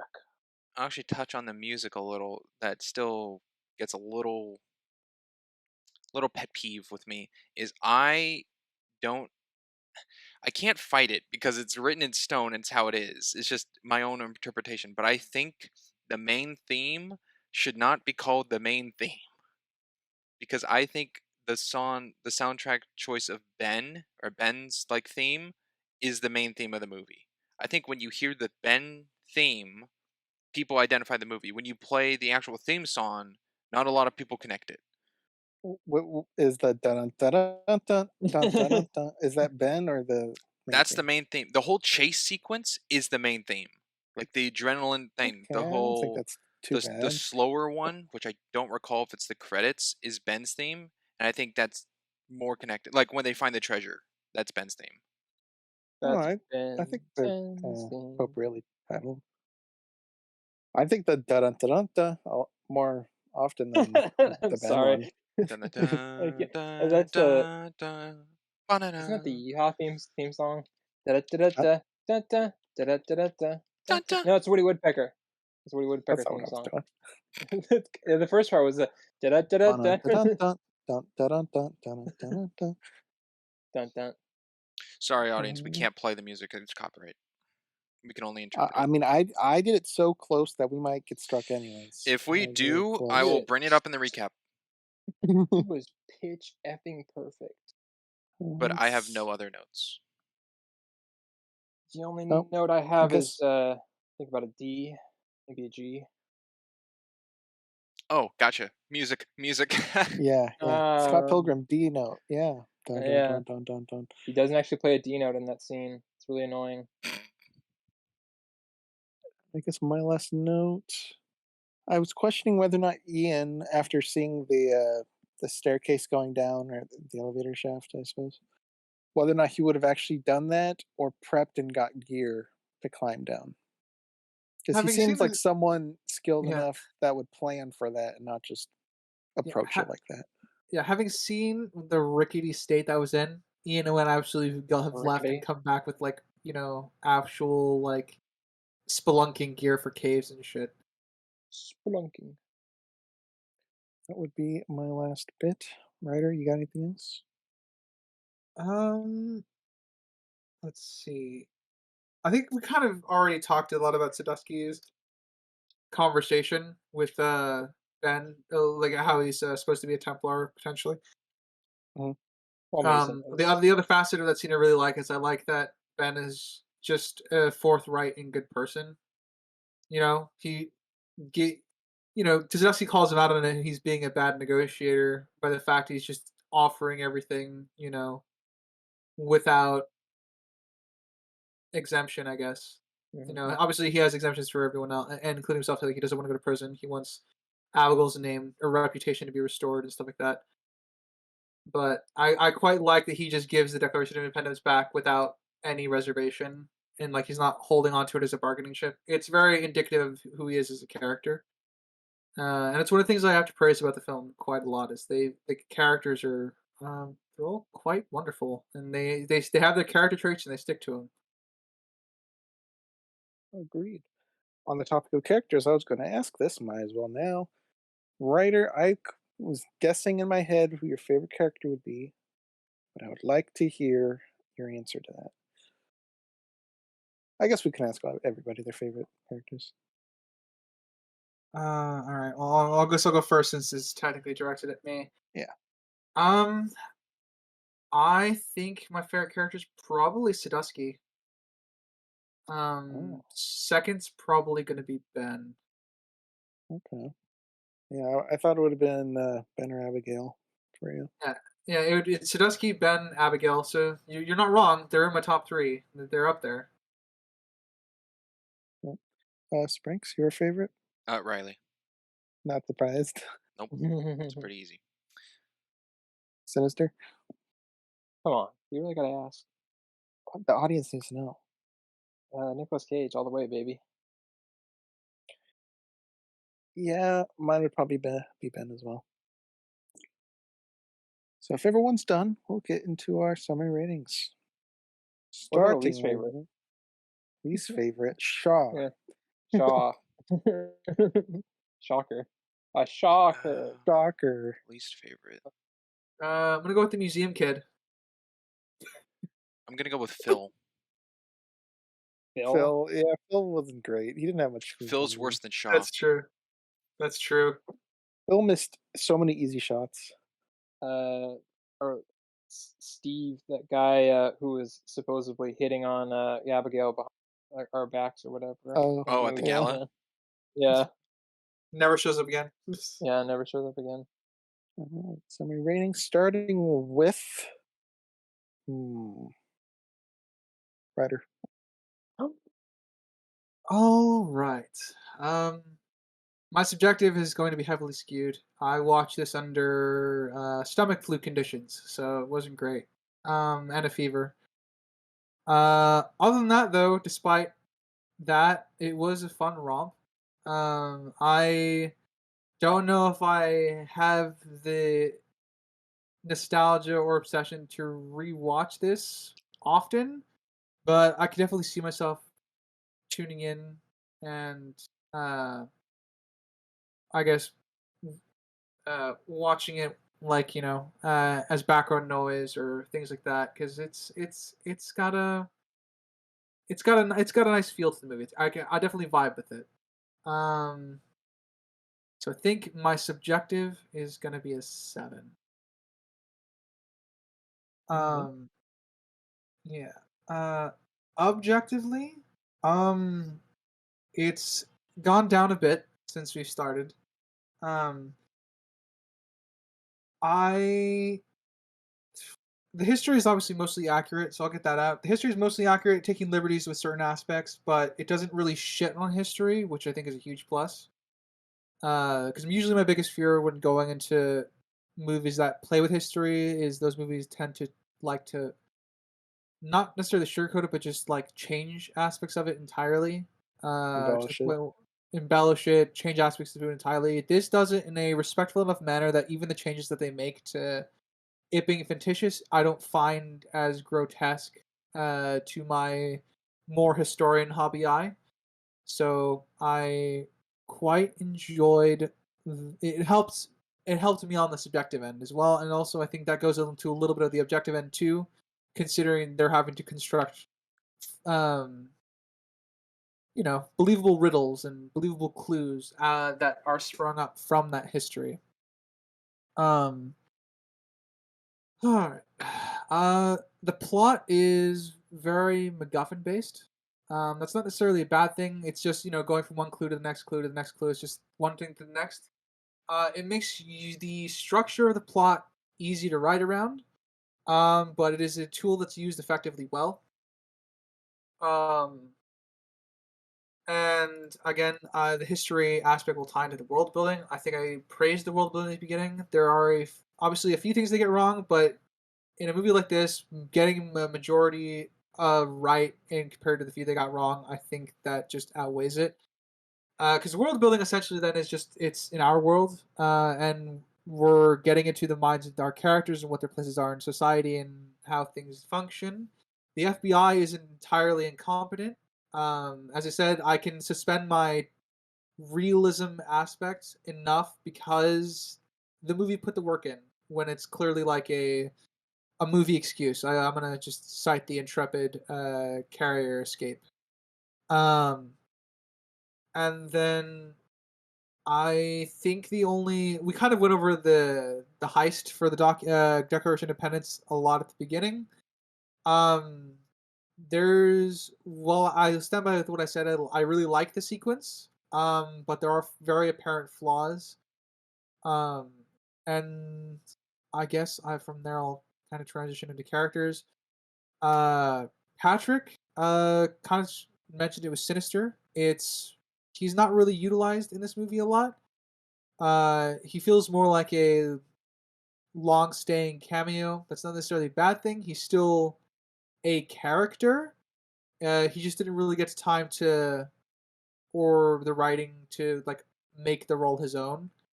I think the his best scene is when he is finished his I'm gonna call it conversion, where he's convinced of that Ben was right and is now supporting his son. And I'm always down for that family stuff. So hits me in the feels a little bit, even if it's not unique in any sense of the imagination, but it's still good. It's well executed. Um, Riley, um, I'm 50-50 on him in terms of liking him. I think most of his jokes landed with me. It makes sense. I think he's a little over the top in movies in the next one, but in this one, I think he's good. I think they balance it really well between being comedic relief, the guy in the chair, and I'm trying to figure out best to phrase this again. Um, yeah, I think he's fine. Um, Abigail is, I think, also really well written. She's competent, and I think she has. She's not. She's more to the plot than just what. She. God, I'm butchering my words right now. Um.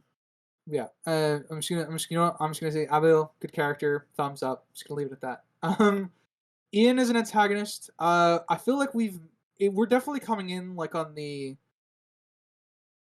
towards the end of like a chapter or a book when we're introduced to him, because we're missing 2 years of friendship between him and Ben, and there's a lot of drama that could be played off of that, and it's like how well do they know each other and stuff like that. I do view that as squandered, but it's not necessarily an objective flaw.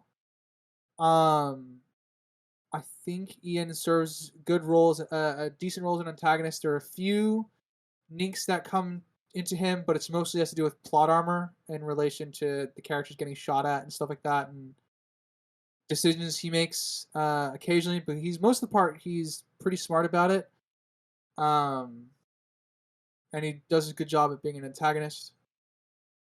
Uh, and then at least Ben, I think Ben probably is the most well written character of the cast. Uh, and he's the main character, so if you're gonna have any character be the most well written, have it be your main character. Um, he's he's not really it's an archetype that I don't remember the name of, but Nicolas Cage just does a good job portraying portraying the character. And as I said, I really only one issue by and large with all the characters where I felt something was off, because I think for the rest of the story, no one really steps outside of their character traits in an unbelievable manner. Most of Ben's riddle ramblings, as I like to call them, make sense. There's a thought process behind them. There's a through line in them.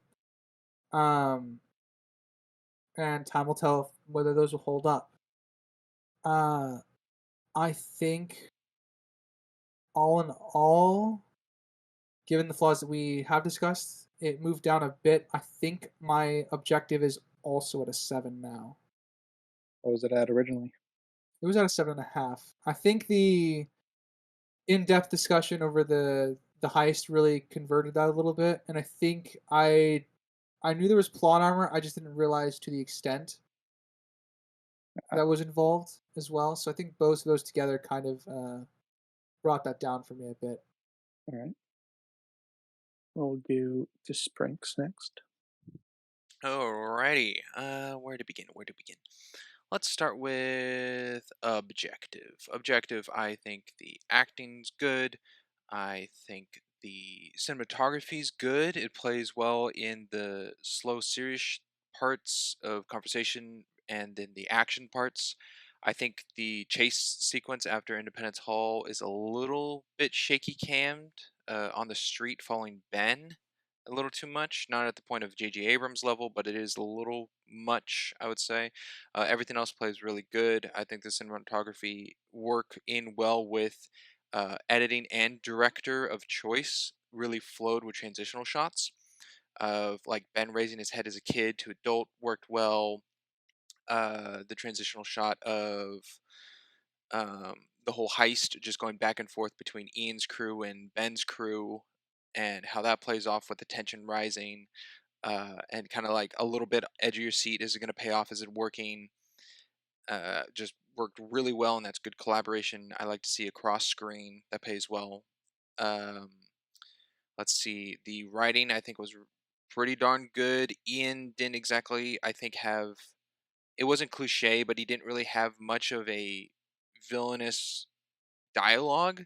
He just kind of said like, "Ben, help me. Ben, I'm doing this. Like this is my plan." Like there wasn't a lot of like evil thoughts or doesn't actually necessarily have to be evil, but like a lot of like behind the scenes like mastermind thinking, planning out. It was a lot of silent and just going with it because Ben explained what he thinks Ian's going to do or is doing.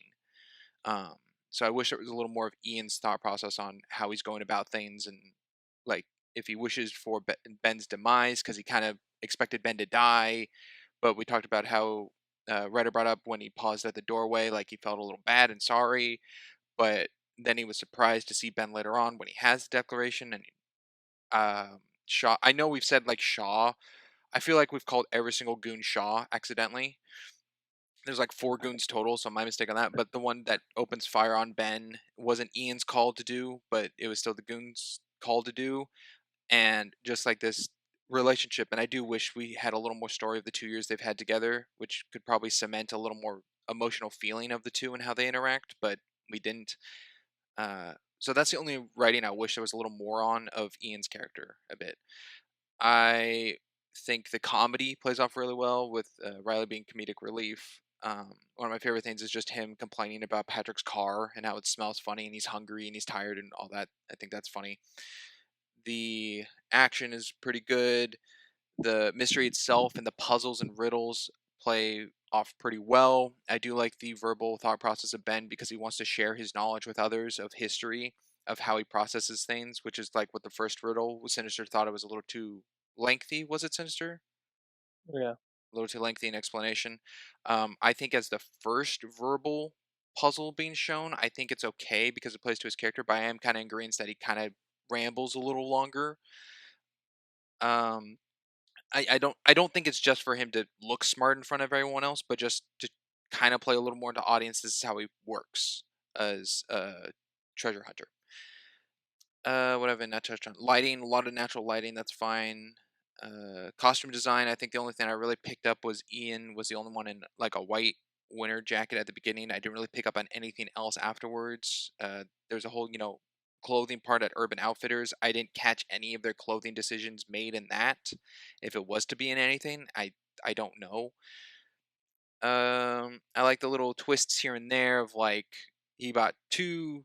He brought a replica of the Declaration, so that's cool. Uh, the I'm blanking on the other one. I'll just skip it. But like, there's some twists and turns which are really nice. Sadusky's pretty good. Actually doing his job and following along, which is good in a film. It's not just sidelined B plot kind of character or something like, oh, they're always on their tail or something. Like it gives Sadusky a fair amount of screen time that he's around. It's still working. Uh, yeah, objective, and there's little flaws here and there. Of I think the biggest flaw for me was the heist would have worked because of how it was recorded through Riley, and it could have been fixed if Ben was with the camera, as I said, and Riley was in the van recording and it showed that it would have been fine. Otherwise, I can go into believe that the whole montage of the heist setup was just filmed incorrect in not linearly order.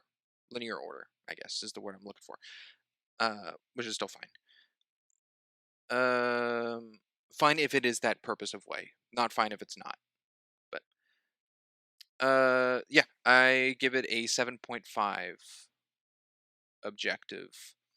For subjective, I really enjoy this film. It's a fun enjoyment trip. It's got that Disney charm to it. Um, it's a little more surprising. I think I don't know if I would necessarily say this is a kids movie, but I'm trying to think in my mind comparing it to other treasure hunter movies like Indiana Jones or The Mummy, and I think this would fit more in that realm of a more Disney audience, more kid, maybe. It doesn't necessarily have that supernatural effect it does like Indiana Jones, where it's like, okay, it's kind of plays off as make believe. Like this is a lot could be real, especially with the history matching up. So I think it just plays. It's well rounded to play to all audiences, which is very nice. It's not tailored to kind of like one aspect or the other, and it's just enjoyable. I'll enjoy it probably for years to come. It's one of my favorite Nicolas Cage roles he's done in a movie. He's done a lot of movies, and I like a lot of his movies. I wouldn't say this is not my favorite movie I think he's done, but his portrayal of Ben Gates in this is very well. I do like his acting in this. Um, so I give this movie subjectively an 8. Alrighty, we'll go with Sinister. All right. Uh, so this was definitely a movie that was kind of, I think, mired in a lot of nostalgia for me. Watched it a bit when I was a kid, and I was curious to see how it had aged because I was especially Nicolas Cage's stuff tend to kind of from the 2000s tend to have a little bit of sheen to them that fades over time. So you never know. Ghost Rider. No, Ghost Rider still rocks, dude. But you never know. So I was kind of convinced that probably this wasn't gonna hold up as well as I remembered it.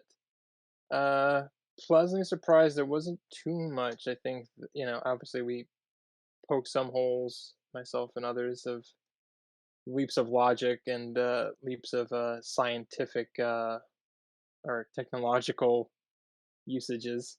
But I think all in all, this is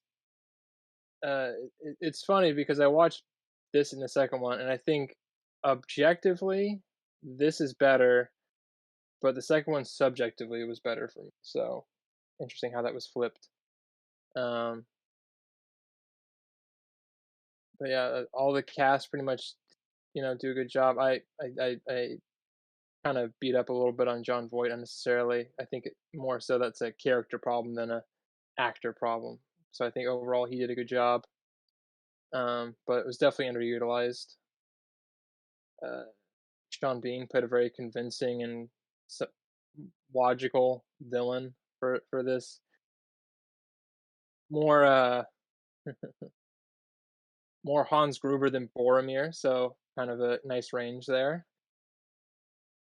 Uh, we got Abigail. I think was pretty well done. Probably one of the best. I think that we've covered probably one of the best female protagonists in a movie. Really well written, not really well written. Not a lot of kind of holes you can really poke in her. And Not the Temptress from The Greatest Showman. no, no, no, no. Not Melissa McCarthy from Thunder Force. I'm sorry. Did I talk during your review? I'm sorry. Uh, fine. But so all in all, a good cat. Riley definitely. There was some moments where I think he might have gone a little bit too hammy, but I think for the most part was a good comedic relief. Second one, I think definitely he goes too far, but we'll cover that obviously. Um, and I mean, who could forget Sean and Bill and Victor and all the rest of the goons? Really class A work. It's very hard to be both nothing and something at the same time. So kudos on them. Story's pretty good. Definitely, I think writer touched on. A lot of MacGuffins, a lot of a lot of Deus Ex Machinas floating around here and there, but overall, it's to be expected in an action kind of adventure film. So nothing too failing in that. Yeah. So most of the problems just lay in some minor little plot holes or plot conveniences and things, which is not the worst, but definitely has to be metered in. I feel fairly confident. Maybe, the second one will shift some things when we talk about that, but I feel fairly confident giving this I feel confident giving this about a 7. Alrighty. A 7. Now it's for me. I will start with my subjective, and I will do a podcast first. I'm giving this a 10. You're out of your mind. That's insane. Yeah. Subjective 10.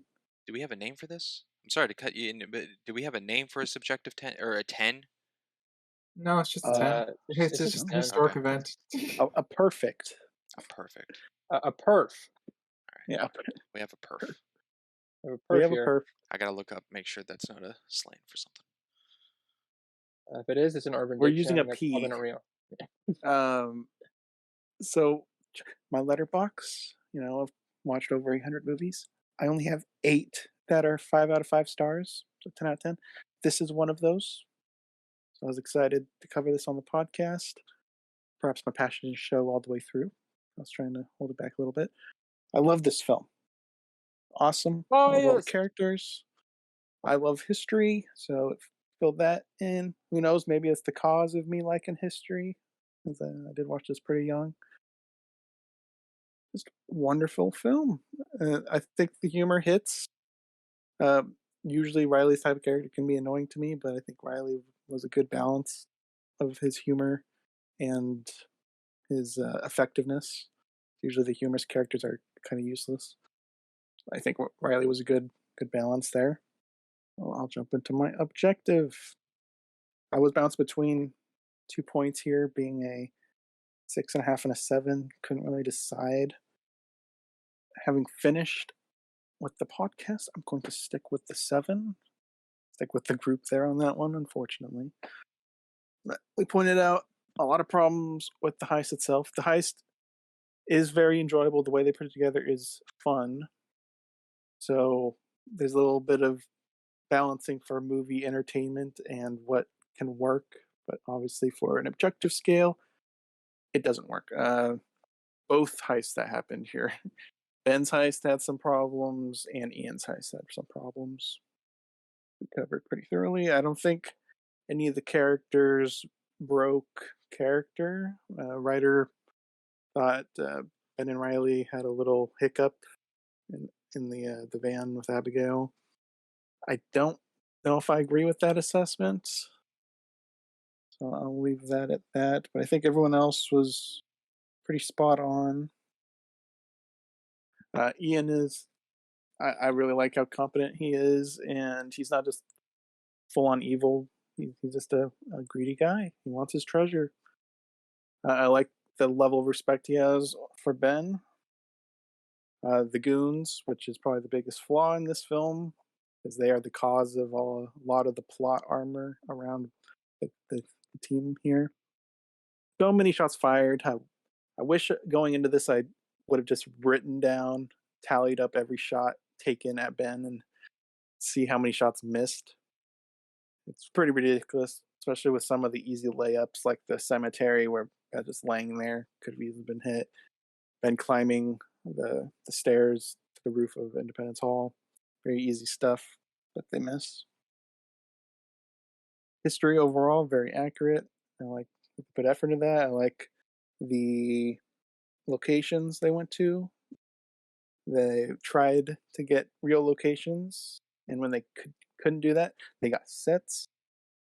Not too much green screen in this, if any. I mean, no, there was some green screen. Obviously, the treasure room, doy. But the CGI is, I think, on par for 2004. I don't think it was good. I don't think it was bad. It was average. And music fits. I don't know if it's great. I love it because the bias, but I think objectively it does its job. It's fine. Nothing really stuck out of place for that. Yeah, I'll stick with the 7. Anything else before writer closes us off? Well, Before I think writer writes us out. perf Yeah. is a great word. All right. I looked it up. The it's an abbreviation for Provost's Undergraduate Research Fellowship. So I think we're fine on that. But it is in Urban Dictionary. And perf Okay. is a concept of personal intelligent realization, a state of being, acting, or feeling that transcends definition by standard positive adjectives, an intense occurrence of event, usually as a result of an unexpected phenomenon. Well, that's why I It was picked it. certainly So unexpected that I'd be the first to give a 10 on the podcast. That's for sure. I was not expecting that. It's fair. yeah, I honestly thought we'd sway you on this one. Honestly, So this makes history for us then, that this is our first 10 ever given. History this on the is a history national movie. Yeah. treasure. We've had 1 10 and 1 1. We've had several ones. Oh, we've had Yeah, several. we've had Okay. a. I thought we've only had Mhm. 1 1. I think we've had Uh, 4. Oh, okay. The first Easier 10. to do a one. Easier to do a 1 than a 10. that's true. It's much easier to fail something than it is to succeed at something. Just Alright. ask every director. Yeah. Okay. I have the papers. We've had 6 ones. 6 1s. Okay. Oh my 6 God. 1s and 1 10. Okay. Yeah, you know. Pick some better subjective movies, I I was guess, a for little off. everybody. Sorry. Alright, shall I read us out, gentlemen? Yes, Yes. Yeah. Alright. Thank you for listening, whether it be Spotify, Anchor, Amazon, Castbox, Google Podcasts, Pocket Casts, and Samsung. And if you're on our YouTube side of things, enjoying our YouTube PNG slideshow, feel free to like, comment, and subscribe anywhere. And tell us how much you hate our opinions or how much you love them. As always, I have been a geeky writer. I'm Crimson Maroon. I'm a character called Sinister Boy. And I'm Springs. And we will catch you next time. Later, everybody. Bye. Toodaloo.